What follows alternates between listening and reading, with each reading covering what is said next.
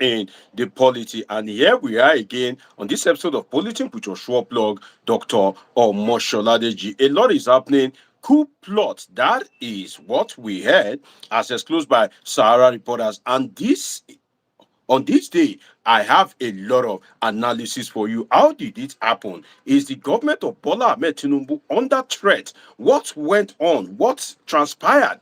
How did Bola Tinubu receive the news of the alleged coup plot? What are the actions that have been taken by the government? This is the day the Lord has made, and of course, we would politic and be glad in it. A lot of things for me to dissect for you on this day, and I can tell you it's going to be a very interesting time as always, and like never before. Coup plot. Who plotted the coup? Who are those behind the coup plot? What happened as regards the coup plot? What is the excuse of the soldiers? Who led the coup plot? How did the government of Bola Tinubu got aware? How are they arrested? What was their plan to allegedly buy Bola Tinubu? Is it that if not for the Defense Intelligence Headquarters, I hope I got that correctly, is that how Bola Tinubu would have Yamutu? What is going on in the military of Nigeria? What are the agitations? What are the things that they are requesting for? We will be dissecting into all this and more on this episode of Politics with your short blog, Dr. Omosholadeji. A lot is happening in Nigeria, and I can tell you that this is one of the best times to be alive. In fact, if you miss being a Nigerian during the colonial era, you would think that you have missed a lot. But I can tell you that this time around, when you come this world, well, it is you are in this world at the right time. I see your comment. Keep it coming. Give me likes, because trust me, this is one of the best way that you can spend your day. Oh, Dr. Rose Sharon, one of my regular viewers, I've never seen you join my live stream before. Dr. Rose Sharon, one of my great viewers on Politics. I greet you specially, Dr. Rose Sharon. I've never seen you join my live stream before. Today that you join my live stream, I'm sure it's going to be a great day. A lot is happening. I have a lot to break down for you. I have a lot to dissect for you. And one of the reasons why I have to come live is because, sometimes if it's a recorded video, I will just have to spend like 10-15 minutes. But trust me, there is a lot to break down, and I can't cover it in like 10-15 minutes. I won't be doing justice to it on a day like this, and that is why I have to come live. And tell me where you are watching me from. Don't just say I. Tell me where you are watching me from. Tell me where are you watching me from all over the world. It's going to be a very interesting time. If you have been looking for where to spend your day, well, this is it. And you will recall that there was somebody that was watching my live stream some time ago, and the person said, "Oh, Dr. Deji, I realized something, that when you come live or some of your videos and you make some assertions, I noticed that some of those things that you said is like you speaking like a prophet, that over time, after some time, those things usually come to pass, that you just say it like play. But I've realized that, before you know it, it will come to pass." You will recall when Bola Tinubu declared state of emergency in Rivers State, I was here live, this same seat, and I was using the same gadget, and I told you that if you sack Seminala in Fubara because you feel he has done any wrong, are you perfect? And what the day that you will do wrong, who should undo you? Who should sack you? Lo and behold, the attempt was made to sack Bola Tinubu. A lot to dissect, but let me acknowledge my people. Say hi to me. Where are you watching me from in the part of the world? Solomon Ohiomokari. Sorry if I'm mistaken. I see you. Afolabi Adeli, I see you. Dr. Rose Sharon, Tracy Jacqueline, Anthony Owofo Sakapebu, Kisley Ogi. I see all of you. And good end of James 80, Man ATV, Samuel Esegbuyota. I see you. Great to have all of you. Precious Igbe Neweka. I see you. Okafo Ike Okafo. I see all of you. Kelly, I see you. Great to have all of you on a day like this. Kisley Ogi, I see you. Great to have all of you. Sheung Moron Fola, I see you.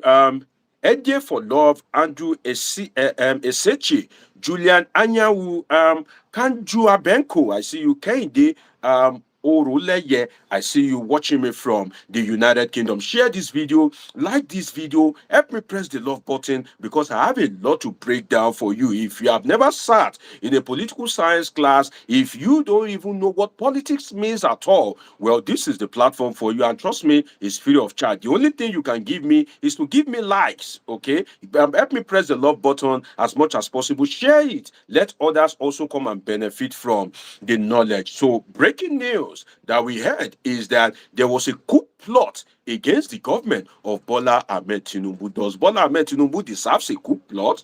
Well, we'll be answering that. And don't forget, as usual, I have the link to my live. I have the link that you can join me live. You know, every live video has its own live link. So I have the link. This is it right there. You can see YouTube go live. YouTube go live together. That is the link. If you are one of those that have the WhatsApp number already, you can say hi to me. I will send you the link. If you click on it, you'll be live with me via video call, via video. I mean, so there is a link for this particular live. If you need it, say hi to me. And of course, some of you already have the WhatsApp number +55 1399 666 6361 +55 1399 666 6361. I don't pray that anybody should call in at this point in time because I have a lot to break for you. But then if you sneak your call in, maybe I can give you a minute or two. It's going to be a very interesting time like never before. Now, let us start. Bola Ahmed Tinubu, when he became the president of Nigeria, there's something they usually call the Lagos template.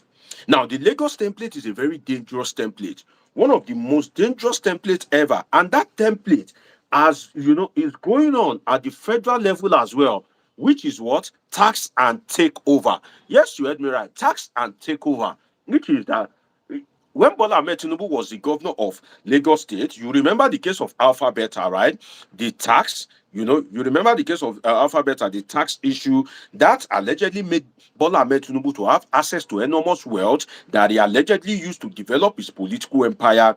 And we all know that the rest is history. So we have this case of tax and takeover. And when Bola Ahmed Tinubu left as the governor of Lagos State, he eventually, captured, I think, that's the best word to it. Eventually captured the state, and the state remains in his pocket till date. If you look at the Nigerian political terrain at the moment, such a similar template, something similar seems to be happening because if you look at it, there's this tax policy that is ongoing that the implementation will start on January 1st 2026, and it is so terrible that if you are earning 100,000 naira a month, for example, we all know the level of inflation in Nigeria. We have families in Nigeria and all that, and if you are earning 100,000 a month, you can be rest assured that Tinubu will tax you because yearly your amount goes to 1.2 million, and any amount that you are earning that is over 800,000 naira,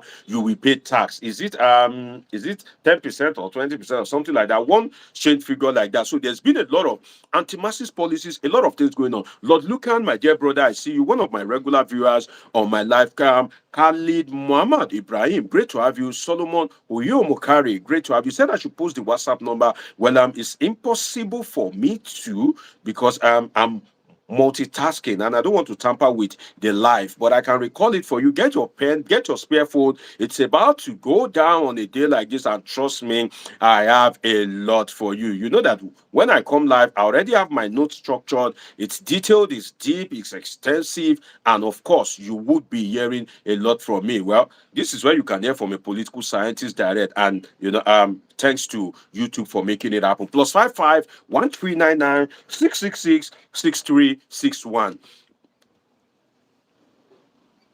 +55 1399 666 6361. +55 1399 666 6361. I just got this big lightning, so I'm trying to know which one is going to favor me. So I'm using it interchangeably to see how I can get a favorable one. Ayola Olatunji, I see you. Sunday George, I see you. So the news just broke, as I was saying. The news just broke, Brian. If you are watching me, please like this video. If you are yet to like this video, like it. Let me press the love button. Join the community by subscribing if you are yet to. Now, there is a reported case of a coup plot, and report have it that 16 officers, a total of 16 officers, the highest of their rank is Brigadier General, while the lowest of their rank is a captain. And you know that in the military, in the police, I don't know about DSS, but that should be the similar pattern. They are the people that we call rank and files. They are the people that we call commissioned officers. The commissioned officers, to break it down for you, are those that enter the military with some form of what we can call substantial education.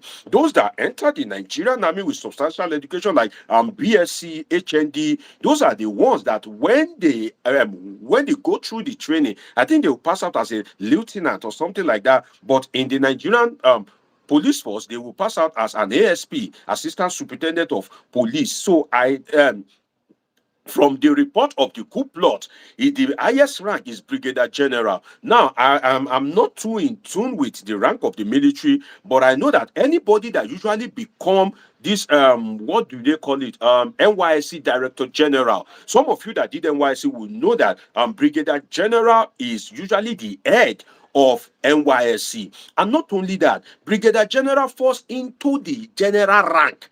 You understand? Brigadier General. If, for instance, let me use the Nigerian police that I'm a little bit conversant with. If you come in as an officer of the Nigerian police, you will fall on the super cadre, which is the superintendent cadre. You will be an assistant superintendent of police. Later on, you will move up to become a deputy superintendent of police, popularly called DSP. Then you would become a superintendent of police. Then after that, the highest cadre in the super level is for you to become a CSP, Chief Superintendent of Police, that they usually call Federal Police Chief. Then after that, you will move to the Commissioner cadre, which you will be an Assistant Commissioner of Police, Deputy Commissioner of Police, then Full Commissioner of Police. Then after passing through that cadre, you will move to the Inspector General cadre, which you'll be an Assistant Inspector General of Police, Deputy Inspector General of Police, then the Inspector General of Police, if you are so lucky to be appointed by the head of state. So in this instance, a brigadier is not a small rank because it's already in the general cadre. The general cadre is the highest cadre in the military. And I can see one of my brother here, Mike Irewole, saying that Brigadier General is a one-star general. You can see. So you're already at the general level if you are a brigadier general, so you are not a small rank. If it is a one-star general, I think that should be equivalent to an assistant inspector general of police in the Nigerian police force. So it's not a small cadre. And even a captain is not a rank and file. Who are the rank and file in the Nigerian army? The rank and file are the people that entered with premises, the people that entered with school sat, the recruit, if I can call it like that. That's what they usually call them. Those ones are the rank and file. But in this instance, all of the people involved, starting from captain, so that means that they are officers, and 16 of them have been apprehended by the Nigerian army, and report have it that it is through intelligence report that, it is intelligent, and report even have it. Let me tell you this, that one of them or some of them were working with Nuru Ribadu, that they were in his office. I'm not saying Nuru Ribadu is part of the coup plot, no, but you will recall that during this October 1st, Bola Tinubu suddenly said that, the Independence Day parade is cancelled. You see that Independence Day parade where they cancelled, it is because of the fear of the coup plot. I'm just giving you a summary before I go deep into what really happened and the analysis and the plan of these guys. Do you want to hear it? Are you sure you want to hear it? Do you really want to hear it? Okay. The plan of these guys is to shoot Tinubu. Some of you that have read the report will understand what I'm saying, that on Independent Day, according to the report by Sarah, that they plan to not only buy Tinubu and also buy other top government officials and take over the government. And report of it that they arrest them all over Nigeria. You know that if you want to plan a coup, there are some strategic states that you must take charge and control of. For instance, is it Kaduna? Yes, I think Kaduna has a lot of military facilities in Nigeria. Yes, Kaduna, you need to be able to take control of Kaduna. You need to be able to take control of a state like Lagos, the commercial nerve center of the country. You need to take control of Abuja, the seat of power. You need control of like River State, which happens to be, should I say, the capital of oil deposit in Nigeria. It will either be River State, Bayelsa State, or Akwa Ibom. You need control of all these states that I just mentioned, which I can call the key state in Nigeria, the very important state in Nigeria. So these coup plotters that were arrested, they were not just arrested in Abuja. It was a nationwide operation, as reported, that they picked them from all these strategic locations. They are yet to state what they are yet to state their name, but then I will be giving you an idea of who and who they could be based on the historical trajectory and antecedent of Nigeria. So they picked them from all over the country. They were picking them, because they would have naturally spread themselves across Nigeria. So the orchestration was that, okay, now these politicians, according to the report that I heard, that I read, as released by Sarah, reported that these politicians are behaving in a very stupid manner, that some of these politicians are sports brats. Some of these politicians don't even have sense. Who do they think they are? Bloody civilians. They are behaving like idiots. They are behaving like sport children. And some of these top military guys, they were getting irritated. And is that truly the case? Of course, yes. For instance, politics has become a full-time occupation in Nigeria. Politics has become an access to humongous wealth. You will see somebody that is carrying pot belly, somebody that doesn't have sense, that doesn't have promises. You would be giving that person almost over 20 or between 20 to 30 million, because the person is a senator. Then a military like that Brigadier General, now I'm sure that the salary of that man is not up to 1 million naira in a month. And this is a man that has influence, that have a lot of boys under him. What do you expect in a situation whereby you have a country and it is only politicians that is enjoying? So definitely somebody like me, I'm not surprised. Then I will soon get into the case of River State. And now that case of River State could have prompted or inspired these officers. Some of you will understand what I'm saying when I get there. What do I need from you? What I need from you is to stick with me on a day like this, because I'm your sure plug. I'm your favorite political scientist. Keep your comments coming, because I'm seeing some interesting comment that I will be reading in a moment. I will read it. If you are here to like this video, like this video. You are watching me, you are here to subscribe. You are on with Dr. Omosholadeji, your political scientist, your sure plug, as I call myself. Kende Orule says second lieutenant, captain, major. I think Kende is trying to list the rank in the Nigerian army. KCOC, watching me from Paris, France. I see you. Master D from South Africa. I see you. Mike Irewole says any attempt for a military takeover will facilitate the actualization of an independent and sovereign Yoruba nation. Well, Cuba has always happened in the past. Well, so why wasn't Yoruba nation bettered? And Kanju Abenko says, free Nnamdi Kanu. That is what is most important to Kanju Abenko. He says, free Nnamdi Kanu. He says, Mike says, I understand that those responsible are of northern extraction as per Sahara. But we will get there, my dear brother. We will get there, because I have a lot of things to dissect for you in that regard. So I'm talking about now the orchestration of the coup plot. What inspired it? Ricky Unwagu, he says, good job, doctor. Keep it going from Germany. Germany, one of the greatest countries in the world in terms of technology. Great to have you. And Emmanuel, I see you. Ayola Olatunji from South London. Great to have all of you. Keep your comments coming. Like this video if you are here to subscribe, if you are here to share, let other people benefit as well. So the orchestration, it was reported that these guys, they were feeling displeased, one, about the conduct of the Nigerian politicians, that these guys are the only ones that are enjoying.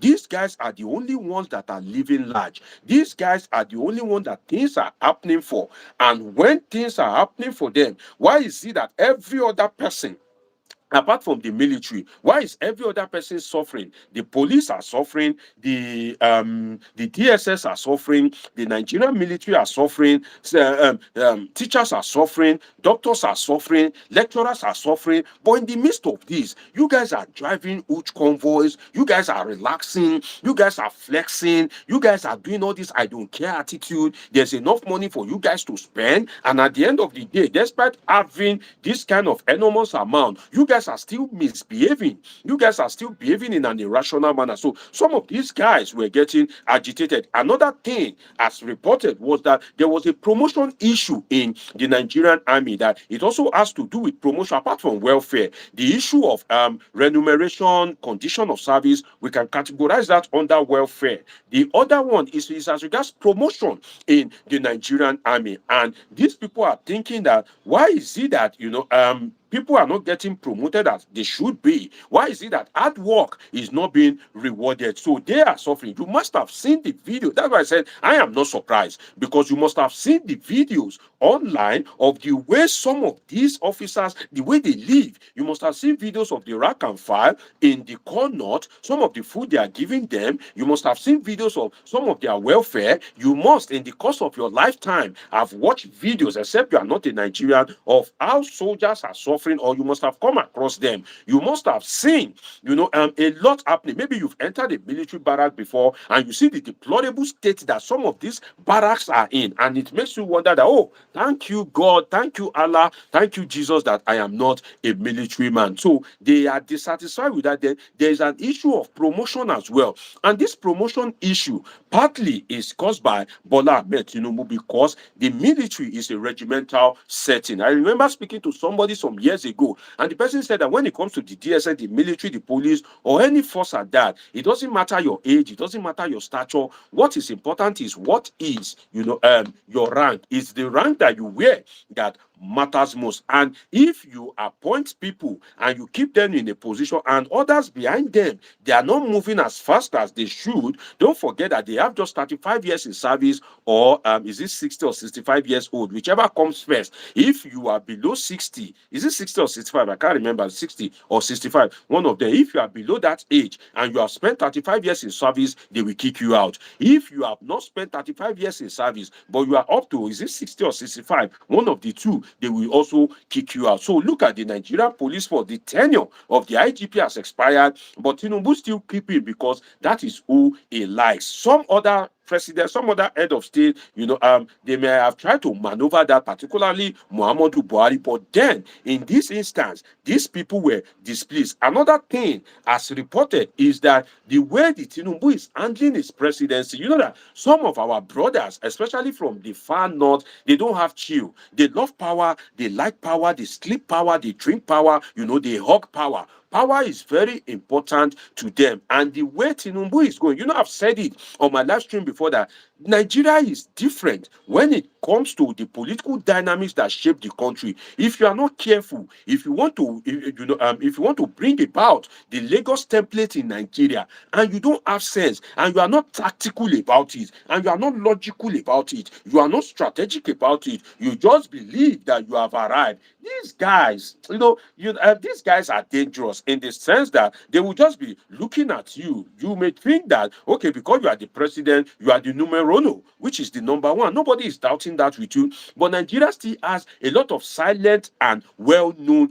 big boys. What do I mean by that? Silent and well-known big boys. The silent big boys are the people that you don't hear their name, but they are very powerful. The well-known big boys are the names that you hear every day. Somebody like Olusegun Obasanjo is one of the well-known big boys in Nigeria. Somebody like IBB, Ibrahim Badamasi Babangida, those are some of the well-known big boys. Somebody like Abdulsalami Abubakar, those are the well-known. Muhammadu Buhari, but God rest his soul, is late now. Those are the well-known big boys. But you have the ones that are relatively not too known, the likes of Al Mustafa. Some of you may want to underrate Al Mustafa, but Al Mustafa is one of the people in Nigeria that knows the security architecture of Nigeria, that knows how to plan a coup, how to keep a president in power, how to remove a president. Al Mustafa is one of the dangerous guys during the Abacha era. Al Mustafa was so powerful that top military leaders were kneeling down for him, even his senior. You know what it means for your senior in the military. Normally, if you see your senior, you are supposed to bow, you are supposed to tremble, you are supposed to respect your senior. But when Al Mustafa, was close to Abacha during their reign, senior military officers will kneel down for him, because if you don't kneel down, Al Mustafa can finish you within an eye twinkle. So Al Mustafa is one of the people. Another person is Sambo Dasuki. These are some of the silent people that understand the Nigerian military, that knows how to remove a president, that knows how to keep a president in power. Sambo Dasuki, the former national security advisor. In fact, it was reported then that one of the reasons why Sambo Dasuki was picked up and he was given a very tough time was because it was reported that he was allegedly planning coup during that Buhari time, when they defeated Jonathan and others. So when the signal came, and that Buhari no get chill, rightly or wrongly,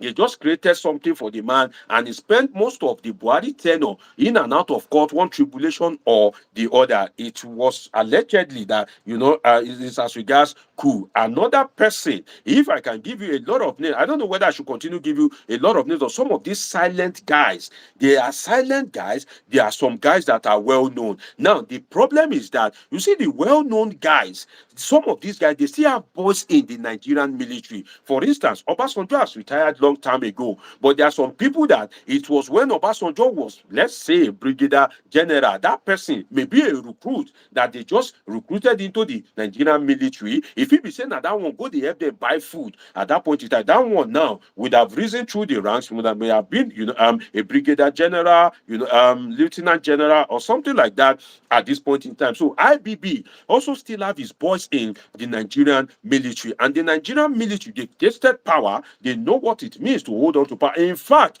should I tell you the truth, from what we read in the history books, and in the political science text, it is that some people even join the Nigerian military because as at when they joined, it is the Nigerian military that was in power. So it was that power that drove some of them to join to join the Nigerian military, and some of these boys, they are still in the military. So we have people that their hopes are dashed.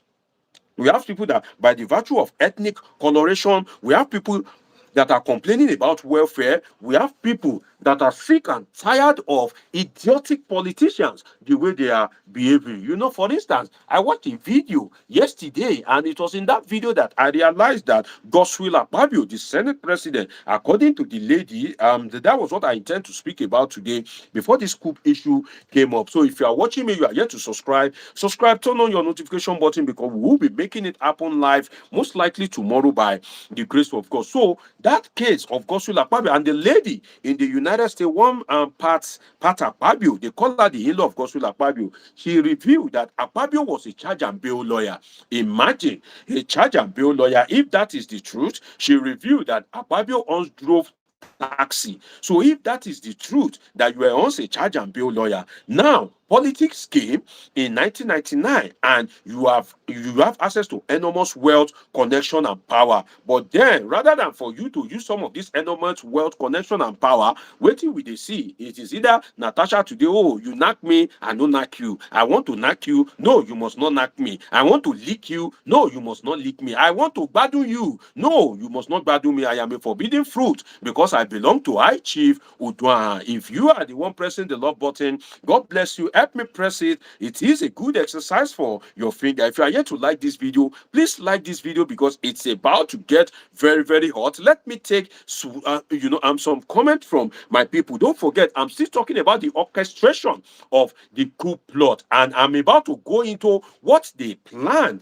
would happen on October 1st. So these military guys, they have contacted themselves, they have assembled themselves, they are already in strategic locations across Nigeria. And what did they intend? to do afterward, particularly on October 1st. Let me go into the comment section. Mike Rewale, I see you say, in every democracy, the role of the military is protect the territorial integrity of a nation and defend it against external aggression. They shouldn't have anything to do with politics. Plain and simple. I agree with you, my dear brother Mike Irewale. Kaju Bayenko says, but it was.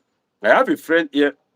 I think you are responding to somebody's comment. You guys can have your discussion in the comment section. Keep it coming. Like this video. Sunday Babalola says, I was born in 1959. I have witnessed successive government. I have never seen anything as bad as this in the annal of that country. They should kick all those rogues politicians away. That is from Mr. Sunday Babalola. If you help me do the minus, 1959, that means he has seen it all because it's even older than Nigeria. Nigeria was better as an independent nation in 1960.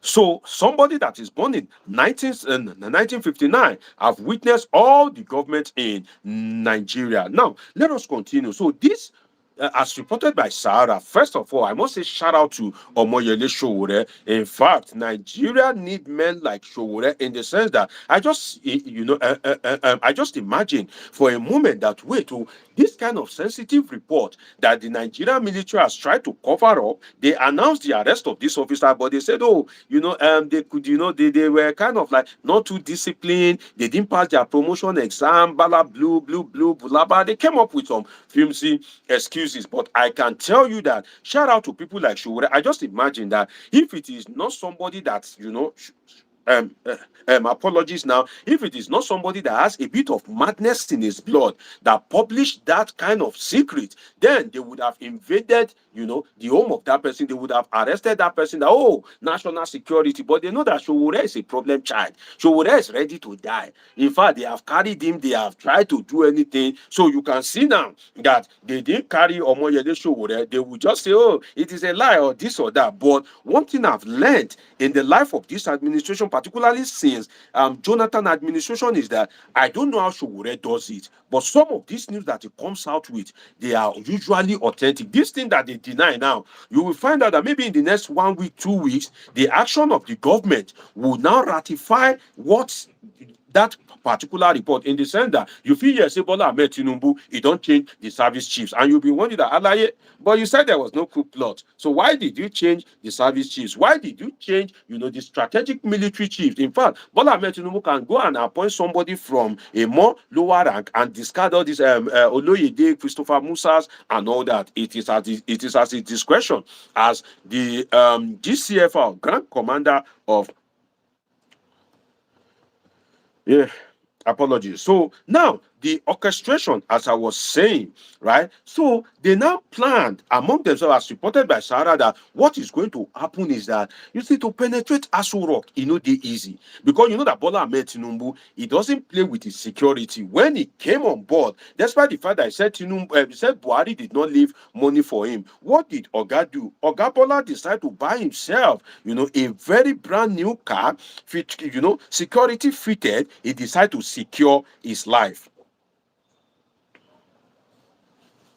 Bola Ahmed Tinubu decide to do what? He decided to secure his life. And not only that, when the presidential jet, when it has just one small issue, like once or twice, Bola Ahmed Tinubu thought that, no, I can't come and die for Nigeria. I better go and change that particular jet. You remember the yacht issue as well. You remember the house of the vice president, the 21 billion or so that was allegedly spent. So Bola Ahmed Tinubu doesn't joke with his life. If anything happens today, if he cough and he suspect that cough, that this cough is getting intense, Baba don't drop enter plane on the way to Paris, straight up. He doesn't joke with his life. He doesn't joke with his health. So the security of Aso Rock have already been fortified, so much so that it is very difficult for you to just access Aso Rock like that. It is nearly impossible if you don't have a mission there. If you are not invited there, it is very difficult for you. The people that have access to Aso Rock are the likes of the Chief of Army Staff, the Chief of Defense Staff, and with due respect to these people are not interested in coup because they are already enjoying themselves. Military budget is a fat budget. They don't account for military budget in most African countries. In fact, they asked Bola Ahmed Tinubu when he was contesting that, will you probe the Nigerian military? I watched it and he said emphatically that no, he is not going to probe the Nigerian military. So the military budget alone is an humongous amount of money. So the top military guys, the chief of defense staff, chief of army staff, brigade commanders, these are people that they are enjoying themselves already. So these people with utmost sincerity, there's no sign of coup plot to them. But then there are some officers under them that they are not displeased. And don't forget that it has always been reported, I've read it like about 6 to 10 times, that they are even sabotaging allegedly the money of some of these junior officers, that some of the things that are supposed to come to these guys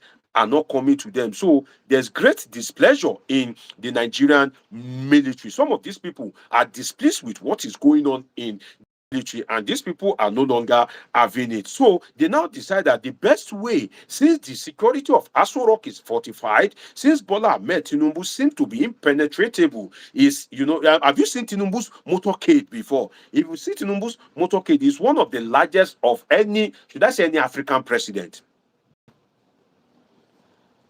Is one of the largest of any African president, because if you observe his motorcade, sometimes there are so many, and you may have seen videos that they will say, "Oh, look at the motorcade of the president." There was one that they count about 90 something to 100 cars. I think it was when Tinubu came to Lagos or something. So his motorcade is so very strong. There's no way you can break it. You won't even know the car that the president is in, because you will see so many jeeps. They are of the same size, they are of the same color, and you won't know the one that the president is in, except he's riding in that is it Escalade or something? That new jeep. Except he's riding in that one. In fact, the Escalade may be in the convoy, and Bola Ahmed Tinubu may not even be in the car, and you won't know. Let me give you how security conscious Bola Ahmed Tinubu is. Professor, I think Olushola Adeyeye, minority leader in the Nigerian Senate some time ago, is a white bearded professor. He's from Osun State. He appeared on Channels TV some time ago, and during the interview, he was saying a lot of things as regards Nigerian politics. Then the professor made a statement. He said that it was Bola Ahmed Tinubu that taught him that if you go to a sensitive place, you let an extra car be there for you in that particular house.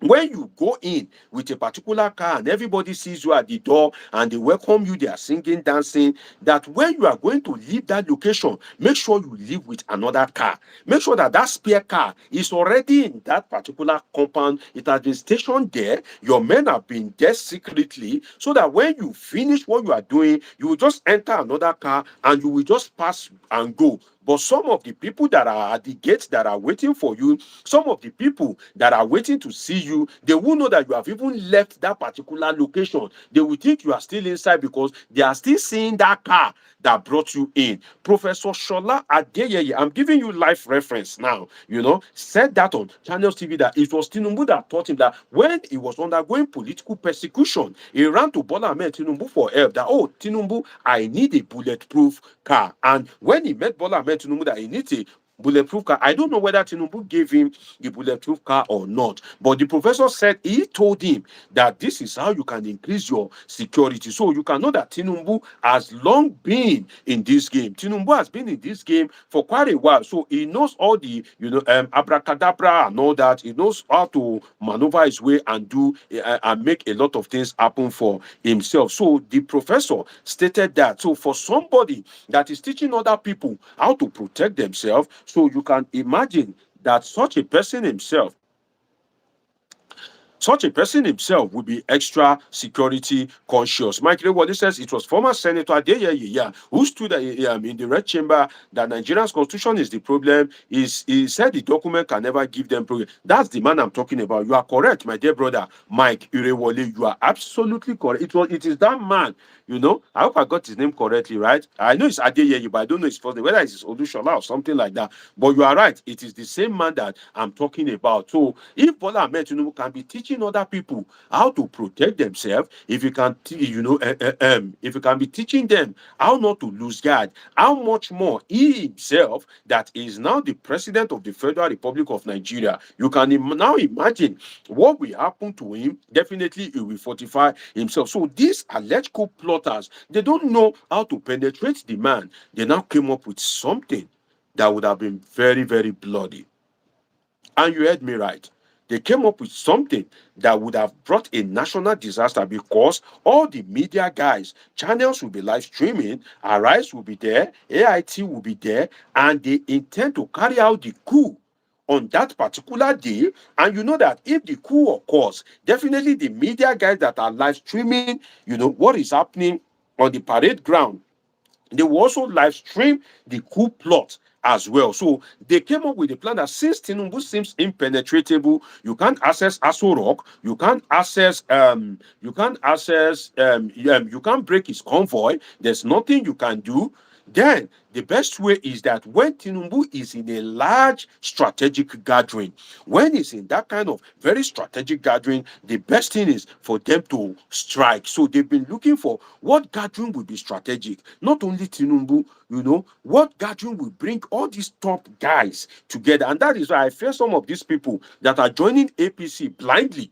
I just pity some of them, because they didn't know that some of these military guys, they are looking at them. So they were thinking that, okay, what is that gathering that can bring all these people together? One of such is if Tinubu wants to present budget in the National Assembly. But then the National Assembly is an enclosed area. There's a lot of security architecture before you will access the chamber of the National Assembly. You will go through security check. There are a lot of security features there. That is not good enough. What can be good enough in the minds of these coup plotters? They now looked at it that, yes, October 1st, the Independence Day, will be a very perfect time to strike, because there will be a national parade. You know that on October 1st, this national parade is something that is synonymous with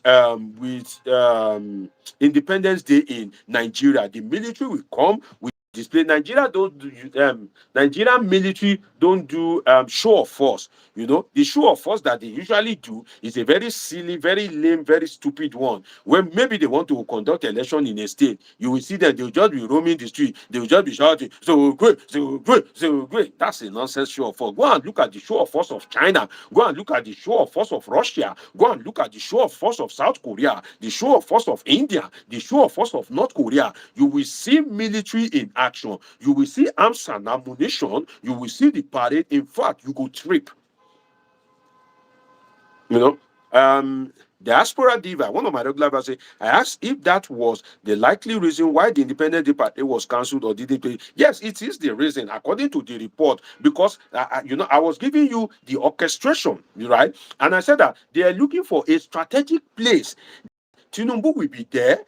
Shetima will be there. The likes of Wike, all these APC top brass, Akpabio will be there. Everybody will be there. And when they are there, their plan is, according to Sahara now, is to do what? You can see my hand. To buy all of them. All of them. That is like a Ghana style. Jerry Rollins. Some of you that know Jerry Rollins, that is a Ghana kind of style. This is what these guys were allegedly plotting. As I said to you, they know that you can't break Tinubu's convoy. You can't access Aso Rock. It's very difficult. So it is just an open field, an open gathering, and they want to do it in such a way that who is who will be there. And you can imagine an Independence Day parade. In fact, let me tell you this. There was a time. Now, some of you that follow politics will remember this thing that I'm about to say. There was a time during Muhammadu Buhari time, and you can Google it, where when Femi Gbajabiamila, the current Tinubu's boy, chief of staff to the president, when he was the speaker of the House of Representatives. If you are watching me, you are yet to like this video, please give me likes, turn on your notification button, subscribe if you are yet to, keep your comment coming, help me press the love button, because I will be coming to your comment, and I have my number right here. WhatsApp only +55 1399 666 6361. Now they believe that the best thing that you can do is an open field, and they want who is who to be there. And sincerely, those guys are very mad, crazy planners, because one of the place that who is who will be there will be on the on October 1st Independence Day parade. You will recall and do this research. Some of you watching me can attest to it. When Femi Gbajabiamila was the Speaker of House of Rep, there was a time that they were doing this Independence Day parade during Buhari time. Then he was putting on Agbada. And when he was putting on the Agbada, at that point in time, there was reports that this Agbada that Femi Gbajabiamila is putting on, why is this Agbada having this kind of shape? That is he wearing bulletproof under?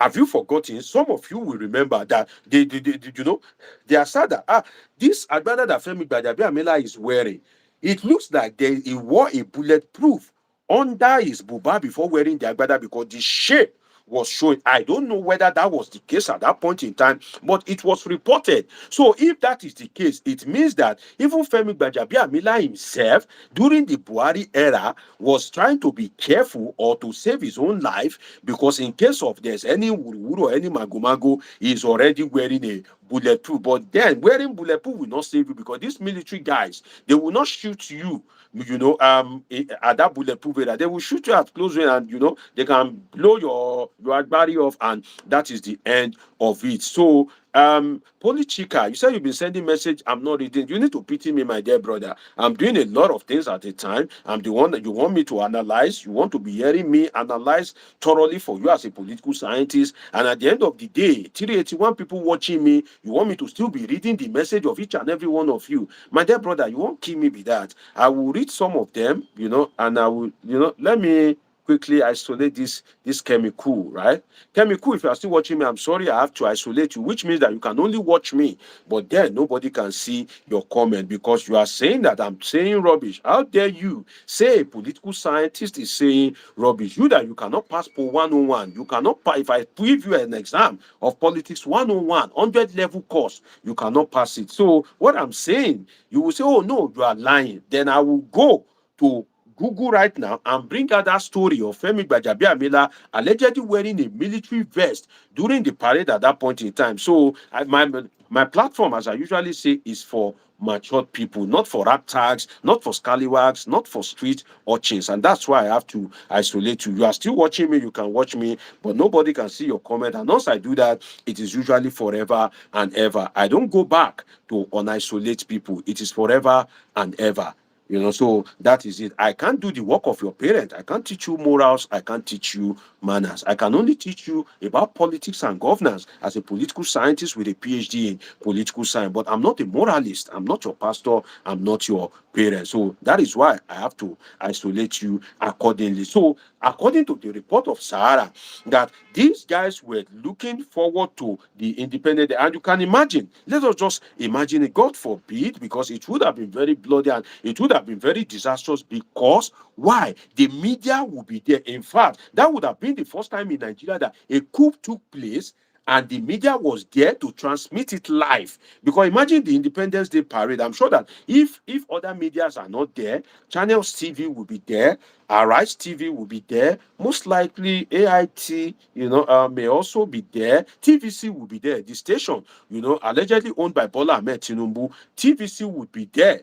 Okay, so imagine that kind of instance, and there are some guys that have already have what they want to do in mind, and just it would have been terrible for the country, because I can't just help but imagine it that all of a sudden some people just bring out maybe their rifle or something, and somebody like Wiki, they just look him in the face that you are very stupid, boom, and that is the end. Somebody like Akpabio, he will definitely be there, boom, and that is the end. Oh, yours truly, the main target, the man himself, Bola Ahmed Tinubu, boom, and that is the end. Shetima, pia, and that is the end. Puzodima, that is the end, because I know that he will be there as the chairman of Nigeria's Governors Forum. What is the name of this guy? Tajuddin Abbas, Speaker House of Representatives. Pia! And that is the end. That would have been a terrible one, because why?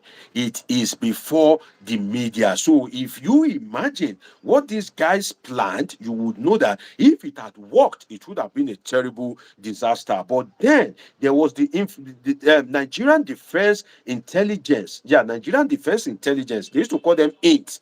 Nigerian Defense Intelligence was able to get wind of what these guys want to do. I don't know how dull they are. I don't know how the secret leak. I don't know how they were able to lose guard. But Nigerian Defense Intelligence got wind of that particular plot, and they sprung into action. Now, when they sprung into action, one of the things that they do was to command Bola Tinubu. Some of you don't know that they even usually command the commander-in-chief. There are some times that the commander-in-chief himself will receive a command. Let me give you an example. For instance, it is a law in the United States that it is a security policy that the president must never drive a car. So long as you are a president in the United States, you are not allowed to sit on the driver's side to say you want to drive a car. It happened recently to, I think, was it Joe Biden or Barack Obama, when he was to test run a car? And I was listening to the analysis on, I think, CNN or something, that, they were saying that in the United States, a president cannot sit down on the driver's side and said he is driving a car. No, he must be driven by somebody that is a mad, crazy expert when it comes to all this car spin, you think you are a driver, not until you meet all these, people that use car for stunt, people that when it happens, if there's any emergency, they can drive you to hell and drive you back to earth, drive you back to hell, then have a stopover in heaven, then drop you at your final bus stop, which is earth himself. So they are very careful of that. And when does the commander-in-chief himself receives a command? I tell you that the commander-in-chief, you can't disobey the commander-in-chief, but there are some instances that the president will also be commanded, which is if it pertains to matters of security. If it pertains to matters of security, particularly his life. For instance, Tinubu may say that he wants to go to He may say he wants to go to Benue State, for instance. Tinubu may say, I want to go to Benue State. Then the security guys, the DSS, the military will say, no, Mr. President, you cannot go. Why? Because of your life. If he insists that he wants to go, and they have factual intelligence report that if he goes there, we die, the security guys have the right to disobey him and say, no, sit down, you are not going anywhere. If there's nothing he can do, if they say no, they are not going, he can't go, he can't enter the car and say no, he's going all alone. No. So sometimes the commander-in-chiefs also receive command, particularly when it pertains to matters of his life. And one of such instance was during the Independence Day parade, when the what's the name of this INT? They usually call them INT, Nigerian Defense Intelligence, when they got wind of that plot, that coup plot, that these people, they want to strike, they want to the head of state, which is Bola Tinubu.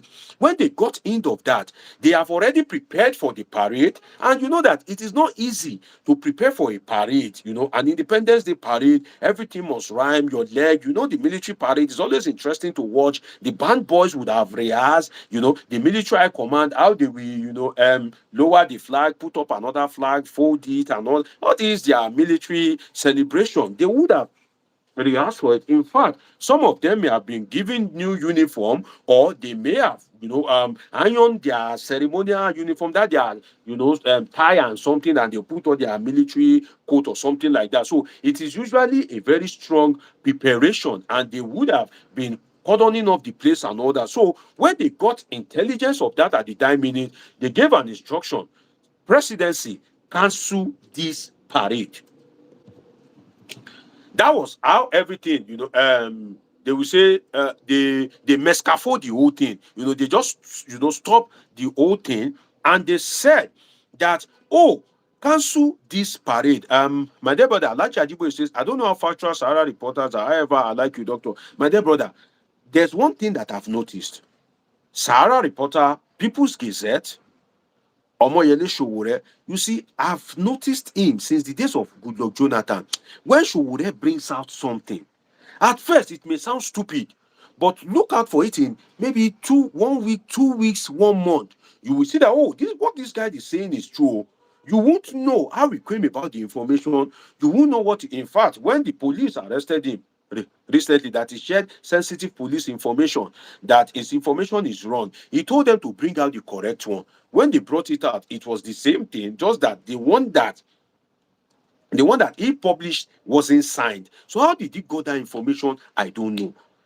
I really don't know. But he's usually, take note of him. Any information that comes out from him, it is usually have some level of authenticity. It may sound stupid at first. You will see some of the action that will come out in the coming days. Then you will know that, oh, these guys, these guys seem correct. When they say this man, Taurid Lagbaja, the former coas that died, nice man, God rest his soul. When he said he has died, even the military debunked it. That no, it's a lie, this and that, that and this. Whereas what they were doing at that time was to manage the situation, just so that a coas, if you just die like that, the military may just be in disarray. There's nobody to really handle some sensitive things. So they now have to manage the situation. It's called managing the situation. For instance, when Abacha died, I heard that they didn't announce it immediately. Look at when Yaradua died. There are reports that he had died earlier, but they were managing. That's what we call stage managing, putting the right things in place before announcing the big news, just so that it won't come with some dangerous consequence. That is what they were trying to do at that point in time. So, as regards the orchestration of the coup plot, so these guys, they have already perfected everything, but then the security agencies have to even command who? The head of state. Somebody is saying, oh, edit, Oye Chemeli says, it's true, Sahara and People's Gazette often carry authentic news. No be lie, my dear brother, or is this sister? Take note of those two platforms that I just gave to you. Now, and one thing about these two platforms is that the news way Vanguard, most Nigerian media, they're useless. The news way Vanguard, the news way Punch, the news way channels wey be say na ogbonge e don dey. The news wey Arise no fit carry, they go carry am. These two wey I give you, the news wey channels no fit carry. Now this Coup something, channels go turn face like fan. Like say they no know, na lie they know. They to get source for military. They fit don confirm am to them, but they very scared. They go dey scared because NBC go say, oh, you are breaching national security, this, that. They fit find them 10 million, 20 million. And in these days of social media, whereby the traditional media are not making as much money as before, if you now decide to find such an organization, how will they cope? You understand? So most of these organizations are even afraid of sanction. That's why you see that the people that are bold, I don't know the brain behind PG, People's Gazette, but you see Showore is a crazy guy. Showore will send you. In fact, if it were to be Vanguard, Daily Trust, this day that carry that news, military if you don't storm their headquarters by now, they go down arrest them, they go down bulldoze them, they go down intimidate them. If it were to be Premium Times or Punch, Vanguard, all this, if it were to be Arise, But Showore is somebody that he already wants to die before.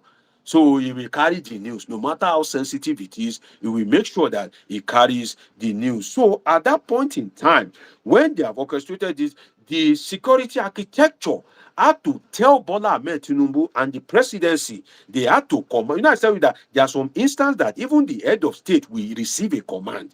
The head of state is the number one. He is used to giving command. His command must be obeyed. But there are some rare occasions, just like everybody has a right, but you don't have absolute right. Your right to freedom, right? Your right to freedom doesn't mean that you should trample on another person's right, right? So right is free, but then right is not absolute. They usually teach them in elementary political science class, human rights and all that. Right is, you have your right, but your right shouldn't trample on that of another person, which is that you want to enjoy yourself, you want to have a party, but that doesn't mean that you should now go and put your speaker at the doorstep of your neighbor and be disturbing your neighbor that is sick, right? So everybody has their right. So they have to command, according to Sahara, the presidency, that cancel this parade. And you know that one thing that Mr. President fears most is losing power. And that was why they had to cancel the parade. But there's something I find a bit, should I say a bit appalling. There's something I found a bit distasteful in the approach of Bola Ahmed Tinubu, in the sense that you are scared. You are naturally somebody that is afraid, but you are not to, you are not trying to form rugged. Who you did deceive? Why do I say that? When the security agencies gave signal to the presidency that for security reasons, cancel that parade, and they did, right? That means that the presidency would have done that out of fear because they don't want a coup. They don't want the president to peme. They don't want the speaker of House of Reps, the Senate. They don't want them to die. But I haven't, cancel the parade. That is why a day after independence, the Tinubu boys, in order to douse tension and to make the president feel like a strong guy, they made a report that, it was reported in the media that Tinubu said, I slept well. I haven't cancelled the parade. That cancelling the parade made me to sleep well. That's absolute nonsense. That's being childish in the sense that you cancel the parade out of fear, right? But then you want to appear to other politicians in Nigeria. You want to appear to other political stakeholders in Nigeria that may have been aware of such information as well. Maybe the likes of Atiku, maybe the likes of Peter Obi, they may have gotten wind of the information because it won't have Atiku will have his voice in DSS army as well. They may have gotten wind of that information that the president and commander in chief, cancelled the parade because of security issue, alleged coup plot. Now these guys would have known, but because Bola Ahmed Tinubu is arrogant when it comes to power, he wants to always feel like he's the lord of everything. That he has everything under his control. All these, all these silly ruggedity wey no dey there, but you still want proof say you dey rugged. All these gra. The presidency pulled up that stunt because they said that it was reported. And when I saw the news, I'm like, this is a silly news. What does this have to do with Nigeria and Nigeria? Tinubu haven't cancelled the parade, had a good sleep. In fact, as a political scientist, I had some reservations in that regard. What is my reservation? If you are watching me and you are yet to subscribe, click the subscribe button, turn on your notification button, and also help me like this video. Help me share it, let others benefit as well. Press the love button. Is a good exercise for your fingers. So how did I find it a bit distasteful? In the sense that when I read the news, because you understand, if you're an engineer, you may read the political news from an engineering view because that is your training. But every news I read it from my angle as a political scientist, somebody that has a PhD in the field. So I read and look for both the spoken words and the unspoken words. Those are what I look out for when I'm reading some of these political news. The news that I will read, what I will see, you will not see it because you are not a political scientist. And that is why I am a political scientist. So when I read the news, I found it a bit silly, right? I found it a bit distasteful that how will a president and commander-in-chief cancel an independent parade, a significant parade to mark the independence of the country, and this commander-in-chief is saying that having cancelled the parade, it made me to have a nice sleep. I'm like, this is nonsensical. That you have the effrontery to cancel, and I didn't know that it was as regards a coup plot. I didn't know. I didn't foresee it. But when I read that news, I'm like, this is nonsense. That this can only happen in Nigeria. A commander-in-chief, of the armed forces, right? This idea says, Doc, please, how do you want to be addressed? What's your surname? Is it emotional? Address me as anything, my dear. Address me as DG.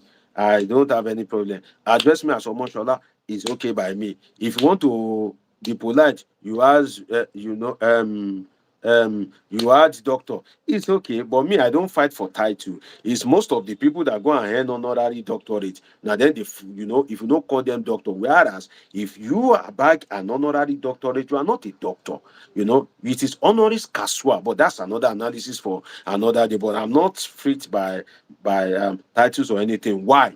Because while I was doing my masters at the University of Nottingham in UK, I had a professor, Professor Trevor Parfit.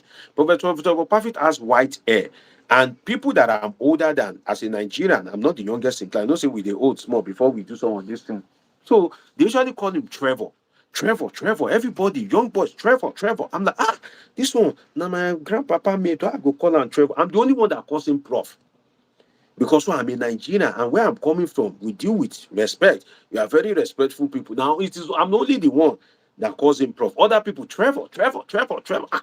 I'm like, that's like a culture shock, right? I'm like, Trevor, Trevor, Trevor, Trevor, So that is one thing that me, I learned that from my professor. Is late now, late Professor Trevor Parfit. I learned that from him, so I'm not, you can call me anything you like. Deji or Mashallah, if you call me doctor, it's okay. But my own is not honorario. It is a hand PhD with a rigorous piece of work. Now, these people, they now decide that, okay, now the deed is as good as done and Tinubu has to go. But God saved Bola Ahmed Tinubu. Now, I've given you the orchestration of the coup plot, right? Edit, it says, I have a great sense of humor. In fact, I'm not even humor or self. I try to be serious. If you meet me one-on-one, I can make you laugh every day, every time, anytime, every time, But when I'm live, I try to be a bit serious, right? But maybe I'm not too serious, though. So, at the end of the day, what would have happened if those guys had been successful? We are going into another realm now. If those guys on October 1, if they had been successful, what you will just be hearing, there's a common phrase, stands dissolved. Stands dissolved. That's one of the common phrases when coup happens. You just be hearing stands dissolved. Stands dissolved. For instance, let me try and make myself a military guy and try to bring a speech after, a post-coup speech. You just hear that um, all democratic institutions stands dissolved. The Senate, the Nigerian Senate, House of Representatives, State House of Assembly, all legislative institutions stands, take note of that word, stands dissolved. The Independent National Electoral Commission stands dissolved. You just be hearing stands dissolved, stands dissolved. This one stands dissolved. It's a common phrase that you would be hearing when, thank you, the Abacha declaration. Emmanuel, brilliant guy. God bless you. If you watch Abacha's declaration, God bless you, Emmanuel. That's where I was going. I love when I'm being watched by intelligent people. Emmanuel, if you are yet to subscribe to this channel, make sure you subscribe to this channel because there's oil on your head. Bring that oil to this platform because I will give you a greater anointing. God bless you. Shoyoye Adetokunbo, watching me from Austria. Diaspora Diva, I see you. Hereby dissolved. That is another, phrase that they use. God bless you, Diaspora Diva. Hereby dissolved. Mike Irewole says, your brilliant analysis and intellectual rigor are well, God bless you, my dear brother. Great to have you. So, Moses Gideon says better oil. So, Emmanuel, you can see that Moses Gideon is, he's saying that the oil on your head, is extra. My dear sister, my beloved sister, I don't know her, I've never seen her, but she's one of the great people that usually stand by me on this platform. Abosede Ojo. When you participate on this platform, over time I get to know your name. There are some people that I've known for quite a while, like Diaspora Diva has been on my platform for quite a while. Madam Abosede Ojo, great to have you on a day like this. You came late, of course, but then you've missed, my analysis of about the coup orchestration.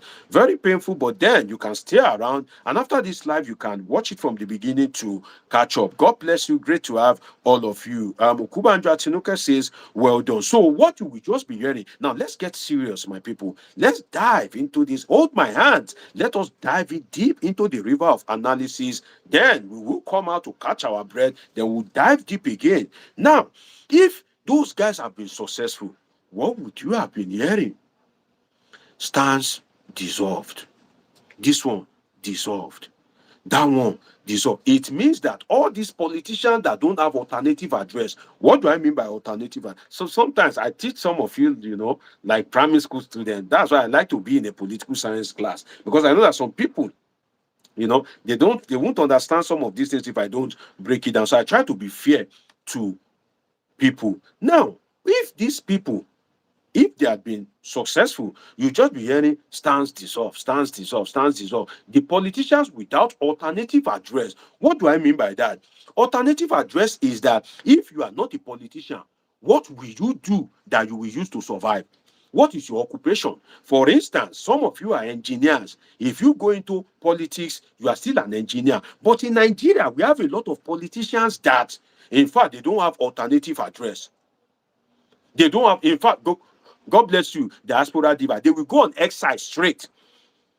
Exile straight immediately. That's when you will know that these people don't. If the coup have been successful, the next available flight, the next available chopper or helicopter, even if it is to crash land in Benin Republic, so long as they won't die, just to escape the shores of Nigeria. Because if those guys can go ahead and begin to buy everybody on the Independence Day parade ground, you can imagine how bloody it could be. It means that in Kaduna State, in FCT, in Lagos State, they'll just buy anybody buyable. So all of them, they will do what? They will decide that instantly, next available flight. And should I shock you? That's why I pity Nigerians. Should I shock you? Some of you don't know that almost all the politicians have alternative citizenship. Almost all of them have alternative, alternative citizenship. Almost all of them. They have hidden citizenship. Which countries? Make I cast them for you. You see, all these all these island, all these strange island that their population is no more than 5 million, 10 million, 20 million, some of these Caribbean island country, some of these strange countries. Some of them have the citizenship of no less than one or two. And that's why I pity Nigerians. Your father never received pension. Your mother no receive salary. You dey fight for Wike. You want to die for Atiku Abubakar. You want to die for Peter Obi. Forget these people. These are big guys. These people have made money when it comes to. Imagine. Look at the report they are saying about Wike. Look at such humongous amount of money. You'll be hearing trillion, trillion, trillion. House in Florida, house in this, house in that, this place, that place. At the end of the day, if anything happens, the one that escaped would have escaped with the money. So at the end of the day, if not, all these Greece, Cyprus, God bless you, Ricky, Unwogu, Bahamas. That's the country I was looking for. Cuba, God bless you, Moses Gideon. Bahamas, Cuba. Most of them, they have this. In fact, some of them already have idiom. Let me give you one story. I want to cast one for you in terms of school, one in terms of a governor. I have a friend in a country. My friend told me that the wife of a governor in Nigeria, one of these serving governors, came to the country, was looking for a house to stay, but indirectly she did look for a house to buy. Now, wetin come spoil everything. When my friend saw the woman, my friend was acting overly intellectual. He was looking at the person that, I know this person. I know this person. This person is the wife of, and immediately that, God bless you, St. Kitts and Nevis, those are the kind of dangerous countries that they go and hide money they have citizenship of. St. Kitts and Nevis, country that, Nigerians don't know that there are so many countries. The countries that Nigerians know is United States and Britain. In fact, when I was very young, very, very young, I used to think that there's only 3 countries in the world. Nigeria, or maybe all these Ghana, Togo, I hear of them. Then I used to hear of US, then London. I even thought London was a country when I was still a boy. Because why? That is the destination of choice for Nigeria. But people don't know that there are about 200 countries and territories in the world. You see this St. Neves and St. something. This country, St. Neves and something. That is where some of them have their citizenship. God bless St. Lucia. That St. Lucia that is not up to the size of Ajegunle. It's an independent country. All of them, they have dual, they have triple citizenship. In fact, see, there's something that we call class. Let me break it down for you. When we say class in Nigeria now, okay, what do I use as example? Okay, let me use this as example. There was a time in Nigeria, I saw my mechanic, right? And I said, come, my mechanic, I said, what is raining in the ghetto now? You know that normally a mechanic will be staying in the ghetto. So, and I said, what did they rain for ghetto now? What did be big boy? Let me say, if you get for ghetto now, you'll be big boy. Do you know what my mechanic told me? He said, Egbon, ah, ní ghetto sí iPhone already no Egbon. What does that mean? That bros, in the ghetto now, the iPhone they. I'm talking of about like 6-7 years ago. That if you get iPhone for ghetto, say you dey use iPhone, Apple dey at the back of your phone, you be big boy. You be big boy. Now, take that analogy of ghetto that I just gave you. Take that analogy. Now go to the political class. What is big boy? You know the example I just gave you, just for you to know, because I'm looking for something that will be relatable. Now, among the political class in Nigeria, what is big boy? Big boy is your children, all your children must never school in Nigeria. That is big boy. If your wife is pregnant, your wife should go and born the country. Yeah, you should go and born the child in another country, that the child will have citizenship by birth. Maybe US, maybe Canada, maybe some of these countries that allow, citizenship by birth. I think US now is trying to restrict it, but that is big boy. You get house for Dubai. Me, I no get house for Dubai. In the political circle, me, when no get, I be mumu, I no be big boy. Right? You will get, you be big man. Atiku has house in Dubai. Dino Melaye has a house in Dubai as well. So in the Nigerian political something, that is what? That is big boy. You understand? That is what they see as big boy. So if you are not doing that, you are not a big boy. And what is big boy again in among the politicians in Nigeria, which is that for you to steal and steal and steal, you have us in America, you have us in the UK, they see you as a big boy. So most of these politicians, they race among themselves, just as I use my mechanic in the ghetto, that every boy, for you to be seen as a big boy, you are racing to buy iPhone. For instance, even among Nigerians now, they are crazy about iPhone 17 and all that. But among politicians, what is big boy? Your children, they are abroad, they study, they live that. Now, let me cast some of them for you educationally. From diaspora education experience, I can tell you that the children of some of these politicians, the way they are living, them, you go cry. And I've told people before, look at first 100 universities in the world. Like if you Google and you say top 100 universities in the world. For instance, the university I graduated from, University of Nottingham, is one of the top 100. I don't know whether it's still part of top 100, but when I was there, it was one of the top 100. Google top 100 universities in the world. Look at it, you will see it from different countries. Uppsala University, Sweden, some university in Netherlands. You see some universities in UK, Canada, but most of them are in UK, Canada, US, Australia. You just see them. You see the ones in UK, take note of them. The one in US, take note of them. The one in Canada, take note of them. The one in Australia, take note of them. Go to these schools. You will find the children of your Nigerian police. In fact, you will create safe.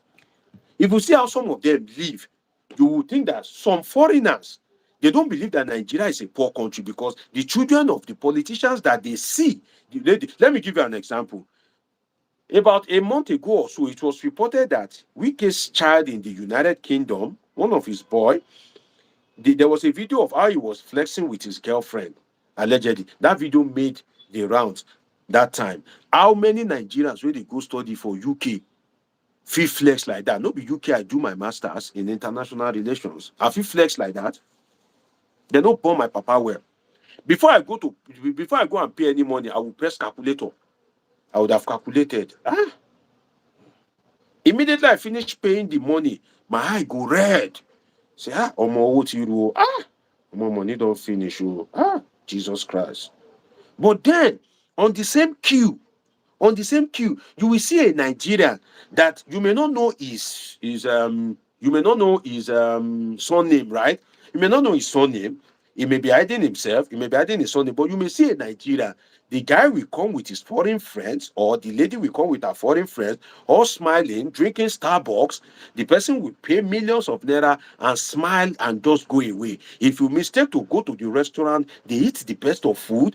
Some of them will not buy car, they will rent car. And not just ordinary car, they will rent fast cars that they will be cruising on campus. That's why I pity Nigerians. I usually say it. I pity Nigerians because if you see where the children of these people, they blow your money, If you see where they enjoy your money, if you see where they blast your money, you go crazy. And it's the same both for politicians in PDP, APC, Labour Party. Majority of them are the same. They are blasted. Now their children, they blast your money. They just they spend. They live lavishly. They enjoy themselves. And that is why I can't help but pity gullible Nigerians. I can't help but pity gullible Nigerians, because which day will they be wise? Which day will they have sense? Now, I was talking about stand dissolved the other time, and now I've moved to how politicians spoil their children. But you see, how these politicians spoil their children was one of the arguments of the Nigerian army. Those coup plotters, they said that politicians are behaving like spoiled brats. Let me read the some of the report to you. If you are watching me, please, if you are yet to subscribe to this channel, click the subscribe button, turn on your notification button. I have another live stream for you tomorrow. It's a very important one, a very strong topic. It's the topic that I'm supposed to do today, but then this coup issue came up, and I'm told that no, this one is more important. I have it. I will be doing that tomorrow. So make sure you turn on your notification button. If you are yet to subscribe, make sure you click the subscribe button, like this video, give me likes, help me tap the like button. Now, let me read some of the argument of the military guys that allegedly orchestrated the coup. Let me read it out to you. It says that at least, and take note of this, at least 16 senior military officers have been detained by the armed forces of Nigeria for allegedly planning a coup d'etat to overthrow President Bola Tinubu. A coup d'etat is an overt attempt by a military organization or other government elite to unseat an incumbent person or leadership. Now, this is the report that I'm reading out to you.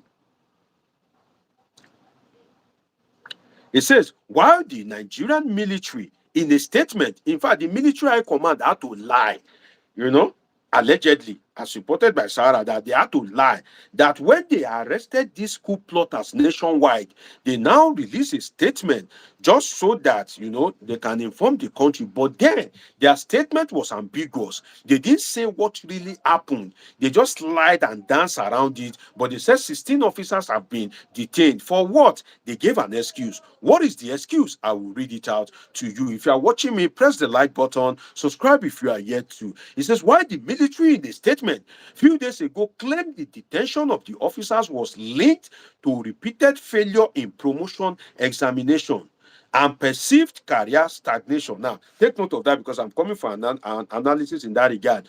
Top sources revealed that they were actually arrested over a coup plot. Wait, let us look at something. Repeated failure in promotion examination. If people fail promotion examination, right? Promotion is something that you will naturally desire. Abinobi so. Promotion is something we say if you dey work, you will naturally want it. And if you are rising in that job, the question they will ask you will be related to the job as well. So if you fail the promotion exam, shebi they no go promote you. Ni? How does that warrant arrest? Say you fail promotion exam. If you like write promotion exam 3 times, you dey fail am. Shebi they no go promote you. Ni? So you can see that the people that even draft the statement for the military, I think that, they could have done a bit better in the kind of excuse that they brought forward, that because, these people, they, repeated failure in promotion exam.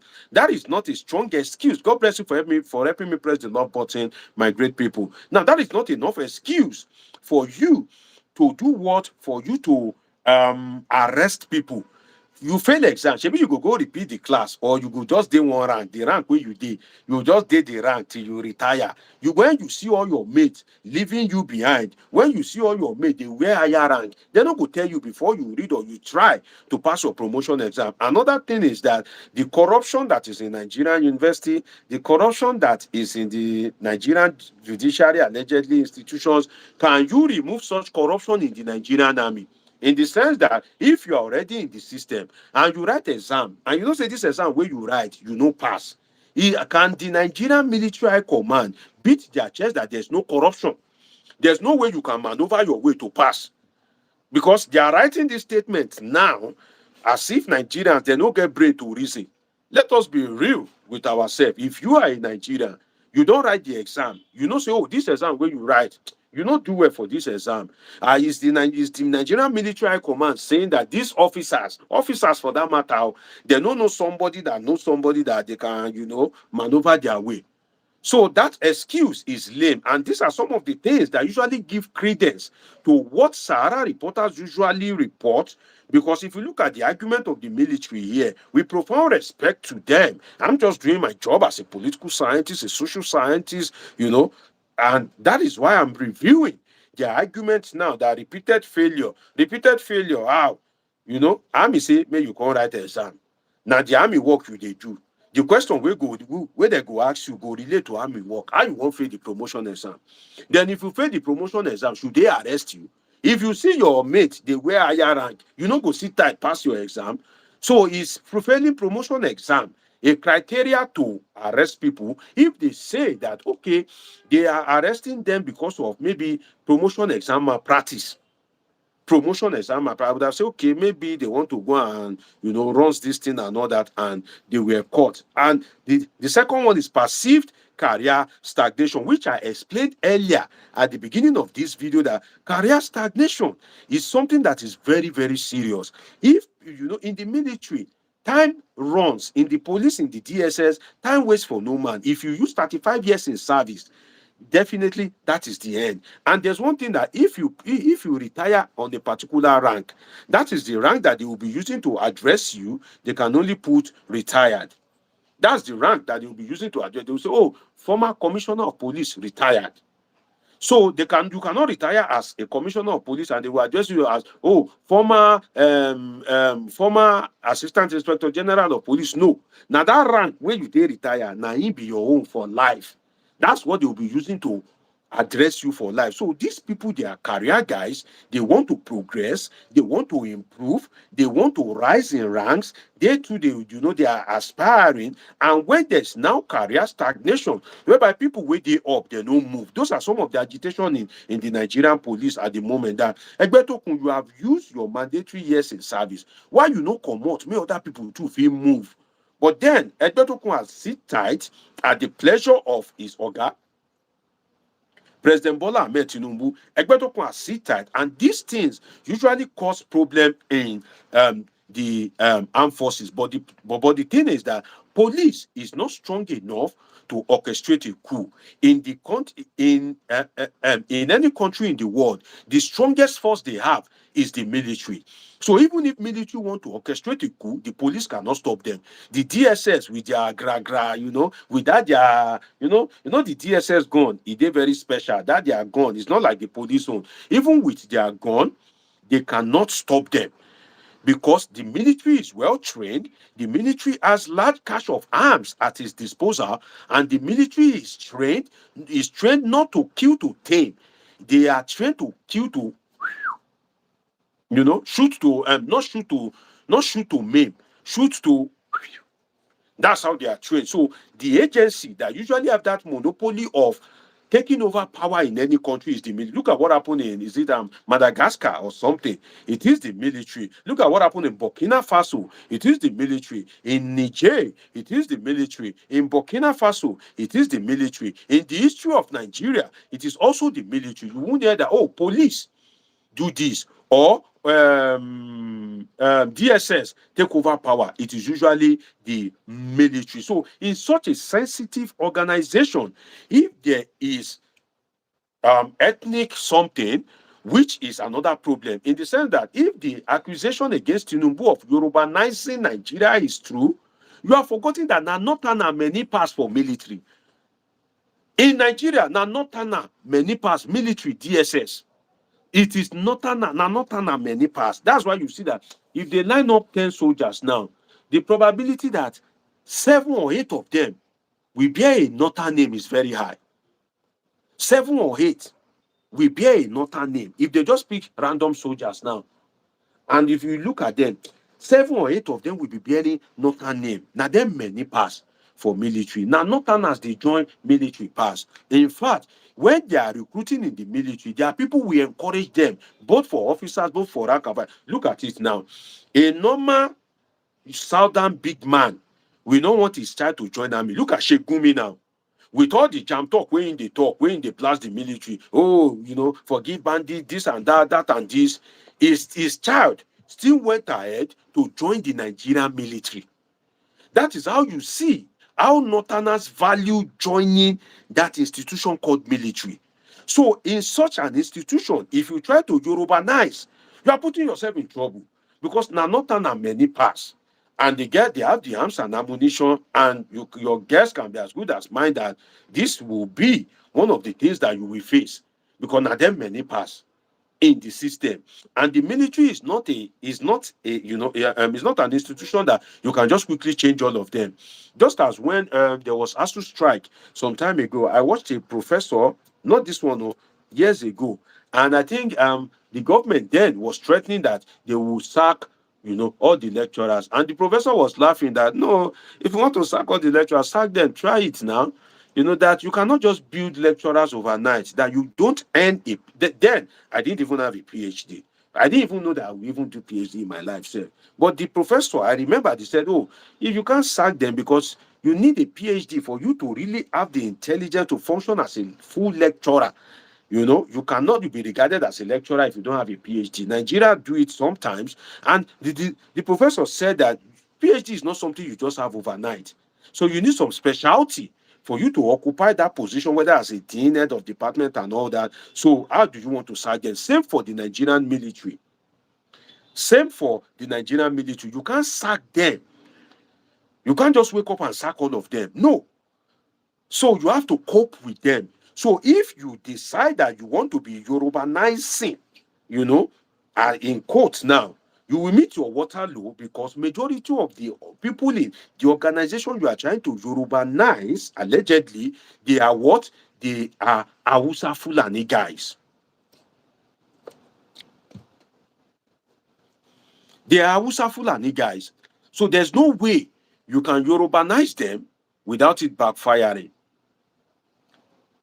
There's no way you can Yorubanize them without backfiring. It will backfire. It will surely backfire. So that is one of the,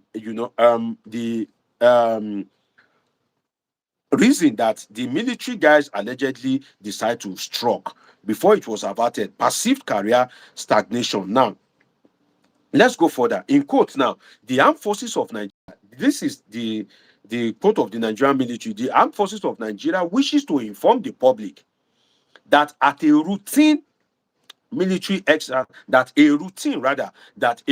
military exercise has resulted in the arrest of 16 officers over issues of indiscipline and breach of service regulation. This one, you feel argue am as a coup, indiscipline. Okay, you won't go take wetin no belong to you. Breach of service regulation. It is not in the position of the military to take over power, but they do it. So breach of service regulation, that points to it. The Director of Defense Information, Brigadier General Tuko Gusau, has said in an ambiguous statement. I said it earlier that the statement was largely ambiguous, and some of the argument that the military gave, in fact, wasn't a logical argument. Now, there's another quote in the report. It says, investigations have revealed that their grievances stemmed largely from perceived career stagnation caused by repeated failure in promotion exams, among other issues. Some of the apprehended officers, which means that the military guys, between the rank of captain and brigadier general, are arrested across the country as regards the coup plot allegedly. It says, there is a quote there, some of the apprehended officers had been under jurisdiction for various offenses, either awaiting or undergoing trial. Their conduct was deemed incompatible with the standards of military service. You see that if you look at this statement, where even the military self don't they confess. I see your comment. Keep it coming. I will come to it in a moment. And if you are watching me, you are yet to subscribe. Help me like this video. Press the like button, my dear people. Shower me with like. To like the video is free. It doesn't cost you anything. It doesn't cost you a penny. Like the video. Help me tap the love button. Join the community. by subscribing. We've been on for a while dissecting the alleged military coup plot that could have ended the life of just truly Bola Ahmed Tinubu. And it is not something that just happened. It could have ended his life on October 1st. If you are just joining me, oh my God, you've missed a lot. But then you can still catch up with us. And at the end of this video, you can watch it from the beginning. A lot has been said, a lot have been dissected. Now, it says that some of the apprehended officers had been under jurisdiction for various of, I think I've read that part. Their conduct was deemed incompatible with standards of military service. However, I think my last or second to the last live video, I gave you an analysis. Some of my ardent viewers, I said that it is military that can expose the information of the military. Remember, I said it. I said that if police information leak, now police could leak am. Taylor no fit leak information of police. How e take get access to that information? If DSS information leak, na DSS guys, na dem go leak am. If presidential confidential information leaks, na people in the presidency, na dem go leak am. Na dem go leak that particular information. I said that in maybe my last or second to the last live stream. Now, however, take note of that. However, a senior military official of the Defense Intelligence Agency, that's the DIA, they used to call them INT, their nickname is INT, right? In the Defense Intelligence Agency involved in the arrest told Sahara that the officers led by an army brigadier general were planning to stage a coup and take over government from selfish politicians. From what? Selfish. That statement is loaded, my people. Are you with me? That statement, selfish politician. And I have an analysis in that regard. In fact, I don't know, I'm confused now. Maybe I should continue reading the report. I should go to the analysis because this selfish politician, I get one strong analysis in that regard. So now I'm a bit confused. Where should I go? Should I pause reading the report and go to the analysis? Okay, let me read the report a little bit more. Then I will stop. I will go to the analysis. That word, take note of it. Two words, selfish politicians. Let me read that line for you again. The officers led by an army brigadier general were planning to stage a coup and take over government from selfish politicians. Who are these selfish politicians? Yours truly, Bola Ahmed Tinubu, Godswill Akpabio, Tajuddin Abbas, Femi Gbajabiamila, Nyesom Wike, Babajide Sanwo-Olu, Umueno of Akwa Ibom State, Seyi Makinde of Oyo State, Adeleke of Osun State, Fintiri of Adamawa State, give me the name, Peter Mba of Enugu State. All these guys, these are the selfish politicians. Are these people selfish? Are they truly selfish? Well, they are more than selfish. I think selfish is an understatement because in Nigeria today, now politicians, they enjoy. Look around you, and these politicians are so crazy. Apologies for that word. They are so crazy that they think they are smart in the sense that when Bola Ahmed Tinubu came into power, what did they do?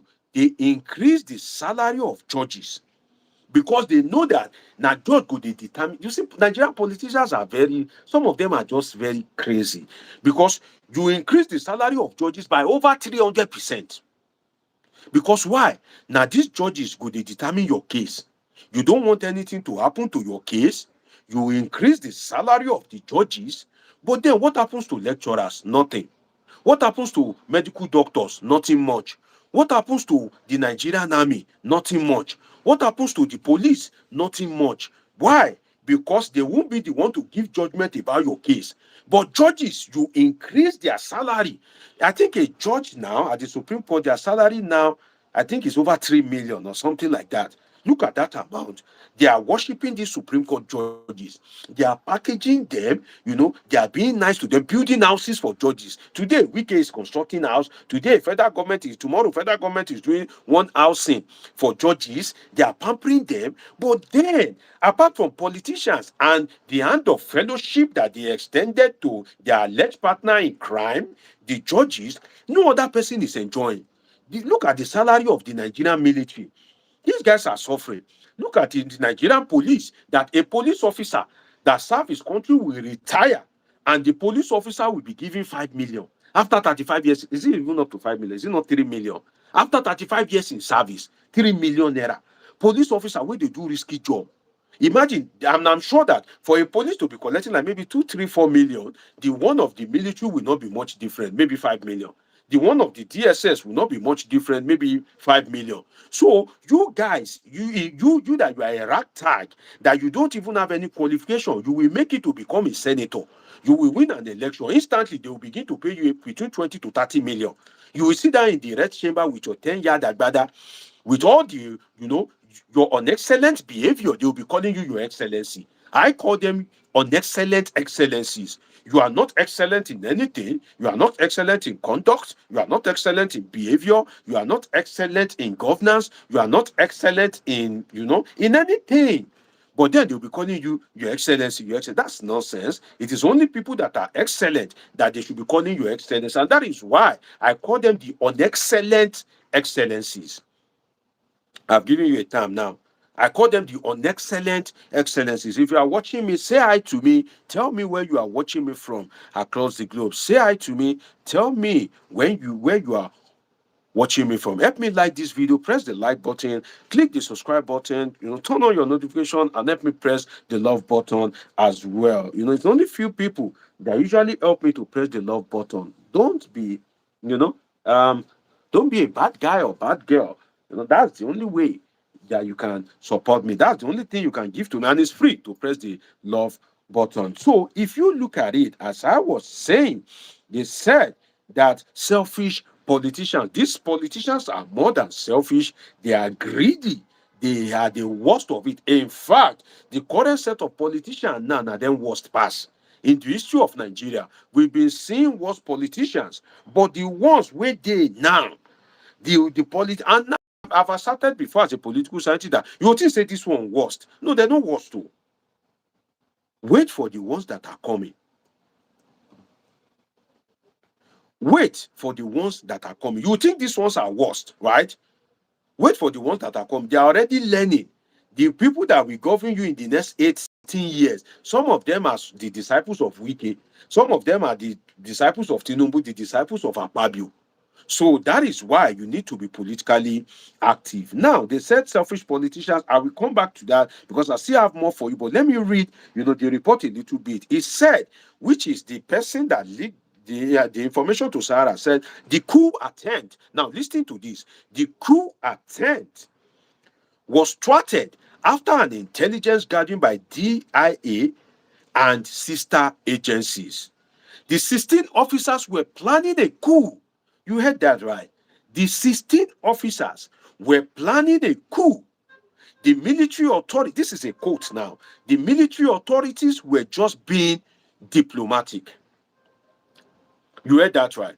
The military authorities were just being diplomatic. They were planning a coup. They know that what these guys are doing, now coup, then they plan. They want to sack Bola Ahmed Tinubu, send him back to Bodilon or even to Baba God, according to their orchestrated agenda. But the military high command was being diplomatic. Now, in my usual way, I'll criticize you, I will support you. Before I continue, let me support the Nigerian military a bit. I usually tell you that I don't like anybody, I don't hate anybody. Right? I don't like anybody, I don't hate anybody. Now, let me support the Nigerian military a little bit. And what do I mean by that? You see, if something like this happens, let us be sincere to ourselves. If something like this happens, you don't expect that the Nigerian military will come out and say that, oh, we have arrested 16 officers for planning a coup, except it leaks. Let's be sincere with ourselves. They will dance around it. They will be diplomatic. They will try to cover it up among themselves, but the president will be aware and appropriate disciplinary measures will be taken. In fact, they can do orderly room trial for the officers and the military will send them to death. And if the media does not get wind of it, they can buy them without anybody knowing, except if their family cry out, right? But they can buy them. In fact, they can just even, use tie to buy them without even stressing themselves, which is that they send them to battlefront. They have already infiltrated the ranks. They've already assigned the job to another officer there as they are fighting Boko Haram. They'll just intentionally kill this one, kill that one. The military know the way they do some of these things sometimes. So I think that the military, I think it was sensitive enough for them to have been diplomatic. Let us be sincere with ourselves, because it is a very strong thing. Imagine the military announcing on Independence Day that, oh, we've arrested 16 people because they want to plan a coup and buy Bola Tinubu. You know, that would be, some sensitive news. So it's normal for them to be diplomatic at first, so that they won't spoil their investigation, which is that they will try, you know, they will try to get more information. If they come out and address Nigerians that, oh, we don't arrest people because they want to overthrow Tinubu, then other people that may be involved, both civilians and military guys alike, they will run away. But if they don't come out to announce to the public, they'll be doing some sensitive investigation. Who and who is involved? Who are the civilians involved? Does he have a political undertone? Is it being sponsored by Atiku? Is it being sponsored by Obasanjo? Is it being sponsored by Peter Obi? I have to mention Peter Obi and laugh, because I was reading some comments where Igbo people were saying that, this coup plot now, they are waiting for Reno Omokri to link it to Peter Obi. That Reno Omokri will still come out now and say, oh, this or this, and just link Peter Obi to it. So my Igbo brethren, I read some comments, on social media, where they were saying that we hope that this thing, they won't link it to Peter Obi. But I can tell you that it has no hand of Peter Obi, but they are just being sarcastic about it. They said, now, in the statement released by the spokesperson, now, they have been doing secret meetings. Now, listen to that. They have been doing secret meetings on how to overthrow the president and other top government officials. The source told Sahara. They are all officers within the rank of captain to Brigadier General, and they are still in detention at DIA as we talk. So, today is what? 18. That means that they have been in detention for the last 17 days, right? Okay, fair enough. Before this thing become an issue of public attention, 17 days is enough for any serious military organization to have gathered some information as regards the coup something. I'm trying to. Somebody saying, can't we all, Grace Adeoye is saying, can't we all go our separate ways? My dear sister, you don't realize that the unity of Nigeria, now they bring some people joy. The unity of Nigeria, now some people they use leave. If we go our separate ways, it will affect some people and they will never allow us to go. Imagine you want to tell somebody like Akpabio that is sitting on Nigeria's fat budget to come and divide the country and come and be the Senate president of where? The Niger Delta or Akwa Ibom. That will not happen. And another thing is that anywhere there is crowd, there is money. One of the strengths of Nigeria is the population, because the population translates into the market.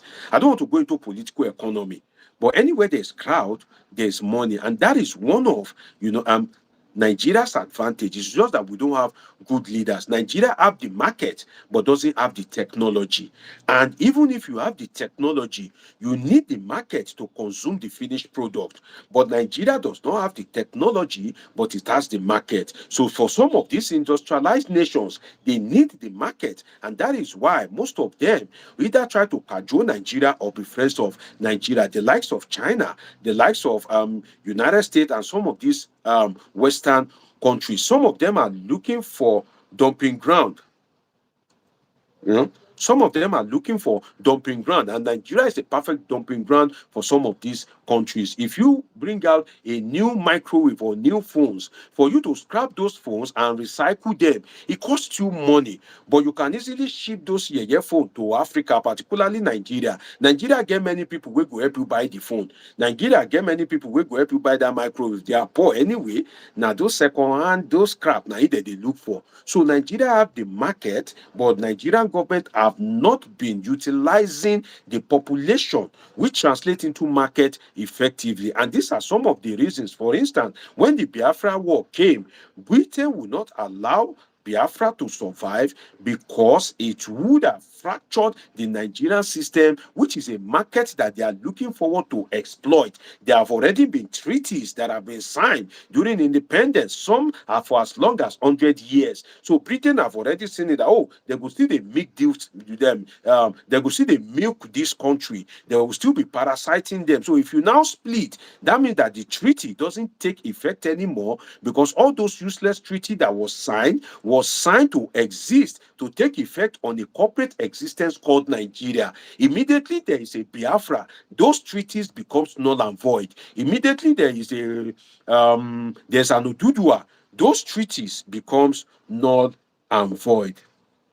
So that is why some of these people will not allow us to go our separate ways. I just have to dive a bit into political economy to answer that my sister there. So they said that there are all officers within the rank of captain to brigadier general, and they are still in detention at DIA as we talk. They were picked recently at their various houses around the country. You see what I said earlier, that it's not just in Abuja, because you need to capture some key military infrastructures. You need to capture some key states in Nigeria for your coup to be successful. Kaduna is one of them. There's a lot of military facilities in Kaduna. If you plan a coup in Abuja and you didn't capture Kaduna, if they unleash the military architecture and facility in Kaduna on you, forget they fit sack you comot. So you need to capture the military facilities in Kaduna. You need to capture Lagos, which happens to be the economic commercial capital of the country. You need to capture Abuja, the seat of power. You need to capture like maybe Rivers or Akwa Ibom or Bayelsa State, some of these oil-rich states. You need to capture them. So you need to capture Kano, which happens to be like, should I say the political capital of the north or something like that. You need to capture Kano. So these key states, you need to capture them for your coup to be successful. And that is what the report is saying here, that they were arrested across the country. They were arrested at their various houses across the country. Their main objective was to overthrow President Tinubu and announce a military government, which is their main. In fact, that is their sole objective. If you remove Tinubu, definitely, you will just remove the governors, because you can't mix democracy with autocracy. And that is what will lead me. That is what will lead me to the case of Rivers State. I'm going there in a moment. Let me read some of this report to you, and I will tell you how Bola Ahmed Tinubu brought this upon himself, and now Nemesis is catching up with him. Experience is only the best teacher if you are alive to learn from it. So for Bola Ahmed Tinubu at the moment, experience perhaps, may not be the best teacher because he's alive to learn from it. But if the coup have been successful and they have booted him out of power, he would have learned that you don't sack democratic structures in a country when you yourself, you are not perfect. If you sack democratic structure, for the day that you too will be sacked. But I will come to that in a moment. I have some interesting analysis for you in that regard. And you will recall that just recently I was screaming. I was here. Some people even abused me. I said that Tinubu, this thing, you are using it to invite military coup because they give them power. You have made them to test power the more. People that have rested, you go and resurrect Ibok Eteib as a military guy to take over Rivers State. You think you are feeling like a superstar. You think you have, you think you are establishing yourself as a strong president. Oga, you are just deceiving yourself, because when it's time, the military will come for you, because you have opened their eyes to power. I didn't even know that it would be as fast as this. I thought maybe it would be like maybe 2027, 2026. I didn't know that it would just be a few weeks away. You see what I'm saying? That's why. Shout out to that person that said in my past life that, oh, Dr. DJ, I used to watch you, I used to listen to you. I noticed that when you say some things, some of those things might sound stupid, you know. In fact, some of them I may not even agree with them, but you speak like a prophet. Those things that you say, they usually come to pass. That's one thing I've observed, and that's why I like to watch you. I can't remember the name of the person, but then what do you expect? I'm a political scientist, so it's bound on me to make some assertion. But I didn't know that it would be this fast that the military will strike. I didn't know. But I want Bola Ahmed Tinubu right on this platform that you will think that you are punishing Fubara. No, you are digging your own grave unconsciously to you because you are giving this guy a taste of power. And I will come back to the analysis in a moment. I will give you, some in-depth perspective on that. Let me read the reading. They said that they were picked up at their various houses across the country. Their main objective was to overthrow President Tinubu and announce a military government. Another source added that the October 1 Independence Day parade was cancelled because of the coup attempt. Now, I'm reading the report to you. He said, yes, they were arrested for planning to stage a coup and take over government. That was the main reason why the Independence Day parade scheduled to hold on Wednesday, October 1, as part of activities marking the country's 65th anniversary, independence anniversary, was cancelled. Do you know why I suspect the cancellation of that Independence Day parade? There are some specific numbers that are usually important to countries. There are some specific numbers that is, they are usually important to countries all over the world. One of them is a number, then zero ends it, in the sense that 10 years anniversary of a country, 20 years anniversary of a country, 30 years, 40 years, 50 years, 60 years, 100 years, that ends with zero. It's always important to a country, just as it is to a human being. You may not celebrate your birthday, but then when you are maybe 20, you want to celebrate it. Oh, this is a milestone. When you are 30, 40, 50, you want to celebrate, oh, this is a milestone. Just as the mother of Ogun State Governor, the Eleyi of Ogun State, that President Bola Ahmed Tinubu, when he ridiculed him, he eventually changed it to the Okolomo Eleyi of Ogun State. Eleyi means, this one, and his mother just clocked 90 years and they had an elaborate birthday for her. So any number that ends with zero is usually significant for a country. The one that is next to the one that ends with zero is the one that ends with 5. Is the one that ends with 5, which is that maybe you are 15, maybe you are 20, maybe you are 25, 35, 45, 65, 75, 85, 95, 105. Those, the ones that ends with 5 are usually kind of like significant and important. Independent Day parade. I was like, wait, it's not like Nigeria is celebrating 62 or 67, 65, which is a significant year in the life of a country. 65. How will you cancel 65 years Independence Day parade? Oga, are you normal?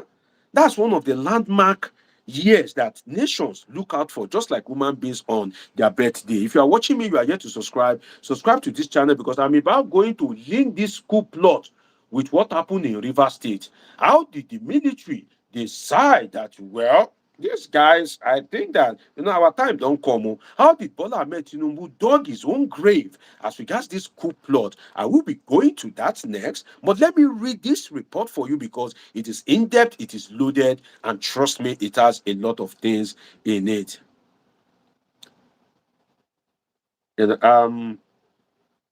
God bless you. I'm getting comment that, oh, they are impressed with my analysis. Well, when I get it, I say thank you, but then you can't expect less, because I'm a political scientist. So I see it as a normal thing. This analysis that I'm doing, I can do it from now till next week. Because why? That's what I'm trained like. It's one of my training, research, analysis. So, and if you know the reading, and some of the rigorous work that you will do to get a master's alone in political science. Some of you that went to university, you have heard that in political science department, they are usually afraid of them, that they don't usually graduate. They are usually very tough, because why? A political scientist that believe that they shouldn't give you what you don't deserve. That is why on this channel now, I can give you what I think you don't deserve, because I know you are a political science, you are not a political science student. But if you are in my class, some of you will hate me because there are some things that you will do. I will tell you that reduce the marks because I would expect you to flow at a certain realm. And it's more difficult for me on YouTube because I know that most people are not, political science students. There's a way I will switch gear now and I will flow. You won't even understand some things that I'm saying. But if you are on a public forum like this, you need to carry somebody that's never yet politics before. You need to carry them along so that they can, enjoy it. So it's because I break it down. That's how some of you that are not politically inclined are able to enjoy. But then it's just my thing anyway. But thanks for appreciating me. Subscribe, turn on your notification button if you are yet to. Now it says that October 1, as part of activities marking the country's 65th. No, I haven't gotten there. Said another source added that the October 1 Independence Parade was cancelled because of the coup attempt. He said, yes, they were arrested for planning to stage a coup and take over government. That was the main reason why the Independence Day Parade scheduled to hold on Wednesday, October 1, as part of activities marking the country's 65th independence anniversary was cancelled. So, Tinubu, you dey fear, right? You hear say they won't come shoot you for Independence Parade. Oga cancel Independence Day Parade out of fear. So you don't even get liver and you dey form strong guy. But as I said earlier at the beginning, that what I found a bit distasteful is that rather than for you to keep quiet, you want to form, Tinubu have this, I'm sorry to say, he has this political arrogance in him. If you study him very well, and I can give you instances in that regard, it is Tinubu that will say that, oh, don't mention that Funke Akindele's name in my presence. That is the deputy governorship candidate of Lagos State. That it is an insult to mention her name in my presence. That is arrogance. That is pure, sophisticated arrogance. If I can give you like 10 examples, but let me just stick to that one, just to to tell you that I know what I'm saying. He has once bullshit Peter Obi before. He has once ridiculed Peter Obi before that, oh, you want to come and become president, there was a time he said, oh, say na statistics we go chop or something like that, So that sophisticated political arrogance is in Tinubu, and he exhibited it in this instance, in the sense that he doesn't know that this something will lead to the media, that there was a coup plot, but they asked him to cancel the coup. They asked him to cancel the parade just to save his life and the life of his government. Perhaps, apparently, what Ahmed Tinubu did not know. That's why the president. But I know that the political guys would have known, the likes of Atiku, the likes of Obasanjo, the likes of IBB, the likes of Abdul Salami Abubakar, this man, General Theophilus Danjuma. Theophilus Danjuma, the one that said that the military are colluding with bandits. Theophilus Danjuma, these are big guys, right? Some of these guys would have known that there was a coup plot. So Tinubu, in his usual politically arrogant nature, he wants to form that, he's a big guy and all that. Then, there was a report after the Independence Day where he said that, because I canceled the Independence Day parade, it made me to have a good sleep. Alaye, what does that mean? You are trying to form, rugged guy. You are trying to form big guy, right? Not knowing that na lie. You fear grip you, fear catch you. If you no fear, why you no go ahead with the parade? Why you no go ahead? When you hear say they won't come kill you for parade, why you no go ahead? Well, if you know say you strong, so you fear, run, enter inside house, you go hide, right? You don't close the parade, but you still want form for the likes of Atiku, Obi, retired General Theophilus Danjuma, Obasanjo. You want to form that guy? That's I slept well, you know. I didn't. The statement sounds silly to me. Not until I heard this coup plot that it now made sense to me. That okay, this is now what Tinubu did is now making sense to me. That is now, although this one, let us think, know that this one may be pre-coup. That's another thing. This one may be part of the strategy. You don't understand? This one may be part of the strategy. The coup, if he never come, maybe say this one are pre-coup to test the waters. You don't understand? This one will be pre-coup. When we say they just use that test the water, or this one fit be an opportunity for Tinubu to relax people wey fit give the real coup plotters problem. You know, say this 16 wey they arrest, they fit be the advanced team. Oh. Say, okay, you fit go to war, may you die. But if you do this thing, if we succeed, we are made for life. Oh, which we go get oil well, oh. Which we go begin buy house for Florida like Wiki, oh. Which we go begin go buy citizenship of another country. But come to think of it, is it not worth it? They fit post us go war tomorrow, may we die now. So yes, they go say they sentence us, they kill us. We already know say we go die one day, we be soldiers. But this thing where we want to, if we get successful, we are made for life. Oh. So may we do this thing. So that's why Tinubu needs to be careful, because it just occurred to me that this may be the advanced coup team. The real coup self, he never arrive. Oh. Maybe say this one now if you are watching film, some of you that watch American movies, please, if you are watching me, if you are here to subscribe, please subscribe to this channel, grow the community. Please help me press the like button, help me press the love button. It's a good exercise for your fingers, and turn on your notification button. If you care to know, there's something going on about Akpabio that I'll be bringing your way tomorrow. If you are conversant with politics and happenings in the polity, there are some things, there are some scandals that is going on about the Senate president.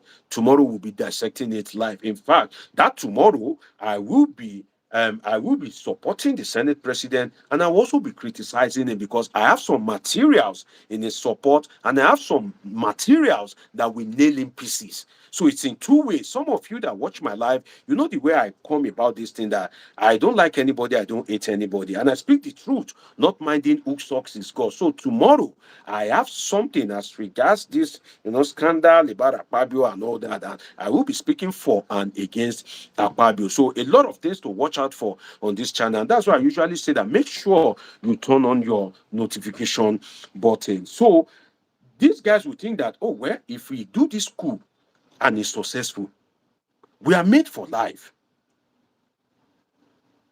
They'll say, oh, we are made for life and all that. I'm trying to get something.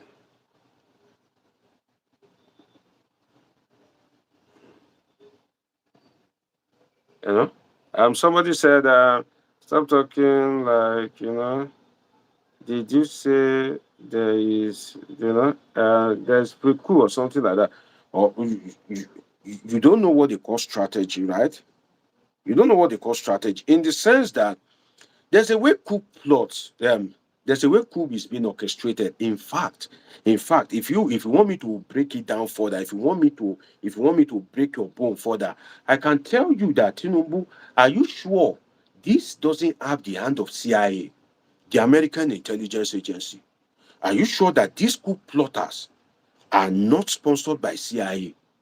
Because on a live stream, I analyzed it extensively when it was reported that the security aid of Tinubu allegedly collected 1.5 million to grant people as $1.5 million to grant people access to the president. And I said, these people, they don't say Tinubu, because if America does not want you in power, one of the agencies that they use is the CIA, which is the Central Intelligence Agency. And if you have corrupt people in your cabinet, if you have corrupt security agencies, if you have people that are willing to compromise, if it is money, America has billions of dollars. And if you take if you take some policies against the American government, for instance, this Chinese that you introduce in schools in Nigeria, if America believes that it is against them that you are trying to strengthen China, and they look at the economic aspect of it, that this thing will cost them like 500 billion US dollars. Do you know that America can decide to spend $5 billion to remove you from power, so that they don't lose 500 billion US dollars, and they don't give China the domineering hand on Africa? So if you don't understand politics, don't be rude, don't be insultive. If you come to a platform of a political scientist with a PhD, ask questions, at least be a little bit respectful, add some manners to it, because you are talking to an expert in the field. There are some things that I will not go deep down into, but if you push me, I will go deep down into it, and I will dissect it for you. In fact, if I'm Bola Ahmed Tinubu, or if I have access to the president, I will tell him that, Tinubu, are you sure that these guys are not even influenced by the CIA? because all this genocidal something that they are alleging is going on in Nigeria, this one that Trump doesn't seem to be a fan of yours, are you sure that it doesn't have the hand of an organization like the CIA? Because the Chinese language that introduced in the school, the Naira Yuan swap, these are politics that if you understand international relation and diplomacy, and you understand the way CIA works, go and read the story of Nkrumah of Ghana. When Ghana gained independence in 1958, go and read how the CIA ended the tenure of Kwame Nkrumah. Go and read about Patrice Lumumba. Go and read about that story. Go and read the works of the likes of Leopold Senghor, Julius Nyerere. I'm giving you reference of hand. Now you see me closing my eyes. I'm giving you reference of hand. If you are not lazy, if you are not a lazy bone, if you know that your mind free read, I'm giving you free reference. You didn't come to class, you didn't pay school fees. I'm giving you free reference. Go and read, the works of like Julius Nyerere, Leopold Senghor, the African political thought. Go and read some of them. Go and read how African leaders at some point were being removed by the CIA. If you are a political scientist, you will see that this coup plot, is it as a result of local dynamics like urbanization, ethnicism, welfare of the military, bad economy, inflation, or are there some international dynamics to it, which is the global powers, the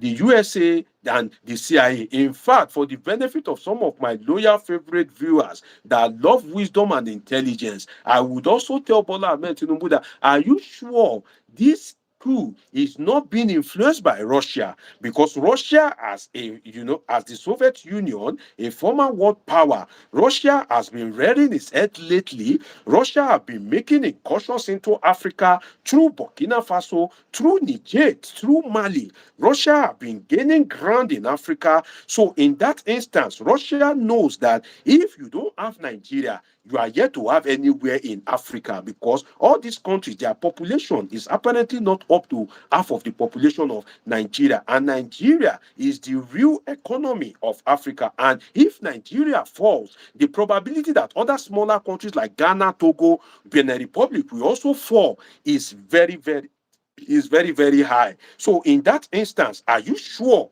that it is not the hands of Russia?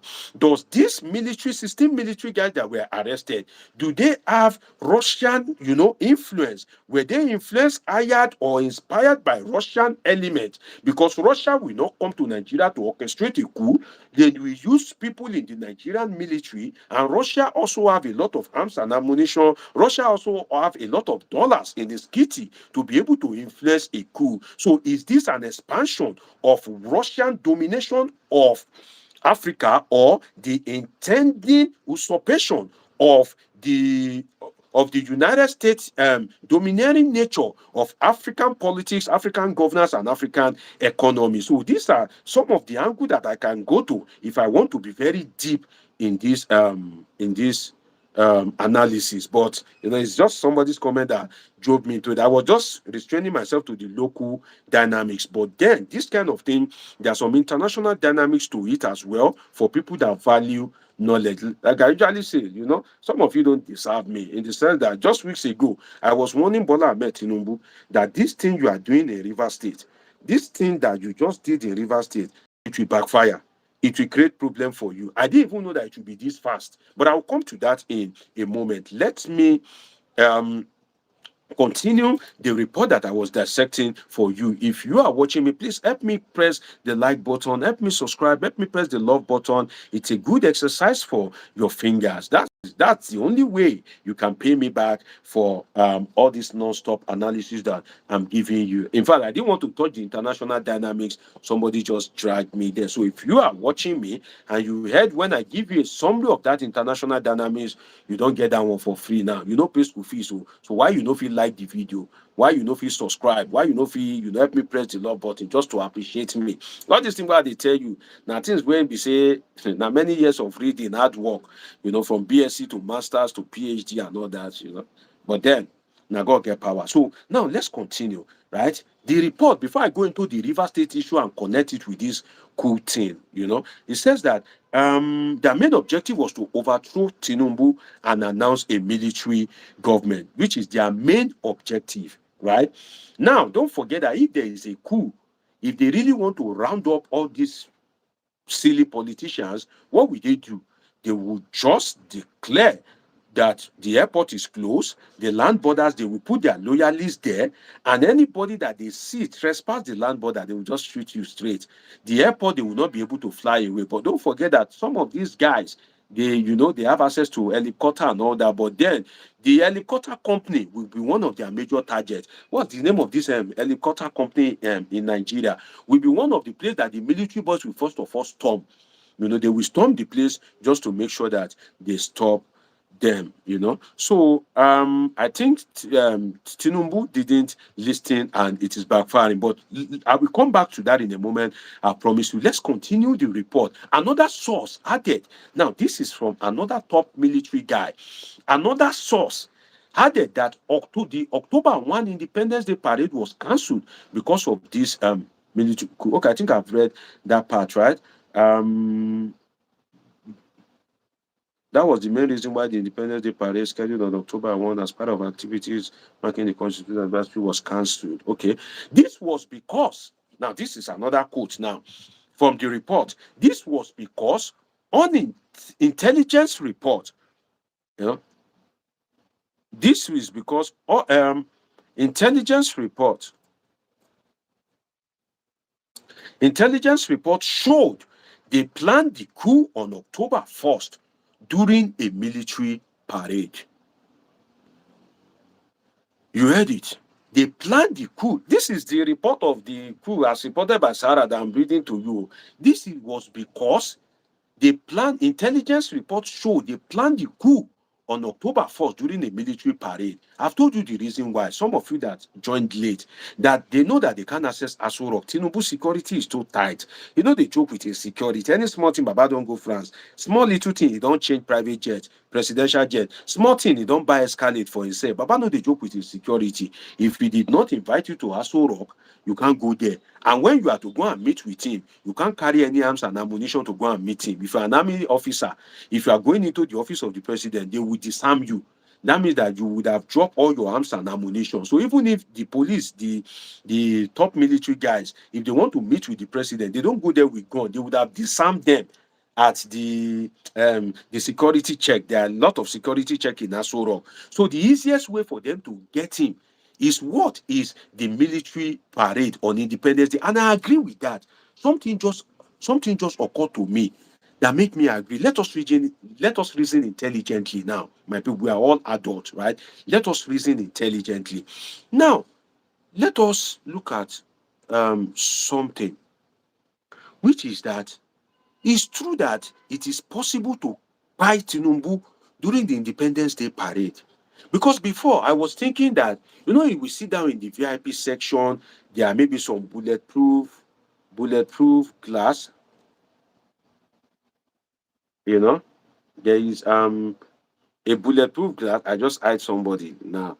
I don't know how people can. I just hired somebody that just said nonsense. I don't like when people distract me. If you don't say something that is intelligent, we isolate you so that you don't distract me from other people that are enjoying me. That is all right. And once I isolate you, it's forever and ever.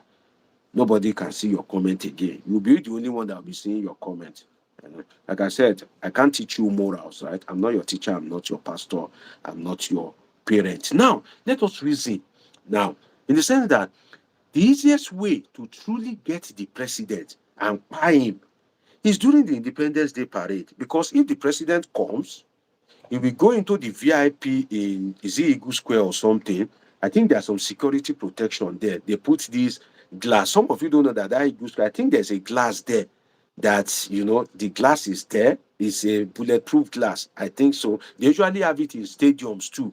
If you watch football, you see that VIP section. They will put glass in front of it. Some of those glass are bulletproof glass, just to protect the VIP. Maybe the president comes to watch, or the FIFA chairman or something like that. Now, same for Eagle Square. Now, listen to this. When he drops from his motorcade, he will go to that secured place. But there's a ritual that they usually perform during such a parade which is that he has to step down, either to lay this flower, this I've forgotten the actual name they used to call it. He needs to lay it in respect of the fallen heroes of Nigeria. Now, let's just look at some of you that are mature that have watched this parade. You understand what I'm saying? I think they used to call it wreath. Wreath. I think that's what they usually call it. That flower, that round flower that they will give to him. He will go and put it somewhere in respect of the fallen heroes and people that have died in the course of building the country. So by that, Reed, God bless you. Somebody just I just saw the comment now, but I've even remembered before you say, but God bless you for saying it. I love intelligent people on my platform. I love matured people. I love, people that can flow along with me. God bless you, my dear brother. I appreciate you. Now, you go and lay wreath for the fallen heroes. Now, let us look at it very well. In the process of going to lay the wreath for fallen heroes, he will come down and he will lay the wreath in front of soldiers that have already assembled themselves on the parade ground. Let us look at that. And immediately you are able to fall the president, everywhere we scatter. So it's easy to begin to, fall every other person. It's very easy. So it will come down from that. So that's why you see that during Independence Day parade, the president is protected, but at the same time, he's not protected because he will come down to lay wreath, to sign independence something. There's a something that they used to sign. Then he will relieve doves into the air. All these white, white doves that he would release into the air. He will, sometimes they release. I think the bird is dove. They will release it into the air, signifying peace. In the process of doing all that, laying the wreath, signing the something that they used to sign. He will sign, Shetima will sign, Senate President will sign. I think this guy too will sign. Speaker of the House of Rep. In fact, it would have been a disaster because on such occasion, the judiciary will be represented. The chief judge too will be there. Kekere Ekun will be. Now, so therefore, pie the woman too. That's why I said it would have been a disaster that it will shock the world because it will be live on TV. You know, it will be live on TV. It will be live streamed by Arise. Everywhere go scatter. The way everywhere they scatter, they will, and you do at that point in time when pandemonium don't break. Imagine, God forbid, that they are now filming the you know the leftover of a president. So that's why I said it is in fact it would have been very terrible. You may think that, oh, this thing, it should have been successful. May they even buy the guy. But if you imagine the scenario yourself, just imagine it. Omo, no be small thing, no. Na terrible scenario. Because the Chief Justice go dey there. So Tinubu is secured, but also not secured. Because he will come down to go and sign the something, then he will lay it for fallen heroes. He will release doves into the air. In the process of doing all that, how many seconds now a bullet they take penetrate person? You are gone. You know? Gone, gone, gone. You know?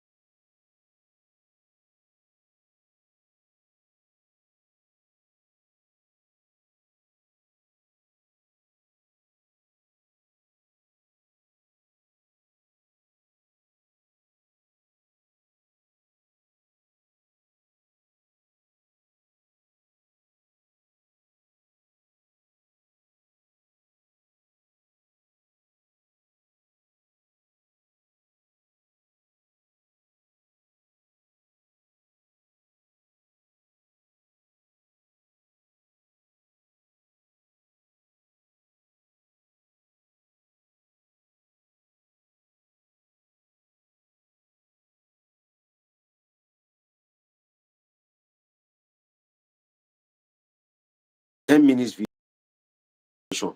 Some people do not even have the patience to watch 10 minutes video. How about me?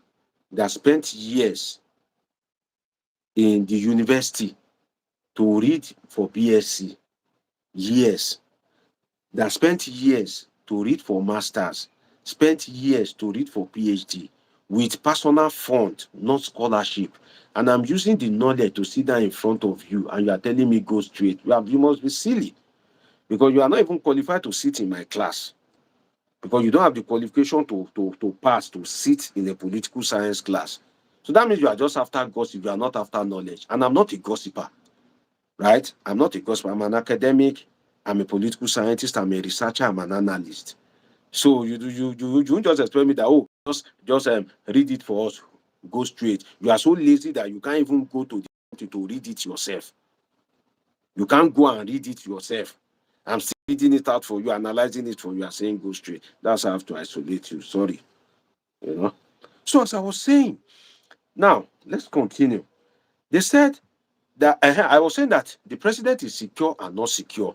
Another way that the president is not secure, which I think that is when they would have carried out the thing, was think of it.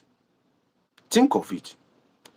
You know that car that they used to, in fact, I have the picture here. You see this dangerous car?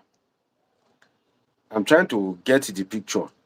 Let me zoom it for you. You see this car? I've forgotten the name of that particular function. You see that they will stand inside this open roof car, and the car will be taking them around the ground. They will be waving all this nonsense, wave, you know, that they will be waving.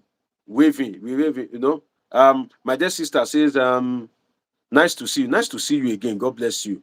Is it my dear sister or brother? Anyone. I think you are being the you says nice to see you. God bless you. Great to have you. You see this particular ride. You see this ride. You see this ride. If the president decide to embark, as he dey wave his hand, so you see this picture.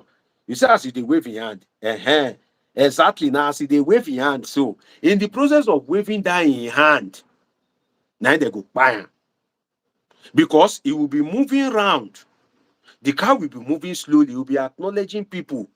Those are the vulnerable moments.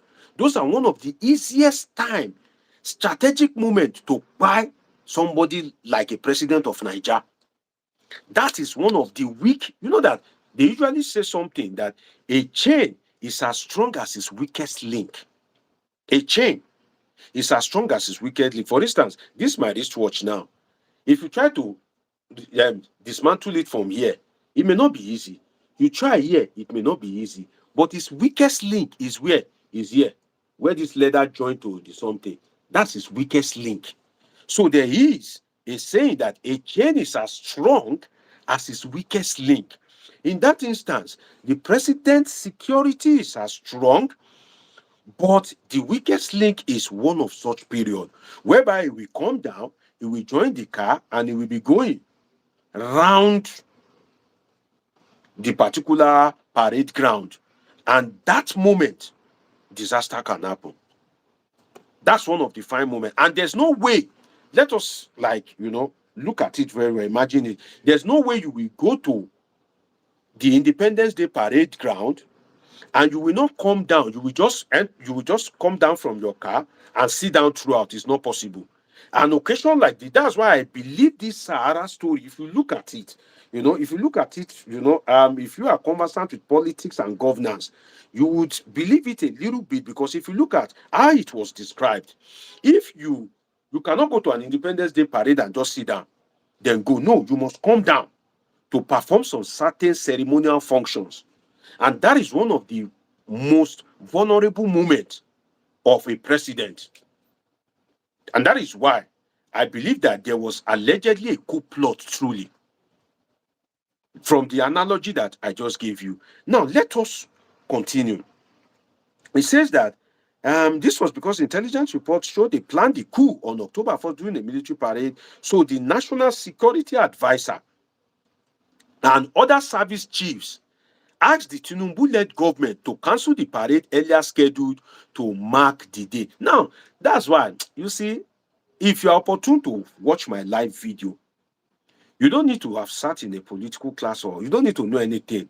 But if you watch my videos, if you can have the patience, there's no way you won't have some political intelligence. In the sense that I said it earlier in this video, before I read this report, I said that Tinubu is the commander-in-chief of the armed forces of the Federal Republic of Nigeria. But there are some certain occasions that the commander-in-chief also receives command. Naturally, Tinubu is supposed to be issuing the command. Okay, go and invade this place. Okay, go and do this. Go and tackle bandits. Go and, fight Boko Haram, airstrike. You are fired. You are hired. You are compulsory leave. He's the commander-in-chief of all the armed forces in Nigeria. The DSS, anyone, he is the commander-in-chief. But there's one thing, which is that the commander-in-chief also receives command. I said it earlier, if you joined my video earlier, that the commander-in-chief also receives command. And this is what they are saying here, that so the National Security Advisor and other service chiefs ask, I'm sure that they just don't want to use some sensitive word like order, because in this instance, even the commander-in-chief will be ordered to save his life and the life of his government. And he has no choice than to obey. I gave instance of the United States during Barack Obama and Joe Biden. That's why if you don't join my live video early, I'm sorry, you've missed a lot. So it says that the National Security Advisor asked the Tinubu-led government to cancel the Independence Day parade as scheduled to mark the day. So you can see that even the man received command. Now, let us continue. Their plan, please, hear this very well, Hear this very well. Their plan, according to the report, in quotes now, I'm reading a quote, their plan was to shoot at the president and other top politicians during the event. I think that this is the most sensitive part of the report. This is the most sensitive part. I see you, somebody watching me from the United States. Taiwo, God bless you. I see you. Prince is saying, good morning, sir. Okay. Shout out to you. Shout out to every one of you. Please help me like this video. Give me likes, my people. Don't be stingy with like. It's free to like. Oh. To like video is free. It's not money. Help me tap the love button. It's free to like video. Subscribe if you are yet to. Now, this is where I see as the most sensitive part of the report, because this is a quote now that their plan, the 16 army officers, military officers, they were arrested across Nigeria, and I've given you the reason why it is across Nigeria. So if you join me late, I'm sorry. I've given you reasons why they have to arrest them across Nigeria. The 16 of them, they said in the report by Sarah that their grand plan was, one, to shoot at the president, who Bola Tinubu. So it means say, wait, go speak. I think that this is an opportunity for Tinubu to be grateful to God and learn his lesson, because Tinubu is a Muslim. If they don't buy him for October 1st, it means say by now Nigeria go don't get a military head of state, because they go don't bury and say people go don't forget about him. Some people will say, oh, good. Some people will say, oh, God punish him, good guidance to bad rubbish. That is if that coup had been successful, because their plan was to shoot. This will not be even to arrest. In some countries like Nepal, Madagascar, they will give you opportunity to vacate the office. That, okay, now they don't capture you, leave the office. All this Burkina Faso, Niger, there was one president that they gave house arrest. Right, that the president was saying, make noise. He was telling the people in this country that make a lot of noise, make noise. The video went viral. I've forgotten the name of the country now. But this one's Kala. They don't want to give anybody second chance. Their plan was to shoot at the president, according to the report. Now they read for you here. Now they read for you here. Say their plan was to at the president. Who is that? Bola Tinubu and other top politicians during the event. And I've named some of them for you. Akpabio, gone. Tajuddin Abbas, gone. Kashim Shettima, gone. Opuzodima, Chairman Progressive Governors Forum, gone. The likes of Dakwe Abiodun, Sanwo-Olu, that they usually do human rapper around the president. If the president is doing anything, they want to be there. They want to do human rapper, gone. So they would have just flushed out all these people. Bam. And that is good. So some people are saying it is Angola. Some people are saying, I think it's Gabon. Gabon. It's Gabon. The person that said Gabon is the one that is right. It's not Ivory Coast. It's not Angola. You know, shout out to you for the attempt. At least you participate. You are better than others that will just sit down. They won't like, they won't comment, they won't answer question, they won't press love button. Some people, they won't even subscribe. That's how some people are. And that's why YouTube said I should create membership. This kind of live stream, only members can watch me. But then I thought that let me be kind, you know. Let me just leave it for anybody to be able to access it. You know, I just choose to be kind. If not, it's only few people that will be able to watch me. So, in that instant, it is Gabon. God bless you, my dear brother. Gabon is right. Gabon. The president said, make noise. Make a lot of noise. Ah, weary. They don't remove you. They still give you house arrest. You don't even thank your star. They say make noise. Make a lot of noise. Which make noise? Noise kill you there.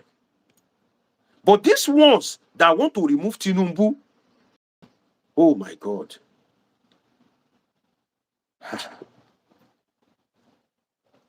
This one's weak me. Oh. I'm not gonna lie you. They're weak me because their own coup, the way they are planning it, is even more deadly, more bloody, more dangerous than all what we have experienced within the sub-Saharan African region.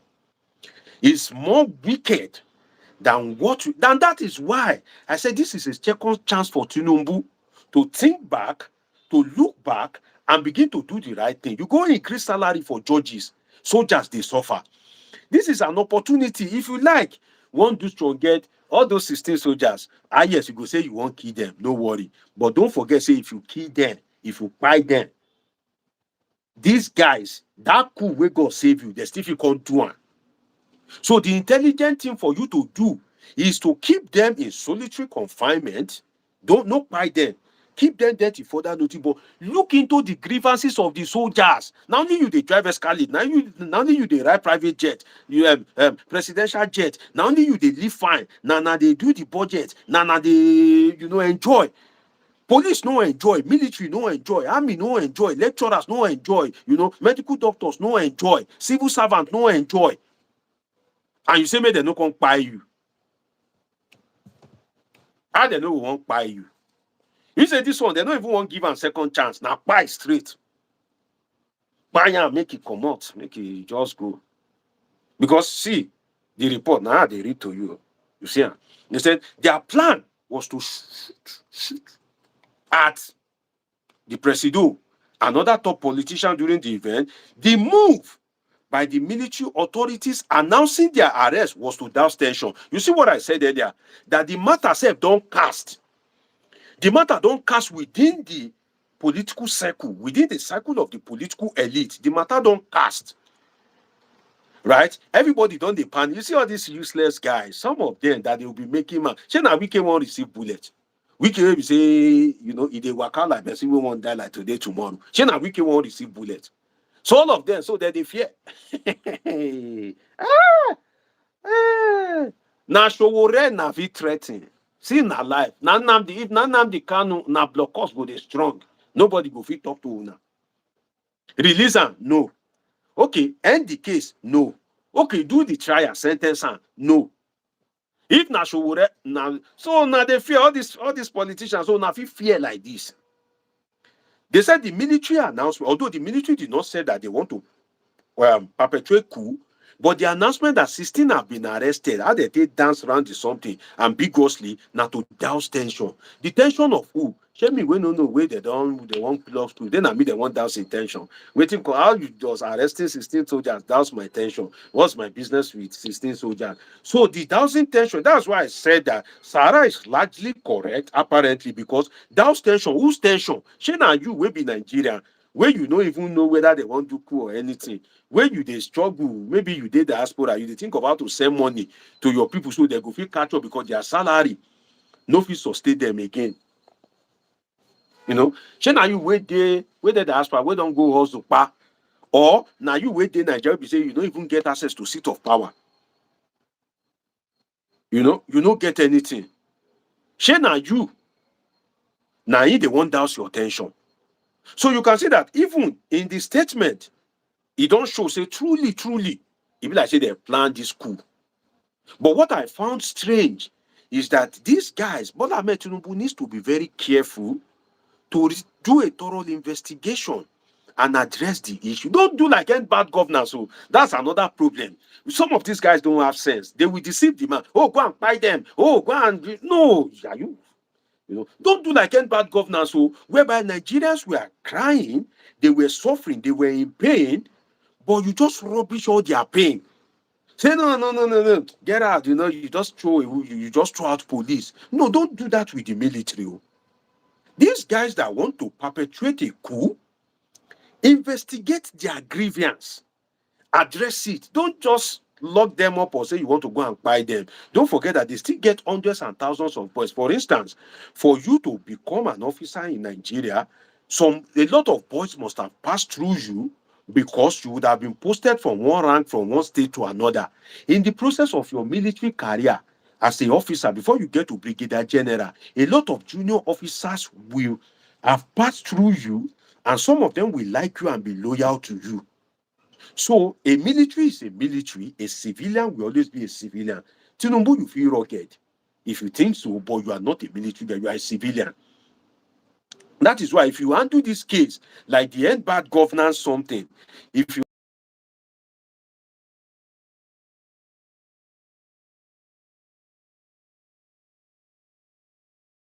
scandal, either with the military, my brother, they will strike again. And this is a lesson because from the reporter, they won't buy you straight. They don't want to give you second.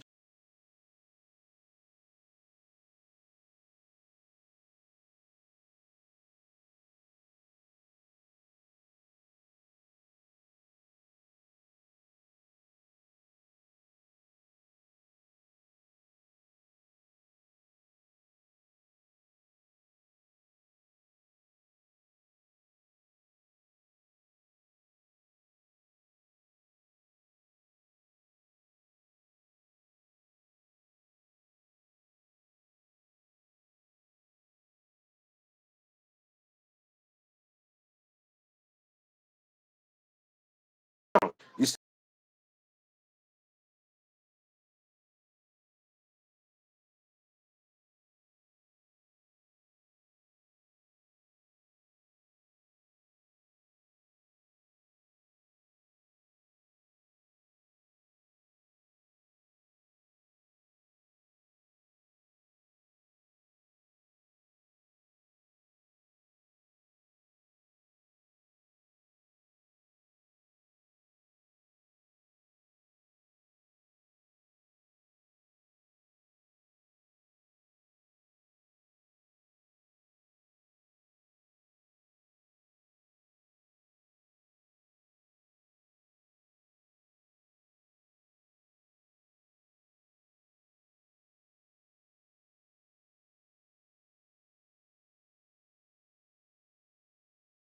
from works,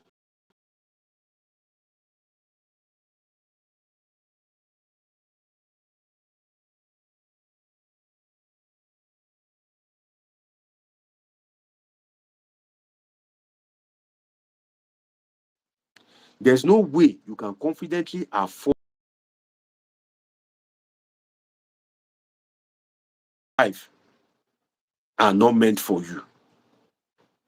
That's one thing I notice in Nigeria. Those kind of enjoyment they are not meant for you because if you are a military guy, how much is your salary? Let's say you have family.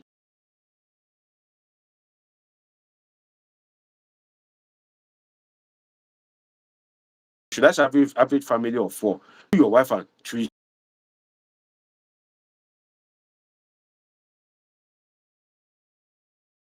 You will pay house rent, your car, leads that are looking up to you. How do you want to buy iPhone? How do you want to cough out money? So that means that because of your choosing profession, iPhone is never meant for you. What do other countries do? What they do is social incentive. Social incentive. They will create social incentive such that the social incentive, you can collect phone and be paying small. Those are social incentive. You collect the phone, you dey pay small small. Mortgage day, you go collect better house, you go dey pay small small. Those are social incentives.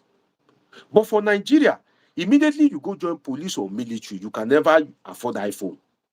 You will just dey hear Dubai, Dubai, Dubai, Dubai, Dubai, wonders of Dubai. You can never visit there in your life.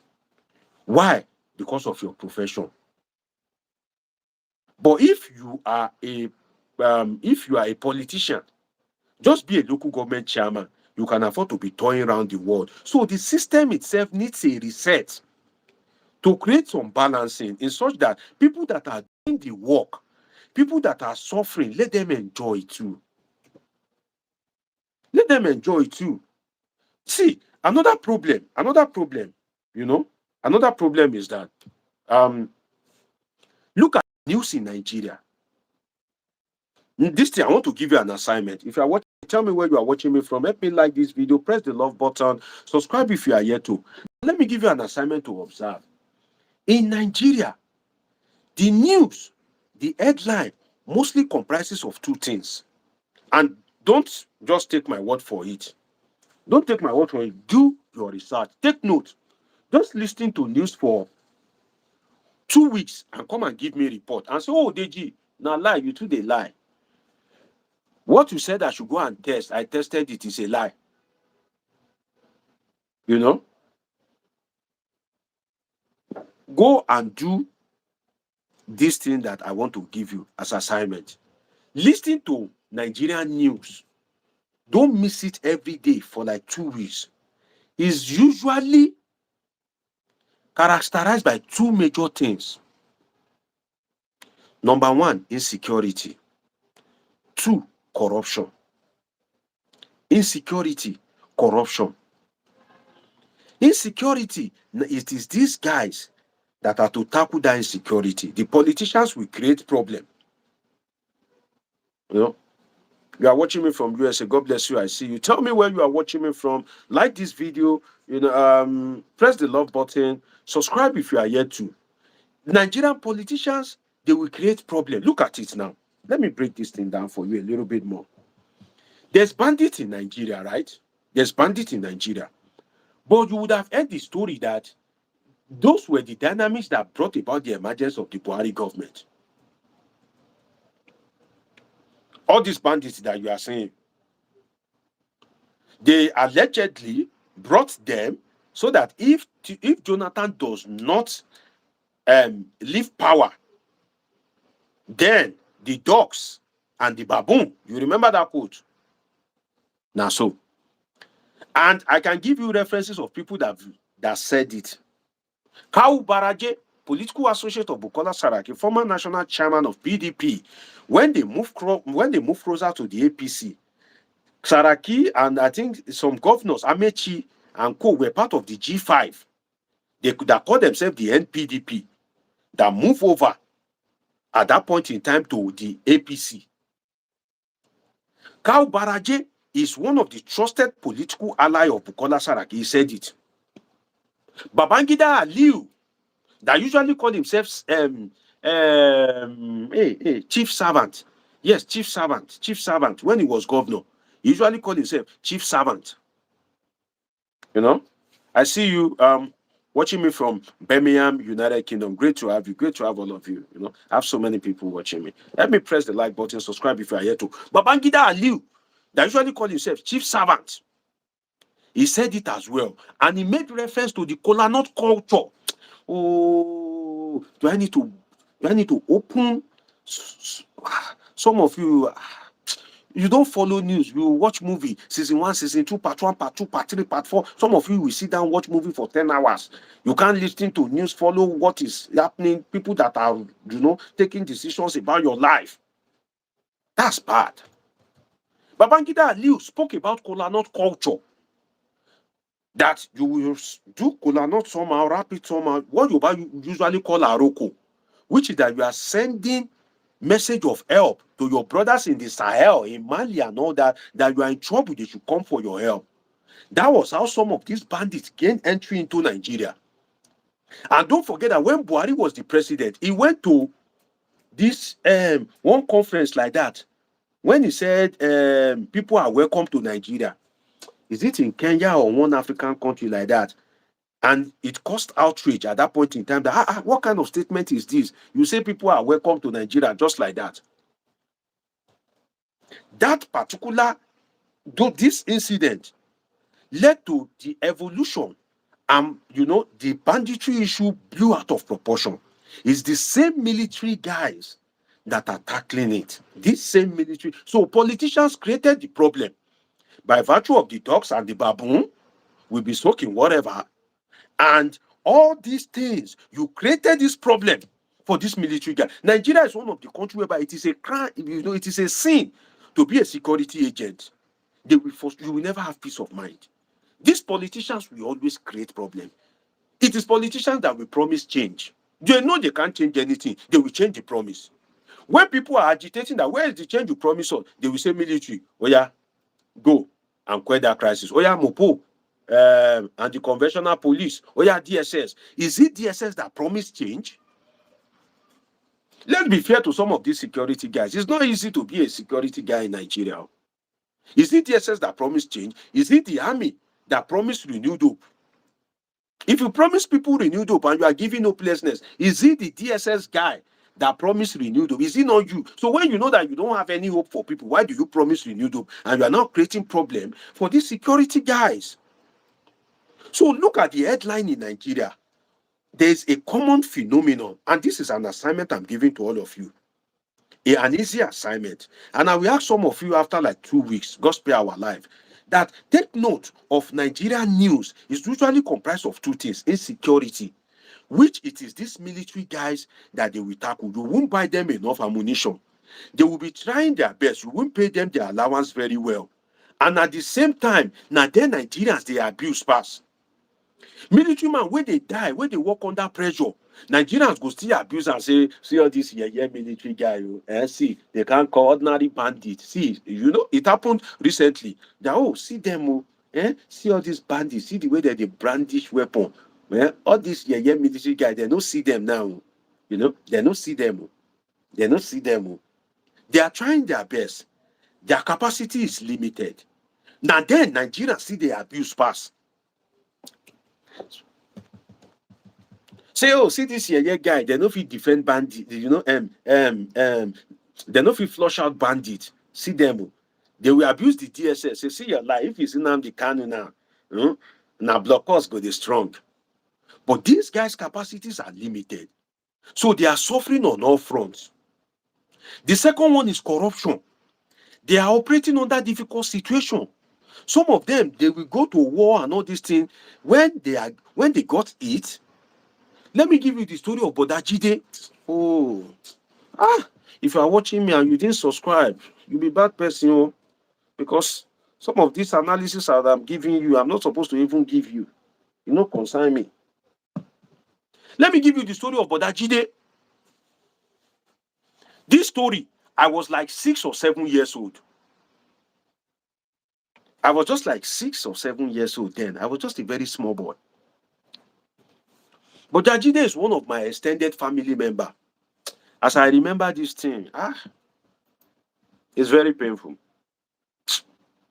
May God rest his soul. What cut his life short? What wasted him?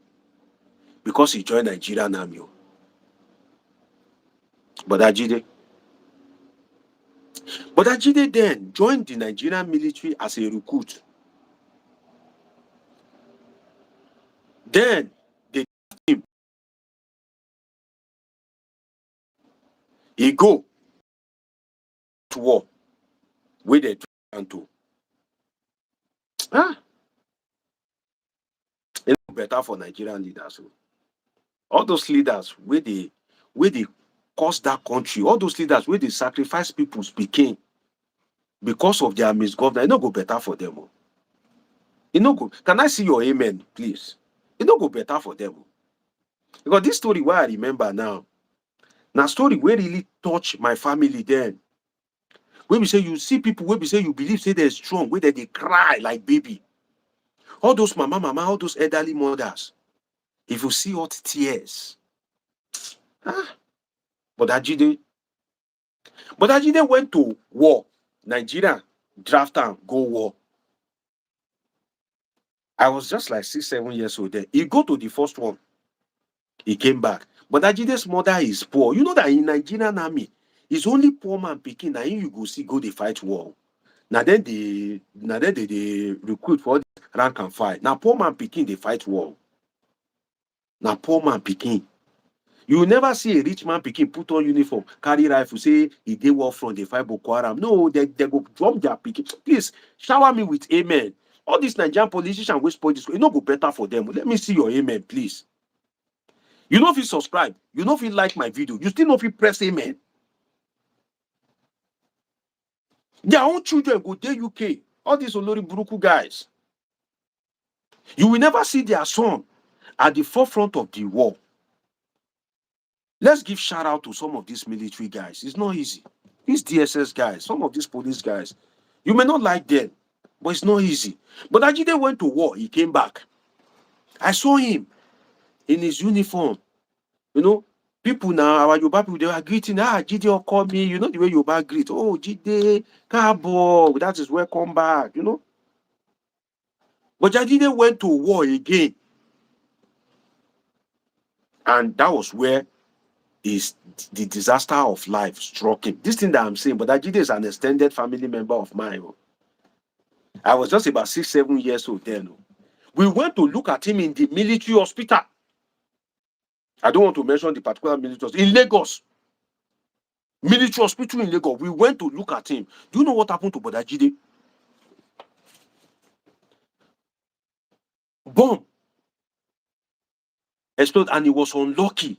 He was very close to it. Before he could maneuver his way, lie down and all that, he catch fire. Oh. You know, say that they say bonds get degree. Bonds. He get degree. He own a first class bond. Again, please, I beg you in the name of God, help me say amen to this prayer. Because as I remember this story of Bodajide, you know, it won't make me cry. But God help me. All the politicians, all the leaders will spoil that country. We not let make the country dey meaningful for people. It no go better for them. If it better for them, it no go better for their children. But Ajide went to the war and the bomb issue happened. When they brought him back, it was like suya. You know suya. You know that our body naturally get fat. Now so in body be, but Ajide like first degree burn. In fact, you no go even know say na him. I saw him. A young boy of 6, 7 years old then. I'm like, oh, my mom is not here. I think my mom is here.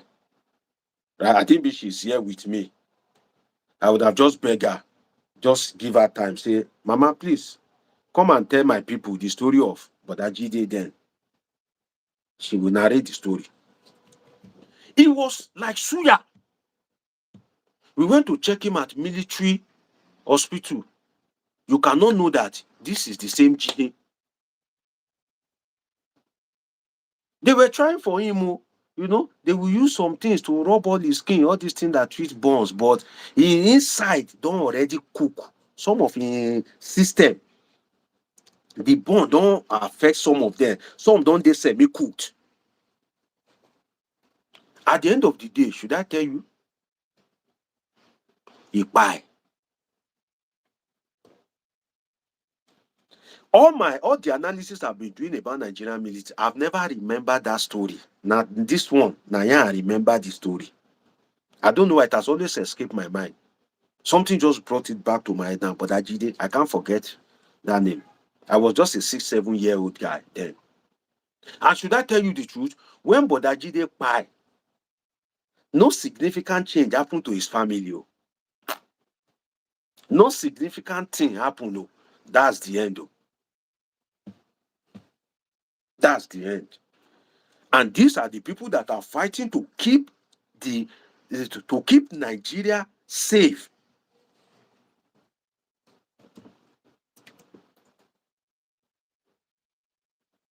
Fly him abroad. No be Lord Lucan they talk this one. Why didn't they fly him abroad? Ah, Lord Lucan. Hey, you form my hand, oh. You be my man, oh. You be my regular viewers. You be my man. But you form my hands for fly who abroad. I say now, son of poor man, now they join military. Now then they carry go war. All this Ekomong, all this Biafra party, now poor man, even till now. Now poor man picking they join us rank and file. Now poor man picking. You know, see rich man picking. Wiki, there's nothing you can tell him. That is son, Jordan Jokwin. Imagine, let us look at it now. Look at the story of Bodajide that I just gave to you. He doesn't have anything. His family lost him. Jokwin, the son of Wiki, is already like a trillionaire. Why? Because you have access to power. Because you have access to power to be local government chairman, governor, and all this, all this portfolio. Jordan, that have never done anything to Nigeria, already has house in Florida, already has allegedly, lands in Abuja, lands that you, where we say, you don't they work all your life. Some of you wait there abroad, you know if you afford that land. Though. Some of you that are abroad, land in Maitama, all this Asoko, all this big area, you wait there abroad, say you know if you afford the land. Because politics came, they have access to power, they now personalize the state. There's something we call personalization of state in political science. Where we say the state doesn't belong to you. Human being will come and go. You will die one day. The state is not your property. You are holding it in public trust. But these people, they will turn the state to their personal property. So look at somebody like Bodajide that I just told you. His only sin is because he's poor. That's his only sin. And some of them are still suffering that thing now. No good salary, nothing. Go to military barracks, no well equipped. And now they enjoy. Now I think say some of them no go run mental one day. We'll just buy you now. Let's be sincere with ourselves. So it is not just about, to just say, oh, Coup is bad. Address the reason why these guys are angry. People cannot have access to gun. They see gun every day. They fire bullet like water. Some of them are suffering from PTSD, post-traumatic stress disorder. I was speaking to a colleague of mine some time ago. The lady told me that a guy just came back from war. That PTSD is a bad thing, that they were sleeping. Jejely. In fact, some of these people, when they come back, they're almost like mad people.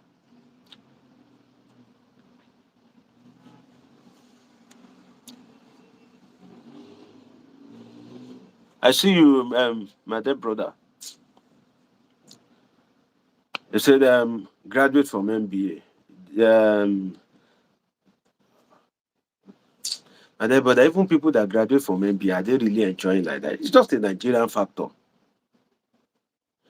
PTSD. My friend told me she and her guy, they sleep for bed. The guy just come back from war.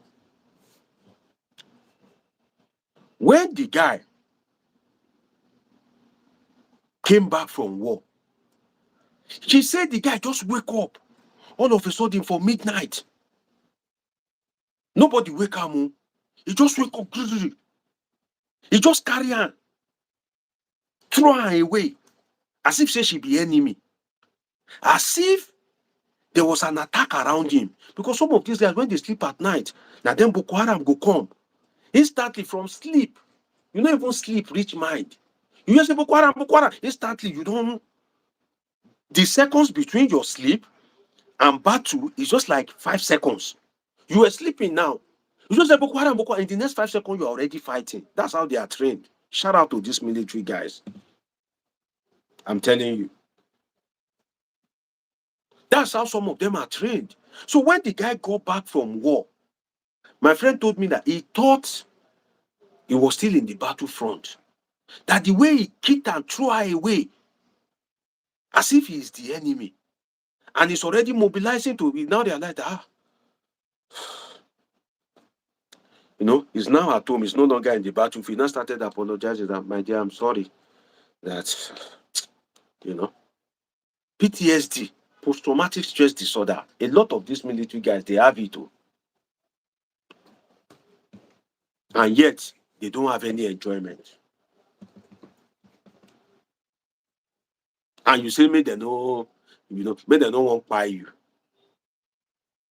Apart from insecurity, the second one that I thought on is corruption.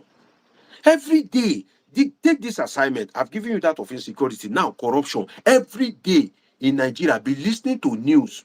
Pick a time. Say that, oh, Deji gave us an assignment. I want to bust this Deji lie. Like, say, this guy, they lie. Make I bust a lie. Now, follow this assignment. Go to listen to Nigerian news every day at a particular hour. Listen to it for 2 weeks. I said it's dominated by two things: insecurity, corruption. Every day, these guys hear about, oh, Yaya Bello stole, so billion. Fayoshe draft to court for stealing so amount. Later, they go hear he has been released. Okay. Then, they will hear again, Ifeanyi Okowa allegedly stole 1.4 trillion. Eh? Ifeanyi Okowa no get gone, now then get gone. Some of them are in debt too. Then they will, these guys will hear again. Yes, on weekend bought house in Florida. Okay. Before you know it, they will hear again. Oh, somebody stole 50 billion. These guys are hearing it. Corruption. Corruption. Corruption. Corruption. And they are suffering. You, where they perpetuate the corruption, you don't get gun. You know if you shoot gun. No. They, where they suffer, now then get the gun. What do you expect? And that's why I advise the president that it's not just about, say you want to arrest them, maybe you want to buy them, you want to detain. No, you better look into the welfare of these guys. If not, this one where you escape, the next time you may not be lucky. You may not be lucky. Another thing is that whatever success the president says he has achieved is not trickling down. There's something we call trickle down. This is it. Look at my hand like this. Triangle. Yes, facing upside down. The broad, now coming like this. Trickle down. Like trickle down. Whatever success the president believes is achieving is not trickling down. They are deceiving the president. Oh, Bola Tinubu, oh, you are the best. Oh, you are the savior. Oh, you are the messiah. Oh, on your mandate we shall stand. Oh, this, oh, that. Oh, you build Lagos. Oh, you are the transformer. Oh, you are the reformer. Oh, you are the messiah. Oh, you are the whiz. Oh, you are the Bala Blue. Oh, you are the blue. You are the smoke screen. At the end of the day, it is not trickling down. And whatever success you have that is not trickling down is not a success yet. The end goal is to bring succumb to the masses. So any success that you are achieving, let me give you an example. I don't run out of examples.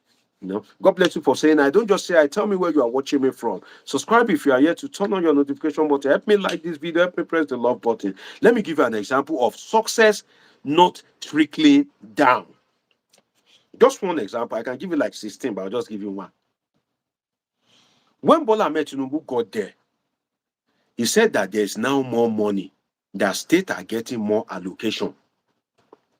In fact, it has been argued in the political arena that the reason why most of these governors are jumping ship is because they've not had this good financially.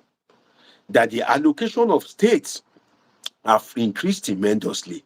And if Bola Tinubu goes ahead to implement the tax reform that he wants to implement in January, there will even still be more money for the state. There's argument that some of these states before Tinubu were borrowing to pay salaries, but now they can afford to pay salaries. So by so saying, Tinubu has performed. By so saying, they are arguing that Tinubu is a performer, right? But in the true sense of it, this money that is being made, that there's so much money, how many citizens of a state have felt the impact? Before Bola Tinubu got there, Sanwo-Olu was receiving money under Buhari. Fine. Okay, now that Tinubu is the president, Sanwo-Olu is receiving more money. As they are saying that, oh, the president has made reform and more money is available. Although, despite the more money, they are incurring more debts. But that's another angle to the argument. But now I'm talking about trickle down. Now, despite this state earning so much more money, there is still underdevelopment or little or no changes in this state. Despite the fact that there's more money at the federal government, the people barely feel the effect of this more money that is available. And that's why I said that they will say, I feel your pain. They will say, oh, we are doing reform. But I have asserted that when the joy of those pain will come, Nigerians will not taste out of it, because Nigerian politicians are greedy. They will steal anything and everything. They will steal anything and everything. So there's no trickle down. The gains, the benefit is not trickling down. It is just staying at the elite level. It's not even getting to the middle class. That's if there's any middle class anyway. Because in Nigeria now, it seems to be that you are either rich or poor. So that trickle down is not there. There's more money being given to the state, the political elite, but the people in the state are not feeling the impact. Can you blame the president? No and yes, because right now APC controls 22 states. So the trickle-down policy should be a party policy for the APC. So these things, they are not trickling down. The ordinary masses are not feeling. In fact, you may not agree with me, but let me give you a scenario. You see that coup that they plotted? If that coup had been successful, I can tell you that Nigerians, some would have burst to the street jubilating. Because why? This government, it don't suffocate them. The government may be trying, maybe, but whatever success is achieved is not trickling down. And there are some people that are deceiving the man at the top.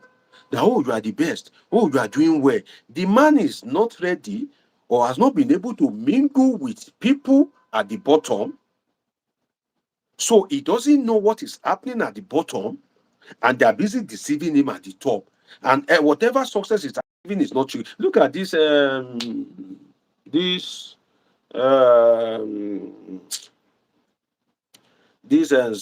grant something that they gave to students that they will pay their school fees or something. Look at the scandal that erupted at some point. They just hurriedly covered it up. Money meant for poor man pikin to go school, now still swallow am.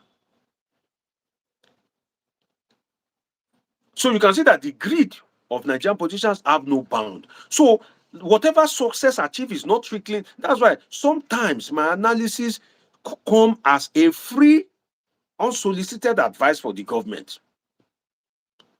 One of the things they should look out for is trick, because if that school is successful, make I no lie, people go they rejoice. So that's why it is this lack of trickle down that made people in the country of Ibrahim Traore, Burkina Faso, to troop out and be jubilating when Traore took over. Because why? Burkina Faso is rich in mineral resources. Government is making money from it, selling it to foreign investors, all these, foreign companies, foreign nationals. The elites are enjoying, but the trickle down for the resources to get to the people, it doesn't get to the people. And that is why those people troop out and started rejoicing when Traore took over. So if the coup had been successful, I can tell you that some Nigerians would have trooped out and be rejoicing as well. Say good radiance to bad rubbish. Because why? What will make the coup to be accepted is already in place. And those are the things that I've been analyzing for you. That is what we give the coup acceptability. And don't forget that they usually say all government is local. It is the people of the country that will determine the kind of government they want. So if there's a coup and Nigerians troop out and welcome it, that's the kind of government they want. Look at what happened in Niger. ECOWAS wasn't able to reverse it. AU wasn't able to reverse it because the people greeted it and said this is what they want. Look at what happened in Mali. They sacked French troops. The people say, no, you are our problem. Go, we don't want you. So what would have made the coup to be accepted by the Nigerian people? The factors are there, except if you want to deny us, except if you are part of the political elite. If you are part of the political elite where they chop Niger, you no go feel am. But if you are not part of the political elite, you see that what would have made the coup to be accepted, the factors are already there. For instance, now, Nigerians are already paying value added tax. Nigerians are not historically rich people, although Nigeria is an historically rich country. They are two different things. I've explained it before. That's why if you are watching me, you are yet to subscribe, you just they do yourself. I've explained it before. Nigerians are historically poor people, while Nigeria is an historically rich country, unfortunately. So all these things create fertile ground for coup. Let me go into another realm. If you are still watching me, give me a subscribe. If you are yet to subscribe, you won't regret it, because this analysis that I'm about to go to, you go feel it. Another thing that has created ground, if you are yet to like this video, please help me like it. Help me tap the love button. It's a good exercise for your finger, you know. God bless you. Say that you're on point, bro. I see all your comments, right? You know, but this is analysis time. Let me dissect it and I'll come back to some of your comments, right? The phone line via WhatsApp +55 1399 666 6361. You can call in via WhatsApp. You can request for the YouTube link and you'll be live with me via video call. +55 1399 666 6361. +55 1399 666 6361. Now, I've spoken about the security aspect. I've spoken about the corruption aspect. Now, let me speak about other things. Let me go regional now. I've spoken nationally. Let me go regional. If the coup has been successful, people will welcome it, and Tinubu has given people a reason to welcome those coups, and the military, while they are reading their speech, they would have had something to say, which is some of these things that I'm saying. Another thing is, let us look at it. I don't support coup. I don't support it. There's no way a political scientist will support a coup. No. I support democracy for avoidance of doubt. I can't be a political scientist and support coup d'etat. No. But we need to speak the truth to ourselves. Now, look at it. Did Tinubu created a fertile ground for coup? Yes. There's agitation in the southeast and cry of marginalization in the southeast. I'm going region by region now. There's marginalization in the southeast. That, oh, we are marginalized. There's agitation. Oh, we want Biafra because we are not well represented. Okay, you can't give us Biafra. Give us Igbo presidency. Oh, you can't give us. Okay, let us do our business in peace. You created Igbophobia in Lagos. Right? There's agitation in the southeast. So if the coup had been successful, they would just read out a statement that consider all things, the economy, you know the way the military drive this statement, the economic situation, the level of insecurity, ethnic distrust, agitation in the southeast, the inflation of the naira, banditry, terrorism, we find it necessary to save the country by seizing power. That's the end. To use the word of this guy, I know is the last comment of a fool. How did he call it? You know? Hey, sorry, my device fell down. There's agitation in the southeast. There's insecurity in the north central. Now, if you are watching me, please help me like this video. Help me subscribe if you are yet to. There's insecurity in the north central. Kwara State is under siege. Some part of Kwara State, some local government. Kogi State is feeling the heat. All this Benue, Taraba, some of these, states, there are problems there. There's agitation in the southeast. There's growing insecurity in the north central. There's Boko Haram in the northeast. There's kidnapping in the south and southwest. All these are fertile ground. And if you take these politicians, some psychopaths, some idiots in the presidency, they will say, oh, it's a lie. They don't like the president. Oh, they are enemy. Oh, Tinubu is progressing. Oh, Tinubu is the best. And like, you are crazy. I just don't want to mention some of their names. They are the real enemy of Tinubu. They see this thing, but they will never say it. They won't even allow you to say it. Tinubu will think they are the ones that love him. No, they are the real enemy. Now they hate you pass. If the coup happen, they're not going to kill some of your hate too. They will go. People like all this Bayo, Nonuga, Daniel, Bola, they will survive. Now you the one buy that, you the one shoot. Not be Daniel Bola. Now you, the soldier, won't give bullet. So you are the greatest loser. Is there no fertile ground? Is there no reasonable excuse for the military to tell both Nigerians and the international community, except we want to deceive ourselves? I don't like to lie because everybody will die someday. So if people in the presidency, if they are ever opportune to watch this video, receive sense. That's what I'm telling you. Receive sense and change your ways. That's just my message. Because what will it profit me if Tinubu die? In fact, I don't pray you should myself. If you are not performing, I pray they should defeat you in election so that you can bear the shame. If another government come, if you don't perform, they should defeat you. They should not be defeating themselves. I don't pray that they should go and shoot you. And see Buhari now, the problem he created. Buhari has died now. He's resting in peace or pieces, whichever one. The people he created the problem for now, then they feel the heat now. So there's already fertile ground. You say you are watching me from London. God bless you. Great to have you. Subscribe if you are here to help me like this video, my people. Let me click the like button if you are here to. It's free to like. It's free to press the love button. Look at it. Agitation is already in the southeast. Right? Agitation is there. Insecurity, North Central. Boko Haram, the area is ugly head in the northeast.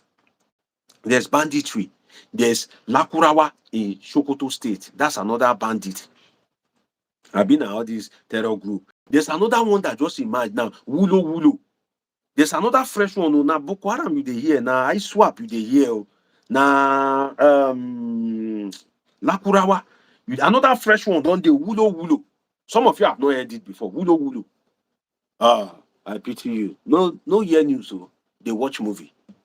Till they go bomb your grandpa house for village. Now so go they use all your life. They watch movie.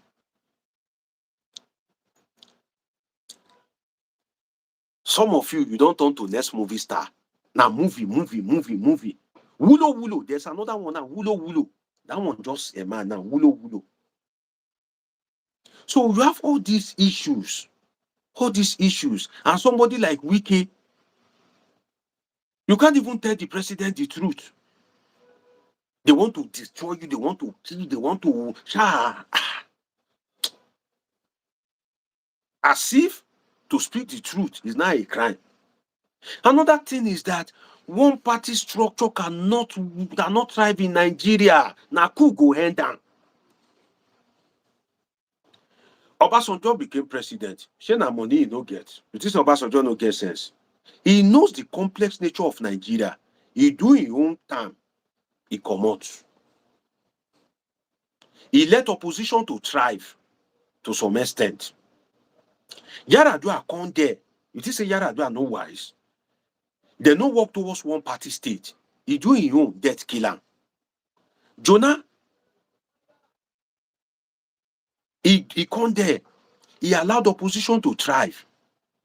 Na defeat am. You think say he want to lose? Buhari came there. That's why the fact say Buhari like power. He do his own. You see say Omo, he don't cast to he comot. You get opportunity to dey there. You dey form macho. Now we be APC. Now they orchestrate allegedly all this one party state. Everybody just they move to APC. Just they move to APC. Now Coup go end down. These are some of the things created. Now Coup go end down.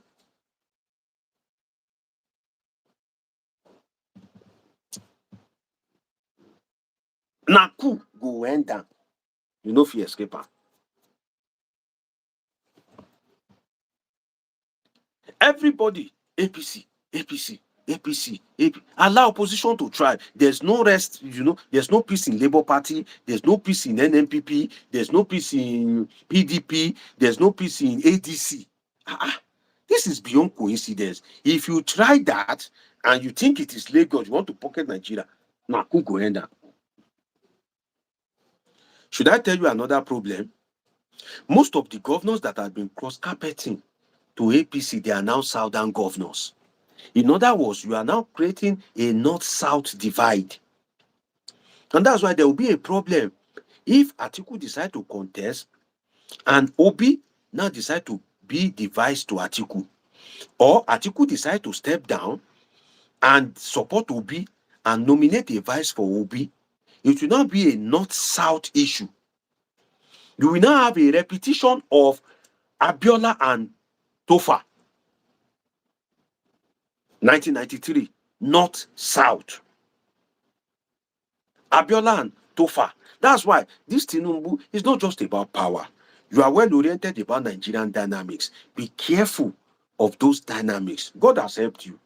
You have become the people. What do you want to use one party state for? All this destabilized PDP, destabilized. What do you want to? You don't need it. God has helped you already. God has helped you. You are a president already. Even if you lose, in the history of Nigeria, if they mention 2023 to 2027, they will mention Bola Tinubu. Nobody can erase it. Jonathan, you must mention him. Oh, former president of Nigeria, good luck, Jonathan. Like him, hate him, you must acknowledge him. There's nothing you can do to it. So all this one party state, all this one party whereby southern governors, this one, southern governor, he don't cross carpet, he don't cross carpet. All these people, you are creating a north-south divide, and these northerners don't joke with power, and they have the highest population in the Nigerian military. That's why I can safely assert to you that I dare Nigerian military to release the names of those 16 alleged coup plotters. Majority of them, I can say that out of that 16, 10 will be northerners, if no more than that. I've not seen the name, but I'm certain now that if they release the name of those officers, they say 16 Abi, average of 10 will be northerners, if no more than that. So as a president, don't create a north-south divide. You cannot create a one-party state. Nigeria has a way of adjusting itself, in the sense that, let me give you that. Abacha tried it, a one-party system. He wants to cross over to be a civilian. He doesn't want any other political party to survive except the one that will present him as flag bearer and transform into a civilian. Nature took his course. IBB tried it as well. He wants to transform to head of state, to president. Nature, the Nigerian nature, took its course. Obasanjo tried it. He wanted to have a third term. The Nigerian nature, the structure of Nigeria resisted him. Are you not a student of history? All this one party something, all this, desperation for power. Nigeria has a way of correcting himself and resisting such things. So you may try it in Lagos, and it is the same system apparently, tax and takeover. The same way that the Lagos resources, the tax something, was orchestrated, and they tax something, it has a standard, and the president was allegedly one of the people in charge. Some will say up to date. Such thing is building itself in the national level now. There's a tax law. It will take effect in January. He has restructured the finance something of Nigeria. Is it the same template that you are bringing forward, the Lagos template to the federal? It will backfire. Now, Coup go end down. Let's not deceive ourselves. If this one fail, they will still try again.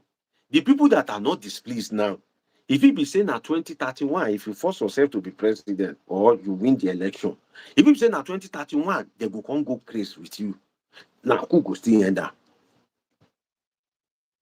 Because tax now, you have implemented it. Now, as it happened in Lagos, tax then take over. Now, the tax now is taking shape at the federal level. The takeover too, the signs are also there. With all this cross-carpeting and all this thing that is happening in the federal level, takeover. The signal of the takeover of Lagos is still manifesting now at the federal level. It's beginning to show face, small, small. It's began to manifest. If you try it at the federal, now God save you. Now, so these guys for just buy you to away. Like I said, God has already helped you. It's not easy. Out of 200 million people, you emerge as president. You never did satisfied. The history books, a political dynasty usually come to play. Something will give birth to a political dynasty, something will end it. There was a way the Soviet Union emerged as world power. There was a way US emerged as world power, but it won't be for life.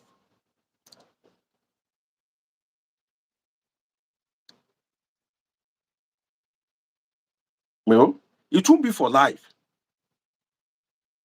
It won't. You are lucky to be governor of Lagos State, fine. From there, political godfather of the Southwest, God helped you. From there, national leader, God helped you. From there, you install Buhari, God helped you. From there, you become president, God helped you. You no go help yourself.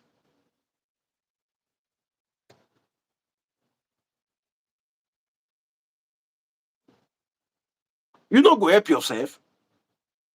Now, the way forward that they talk, so, Lord Lucan, which is that, relax. Don't be about power.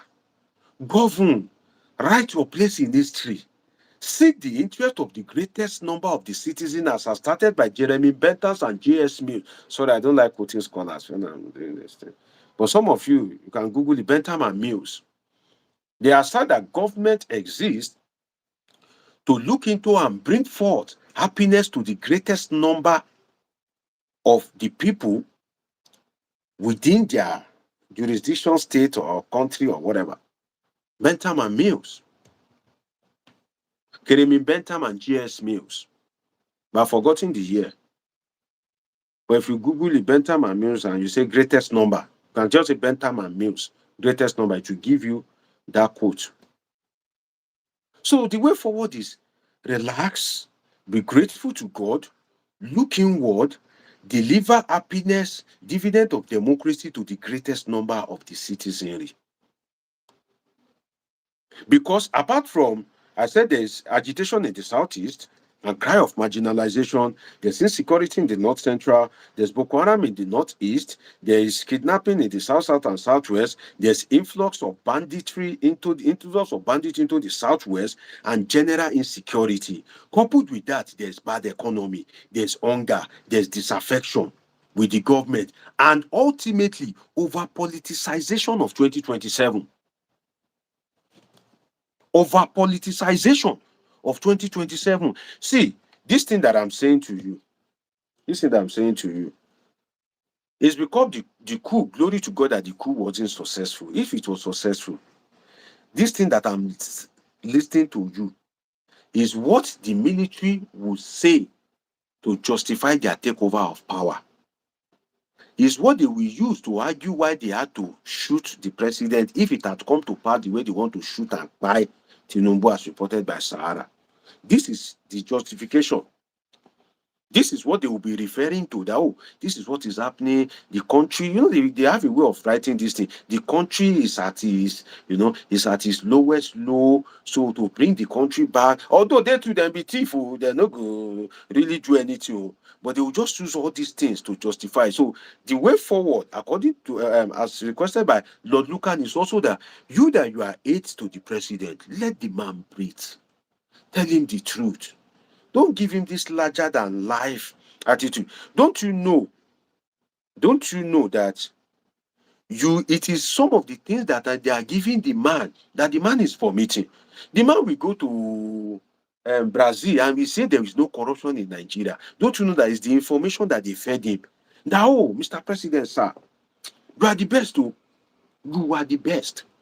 Since you became the president, Nigeria have never had it this good. Everybody is singing your praise. They can't wait for you to return.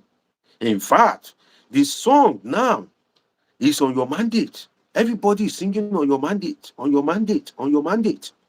And they will deceive the man that if he goes to the National Assembly, National Legislative Chamber, they will be singing on your mandate. And he says, we tell him that, Mr. President, you see what I'm saying? You see that they love you? You see that they like you? You see what we are saying? You know, everybody loves you. No one has performed like you in the history of this country. They will tell the man that, Mr. President, Nigerians are historically poor. Be careful with these your reforms, because the people that are suffering from it are the ordinary Nigerians.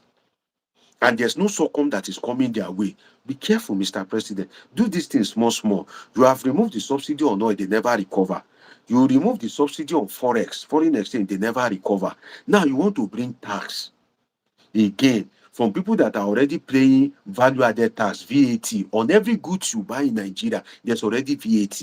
If you eat in Mr. Biggs, you know, all these expensive restaurants, there's already VAT. Some of you will see it in the receipt that they give you. If you shop at the supermarket, there's already VAT, value-added tax. But they won't tell the president the truth. They will tell him you are the best. Oh, you are the greatest. And the man will open his mouth and talk lie. And being an arrogant man himself, he will say, oh, there's no more corruption in the country. Yeah? They will tell him, oh, you are the best. He will say, now I have the bragging right. Look at what he said recently, that, oh, we have met our revenue target. If you watch that video, Tinubu is an arrogant guy. I'm telling you, if you watch that video, say, not oil, not oil. We've not even touched oil. Go and watch the video. Not oil. You know, he's feeling confident in himself. He's feeling confident in himself that he's performing, that things are working. Because why? The people around him are giving him the false information that, oh, you are the best. So the solution, answering Lord Lukana, is the aides of the president should also have mercy on him. Let this man see front. Let this man see front. Tell him the truth.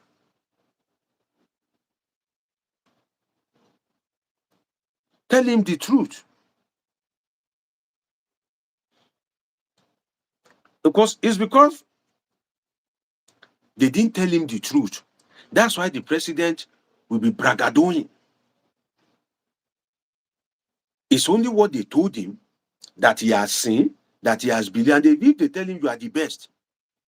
And he goes to the National Assembly, they are singing on your mandate.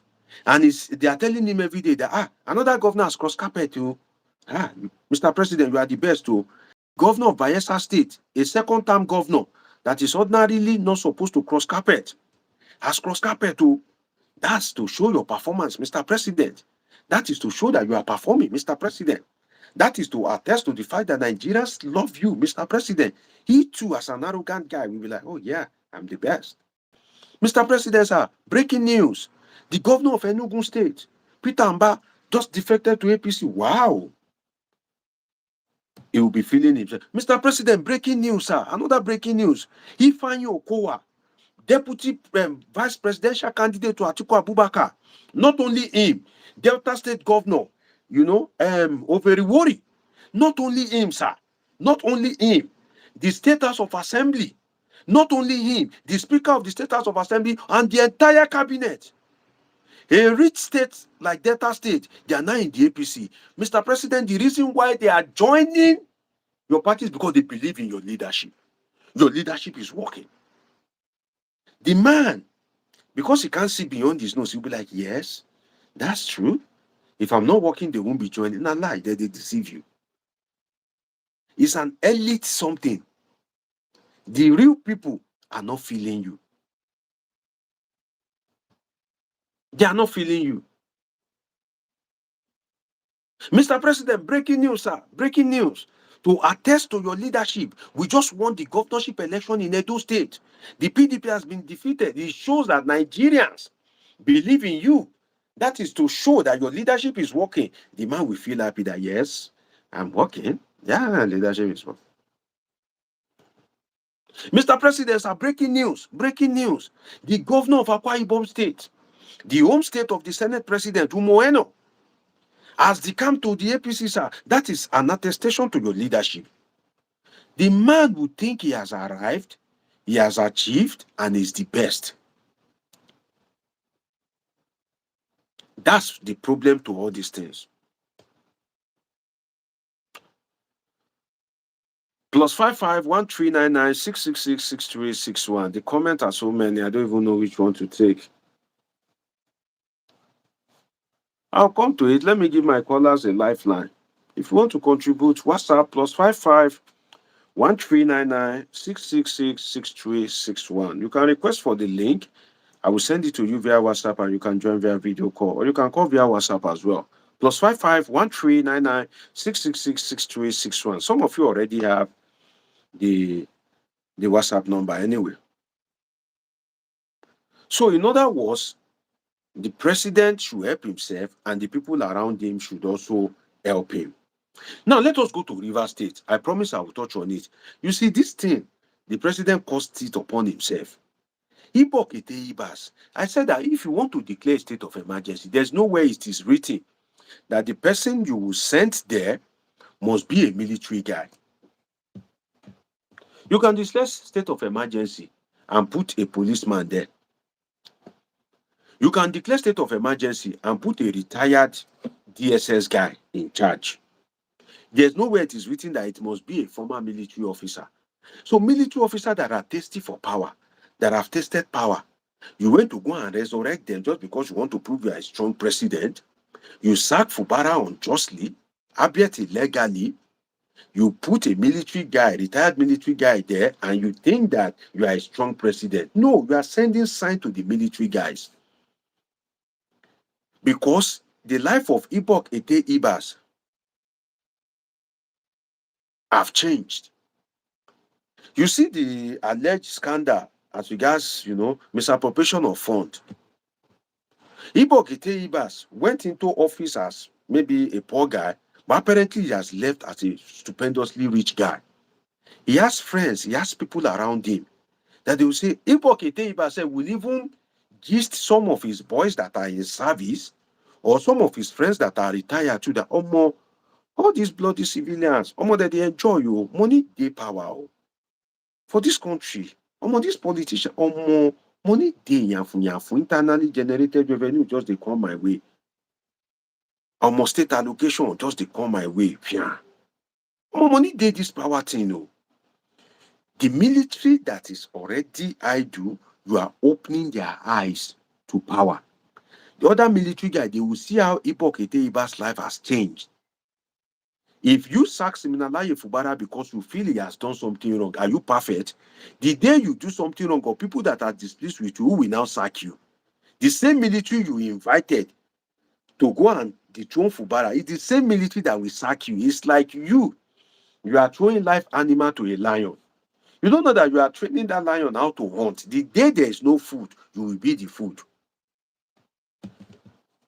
You will be the food. So Tinubu brought this apparently upon himself with the case of Rivers State. Now, let me go to another realm, public reaction.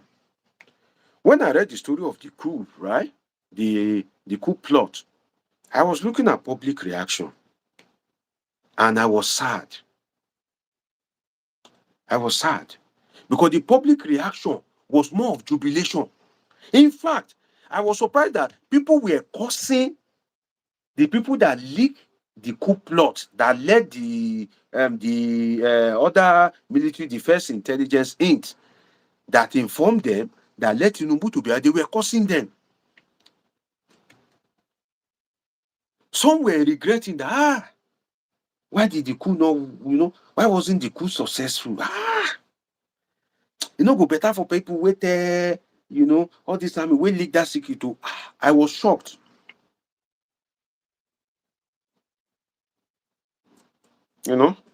My dear brother say, "Oh, my money dey yanfu yanfu." Ah, Ibas in life don't change. That 6 months in life don't change. So public reaction, sent a signal that there's fire on the mountain. Because ordinarily, if it is a government that people are in love with, the public reaction will be, but people were just lamenting, oh, they should allow them to save Nigeria. Eh? You need to see some comment that I was seeing. I'm like, if this school, if to say a good day successful, people could just they rejoice new. If this comment I'm seeing is anything to go by. Some people feel they sad though. Maybe they love the government, but there are people that some of them they will just be rejoicing. Because people were cursing those who leak it out. People were expressing regret. And I look at, there's fire on the mountain though. In fact, it made me think that if Nigeria have a true, free and fair election, if the reaction to the coup is anything to go by, can this man truly win a free and fair election? So they usually say something that God is a God of second chance. So in other words, the presidency should see this as what? A second chance. You should see it as a second chance. So all this forming of hard guy, or you are deceiving yourself. No. Take a look at your government, listen to the people, do more. All this wicked that will be shot days ago. Wike was busy blasting the hell out of Peter Obi on national TV. That all this one that you are going to motherless babies home is because you want to become the president and you will not be the president. It's not, being president is not for you. I'm like, what arrogance? Are you the millions of Nigerians that will vote? You know? Are you the millions of Nigerians that will vote? No, you are not.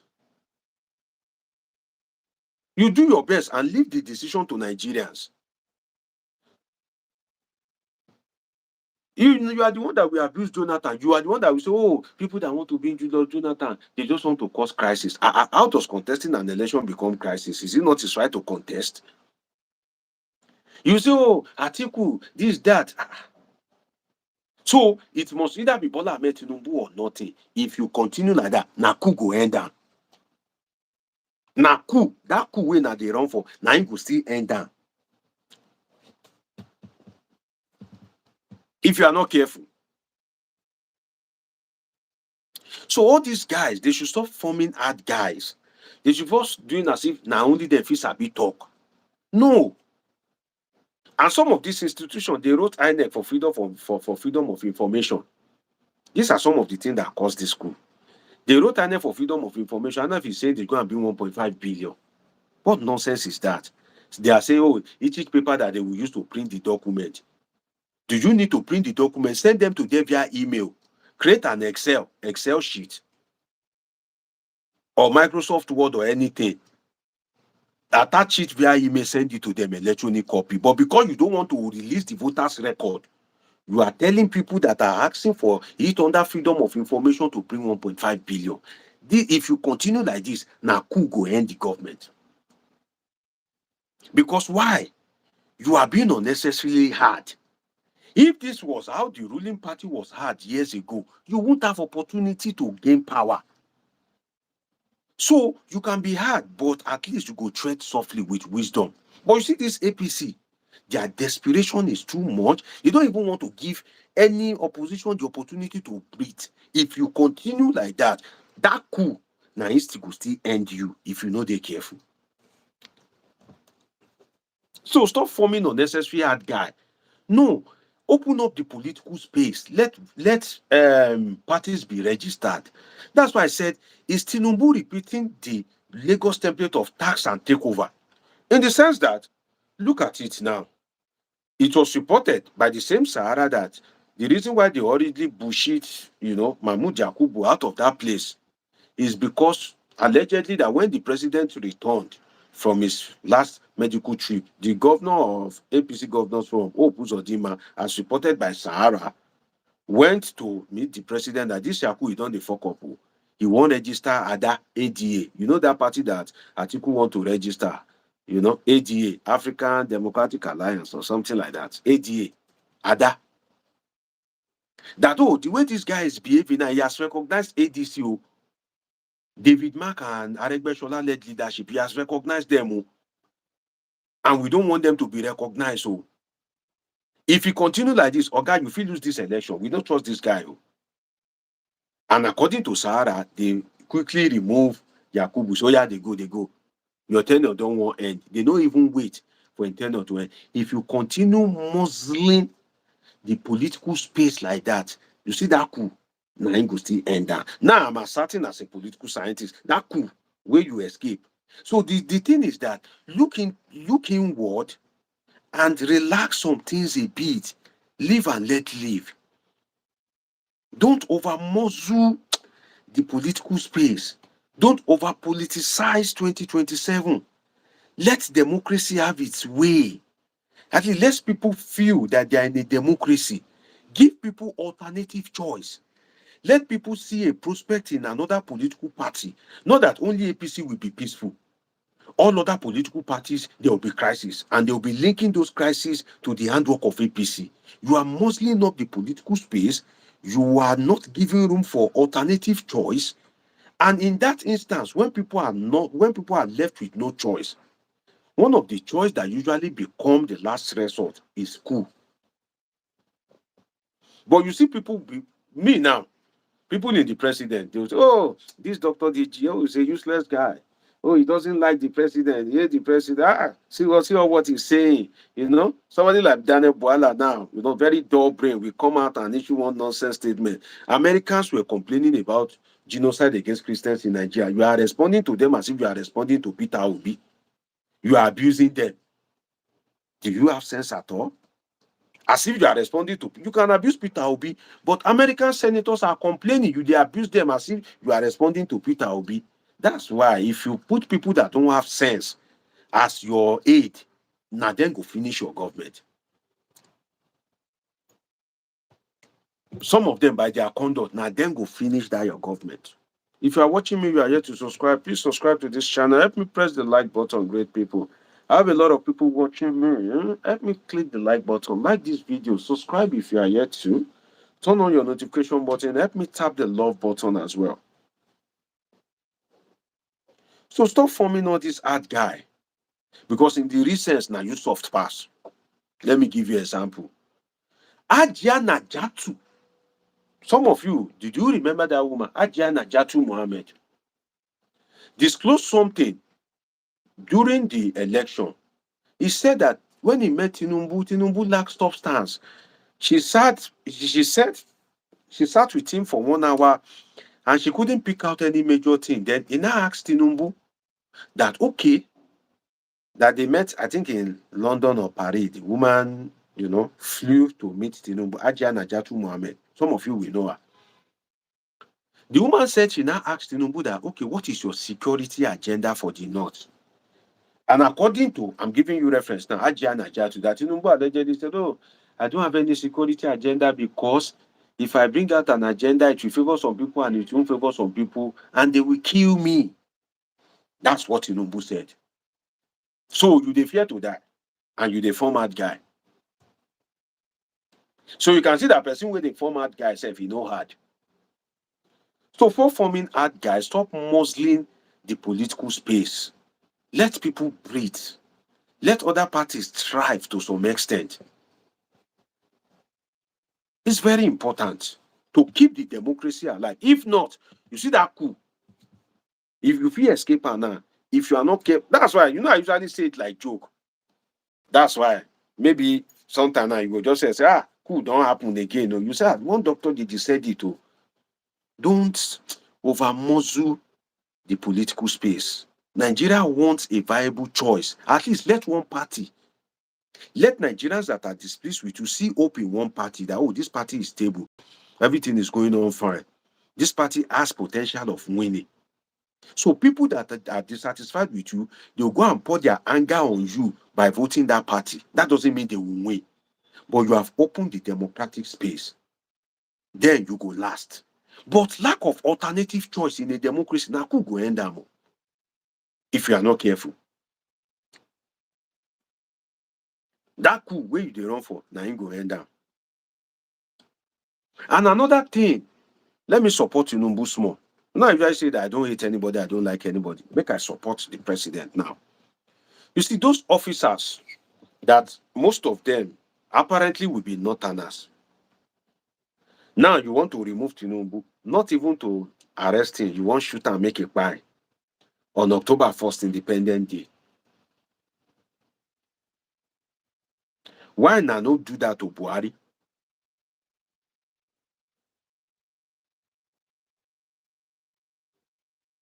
Why now not do that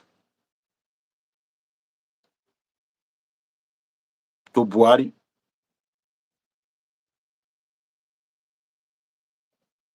You don't understand? Some of the problem Tinubu is facing at the moment are some of the bad foundation that Buhari has laid.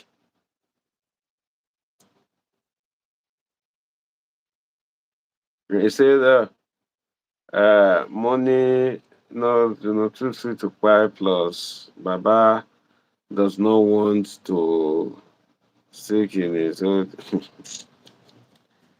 Hey, see, now wisdom that they take run am for Naija. In fact, Naija, sometimes I try your luck. If you try am, if you see this thing one day backfire, you go just retreat. Obasanjo wan try third time, you see this thing, e don dey backfire, a retreat. But if you don't retreat and you don't give people alternative choice, now all this kind coup, now you go end am. So these guys that want to perpetrate the coup, why don't they do so under Buhari? Because it is a dangerous ethnic dimension. Nigeria is yet to recover from what they did during MKO Abiola. Don't forget that now Hausa Fulanis, now this Hausa Fulanis, now them by MKO Abiola with the complicit of some Yoruba, Onijeku. But the issue is still dey ground. In Akpai Abiola, now one kpai Tinubu. So now only una know how to kpai people, abi. Tinubu na bad guy. I don't analyze him. I agree. Na very bad guy. Okay, Tinubu is a useless boy. I agree. Okay, Tinubu no good. I agree. Is Buhari good? Why na no kpai Buhari? So na no get patience.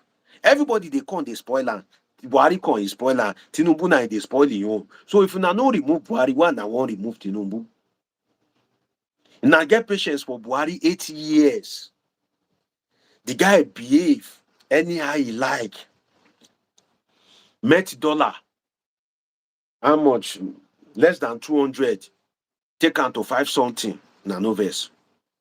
He dey borrow money per seconds. I remember then Ahmed Lawan will just be written request for borrowing, request for borrowing.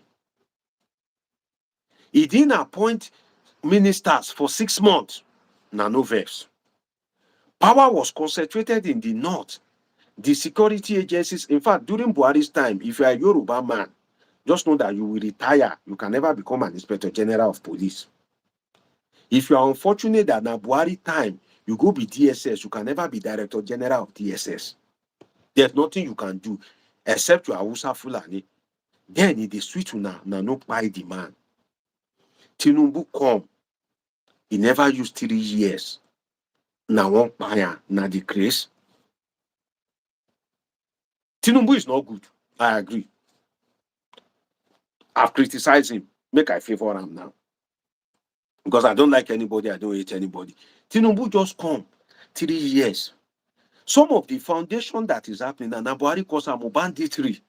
Now Buhari leave them to have free day for few day for 8 years. So all these murderous herdsmen, Buhari give them free hand. Buhari give them free hand for like 8 years. They don't penetrate all those communities. They don't, buy people. This genocide something that the US is complaining of. Now under Buhari, the thing start. Tinubu inherit.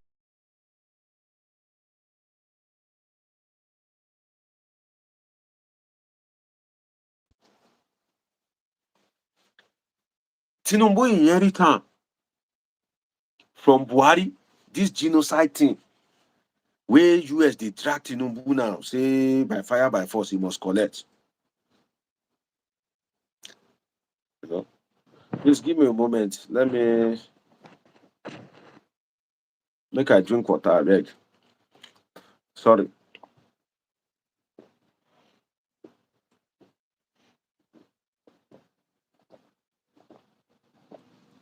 Mm-hmm. Ah.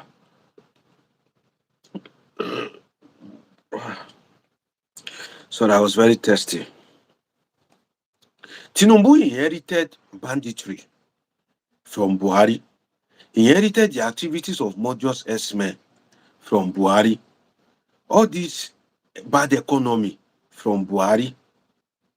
Na no by Buhari. Tinubu come now. Looking at the ethnic dynamics in one pie. Now only na sabi to pie. Abi na the craze. Biafra war. Now Biafra war.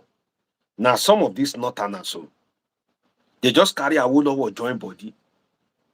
They pie anybody, pie anybody. Hunger keep people for southeast. That one day grand. It never end.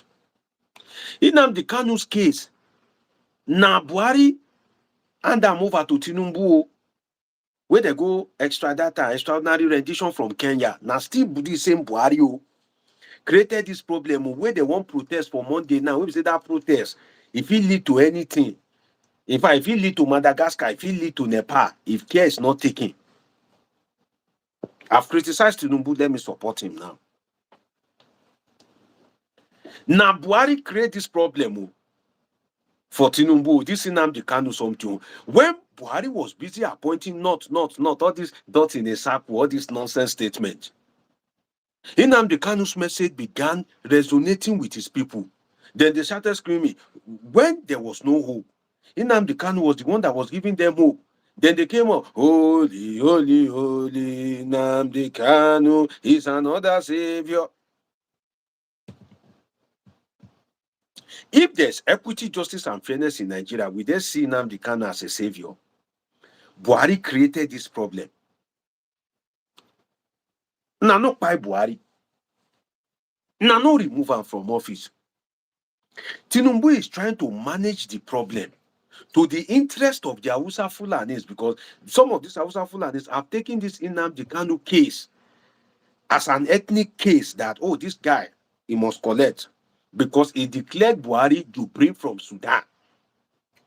And that caused international embarrassment, so much so that if Buhari go to international forum, some world leaders have asked him before that, sorry, are you Buhari or is it truly that there's Jubril from Sudan? So that thing, he fly all around the world. Buhari don't buy you now. Want to bring, where they go bring people from Sudan.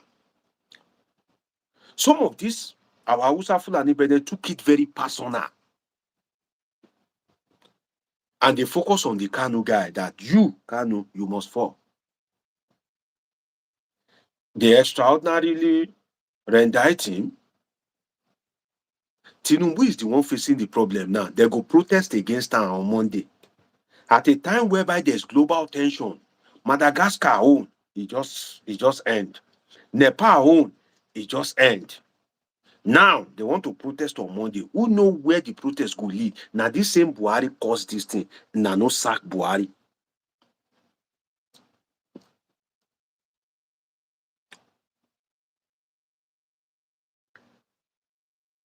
Now no sack Buhari. Tinubu is trying to manage the situation. He's even covering up for Buhari. If rather than for him to expose the failure of Buhari, he will still package Buhari that, oh, Buhari, will try and keep up his legacy. He still gave him a befitting burial. Instead of making una dey thank the Tinubu, now na one kpai am. Now na only sabi kpai. Biafra war, kpai, kpai, kpai, kpai, kpai, kpai, kpai, kpai, kpai. Abiola, phew. Now Tinubu wey get opportunity to dey there, na still wan phew. What kind of madness is that? All Nigerian leaders are bad. Tinubu is not good. Yes, I agree. He's not a good guy. I agree, no be good guy. In fact, you know, who say useless boy? There was somebody that used a term useless boy. Tinubu is a useless boy. I agree. Is Buhari a good guy? No. So if una no kpai Buhari that created the problem, Tinubu will come. I've talking about Tinubu's bad side. He's not a good guy. I've talked about tax and takeover. If you miss it, you've missed a lot. I've spoken about don't muzzle the political space. But now, Buhari create problem. Tinubu, they try and manage some of the... What does it cost Tinubu to release Nnamdi Kanu? He apparently doesn't want to release him so that he won't lose affection in the north. Because some northerners are hell-bent that this guy must go to jail. So if you not buy Buhari, why not won't buy Tinubu? Why? Why? You know, it's supposed to be later. It's supposed to be live and let live. Live and let live. So this greedy obsession to power. Now bad thing though. He go destroy the country. Because imagine say, as they cast the coup now, just imagine say the coup don't be successful. The coup, imagine say it is successful. Now so now for just kill Tinubu throw away like that. But how do Yoruba go feel? Say, Abiola will be our boy. Na payan. Now, Tinubu, na still payan.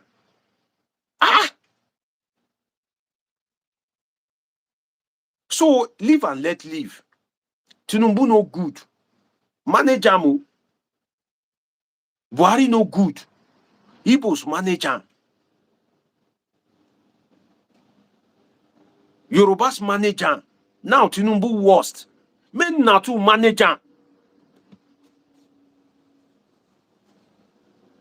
Make una manage am.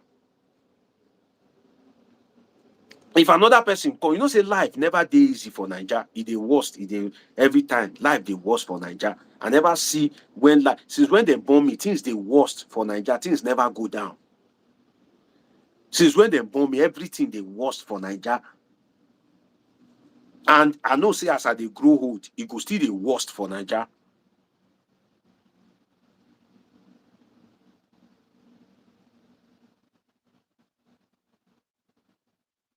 It go still dey worst for Naija. Sorry, let me quickly isolate somebody. You say you be fool. You know, I don't tolerate bad language on my platform. Let me just use it to give you a last warning. If not, I will isolate you. And if I isolate you, let me see. It seems there's another comment accredited to you. I just need one more. I'll just isolate you. It says, so we come live on marriage. Please, you can express your grievances without being insultive, you know, or abusing people. If you do, I will isolate you. And if I isolate you, it's forever and ever. You go, they watch me, you go drop comment. Nobody they see your comment. You are just wasting time deceiving yourself. Now you they read your comment by yourself. And once I do that, it's forever and ever. I don't go back to unisolate. That's one thing I don't do, because for me to serve you isolation, it means that there's something wrong with you. We are not meant to be in the company of matured, civilized people, you know, that are dissecting, that are thinking way forward, that are speaking the truth. You should be watching cartoon with kids, you know. So please be careful. If you draw back on, I'll just isolate you. That is just it. You can disagree, it's okay, but this is a mature platform, not where if you want to see, just go to all this TikTok, you see people that they abuse their papa, mama. But yeah, I have a lot of civilized people watching me. I have doctors, I have professors, I have engineers, I have old people. So this is not a platform you exhibit something. I'm not your pastor, I'm not your parent, so I can't teach you morals. But that's just the last one. If not, you are gone. You know? So as I was saying, everybody bad. The only people wey fit complain, wey get right to complain, na Igbos o. If you are to pick it by the three major ethnic groups, Nigeria has over 200 ethnic groups, but we have three major ones. Hausa, Igbo, Yoruba, but now they call it Hausa, Fulani. Right? Unless Hausa, Fulani, Igbos, and Yoruba. The people that can complain na Igbos because it's done long wey dem taste power. So if Igbo dey complain, I go still reason and say, okay, if na Igbos now, they wan go do all this coup, I go reason say, but I'm sure it is not Igbos.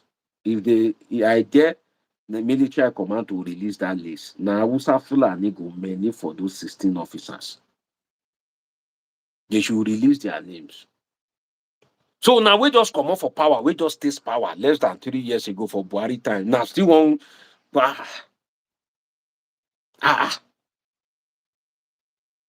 Wetin make Igbos wey never taste power since wetin make dem do? So live and let live. No Nigerian leader is good. All of them worse. They just dey spoil the country. So your own, no fit come spoil the country. You no talk. E dey sweet you. E can't reach the turn of my own too to spoil the country. Because that's what they do. No be say I dey support Tinubu. Na terrible guy. So get my analysis right. Not like I'm supporting him. No.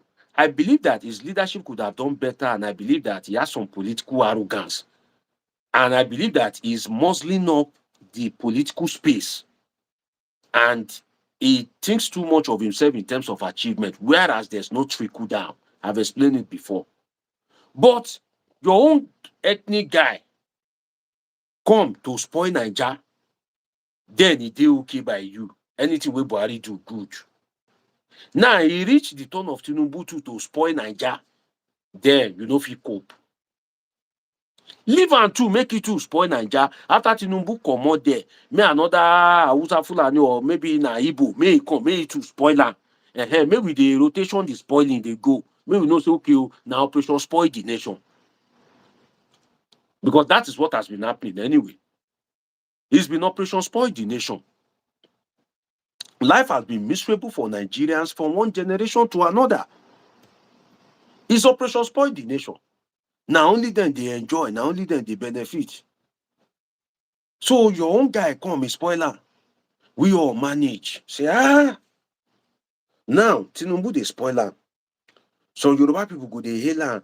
Some of these people wey dey profit from all these admiral, all these political guys, then they enjoy am. It's okay.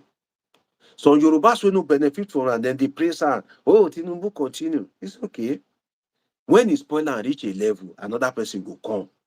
When that person come, no dey dissatisfied with that person. Leave am, make it to spoil him own. To some extent, make another person resume again, spoil am, because that is what has been happening anyway.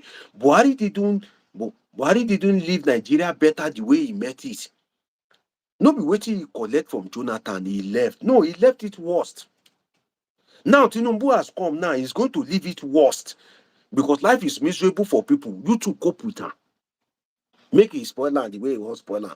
After that, may another person come. But say one person spoil am, you leave am, you hail am.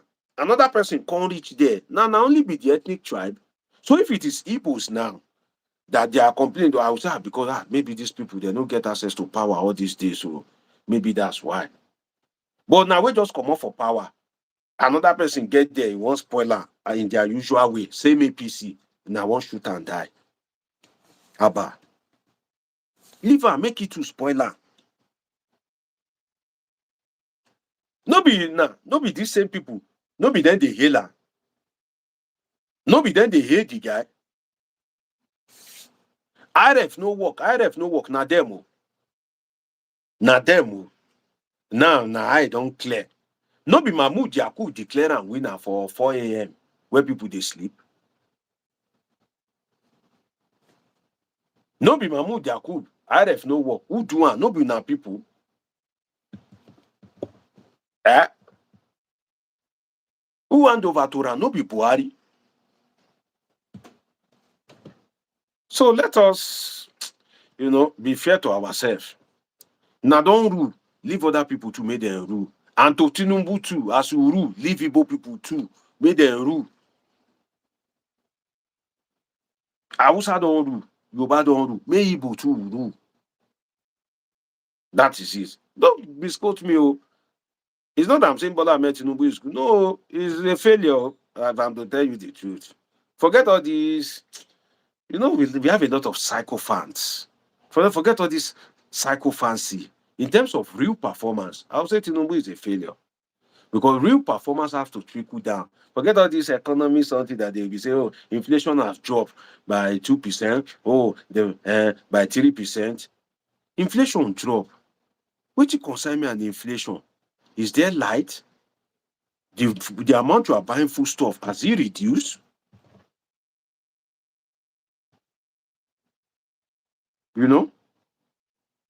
That's what people want to see. So you say inflation has come down, but people are not feeling it. Hunger, they kill people. If I open my inbox for you, do you know how many come and help me? My child has not paid school fees. This, that. To even respond to message now, they fear you. Because if people say you just cack up instantly, your inbox go dey full. Did you help me? Did you I'm here to feed? Did you I'm doing this? And it's in that same country that you're saying, who is performing? Which performing? That's a lie. So fix the problem generally. Banditry, farmer elders crisis, economy, But rather than that, you say, oh, Showore,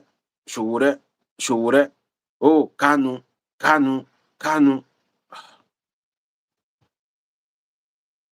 But I must say this as I wrap up that Nigeria will not have developed even if military have taken over. I said it that it's turn by turn Nigeria limited. This one spoiling, come out, another person come, continue the spoiling. So Nigeria wouldn't have developed if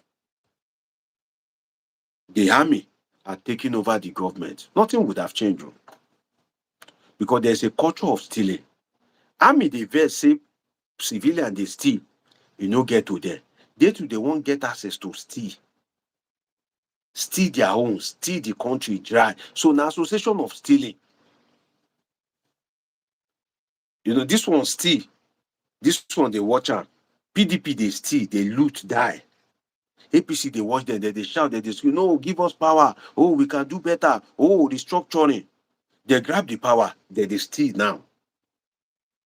APC go steal so either military go take over or one day another party go take over. If na military will continue the stealing. If na another party, that party will continue the stealing. Stealing is a culture, unfortunately. But Tinubu should thank his God and he should change his ways. +55 1399 666 661. As I wrap up now, it's been a long day for me. Tomorrow, join me because I want to talk about Akpabio. There's a scandal going on. I have some words for Akpabio. I will favor him, and I also criticize in that stream. I have a video that portrays Akpabio well, that favors the analysis, and I have some that finish Akpabio. There's a woman that has been accusing the Senate president. They say, oh, he sleep with people's wife, this, that, one part Akpabio. They said it's his sister-in-law. By the grace of God, let's see what happens tomorrow. Call Akpabio to come and watch this live tomorrow. I have some life lessons for him that will help his life. That is if he cares to listen. No Nigerian politicians. It's only money and power and gra gra. You know, my brother. You say what time tomorrow? Just turn on your notification button, my dear brother. It's difficult for me to give a specific time. I'm always busy around the clock, but I just create time. That's why this is where you can catch me when I'm live. Immediately I end this live, I've moved on to other things. Do you know one thing I don't like about some of my viewers? Now that I'm live, you will not call in, no. You will not write, you will not request for link. Immediately I end the live, some of you will now start writing me. Ah, some of you will now start calling me. And I'll be wondering that what's wrong with my politicians? You are just calling me now. When I was shouting the number live on WhatsApp, you didn't call me. That's how some of you behave. You don't know that I'm busy. I'm very busy. Have mercy on me, my dear people. God bless all of you for joining this live session. I wish Bola Tinubu the best, and I hope that he will listen to some of the things I've said. Free political advice from a political scientist, and I believe we've been able to learn a lot from each other. Let's see what happens tomorrow. Tomorrow is Akpabio's day. The scandal rocking Akpabio. They say they pie. They say they knock people's wife. I'll play you the video. Then somebody has something good to say about Akpabio. I'll play it for you. What are the lessons therein? Then I'll be making a comparative analysis between Tinubu and Akpabio. What do I mean by that? Join me tomorrow. It's been an interesting time with you on this episode of Politics with your sure plug, Dr. Omoshola. Subscribe, turn on your notification button, catch up with my past videos. See you in my next video. I love you all sincerely.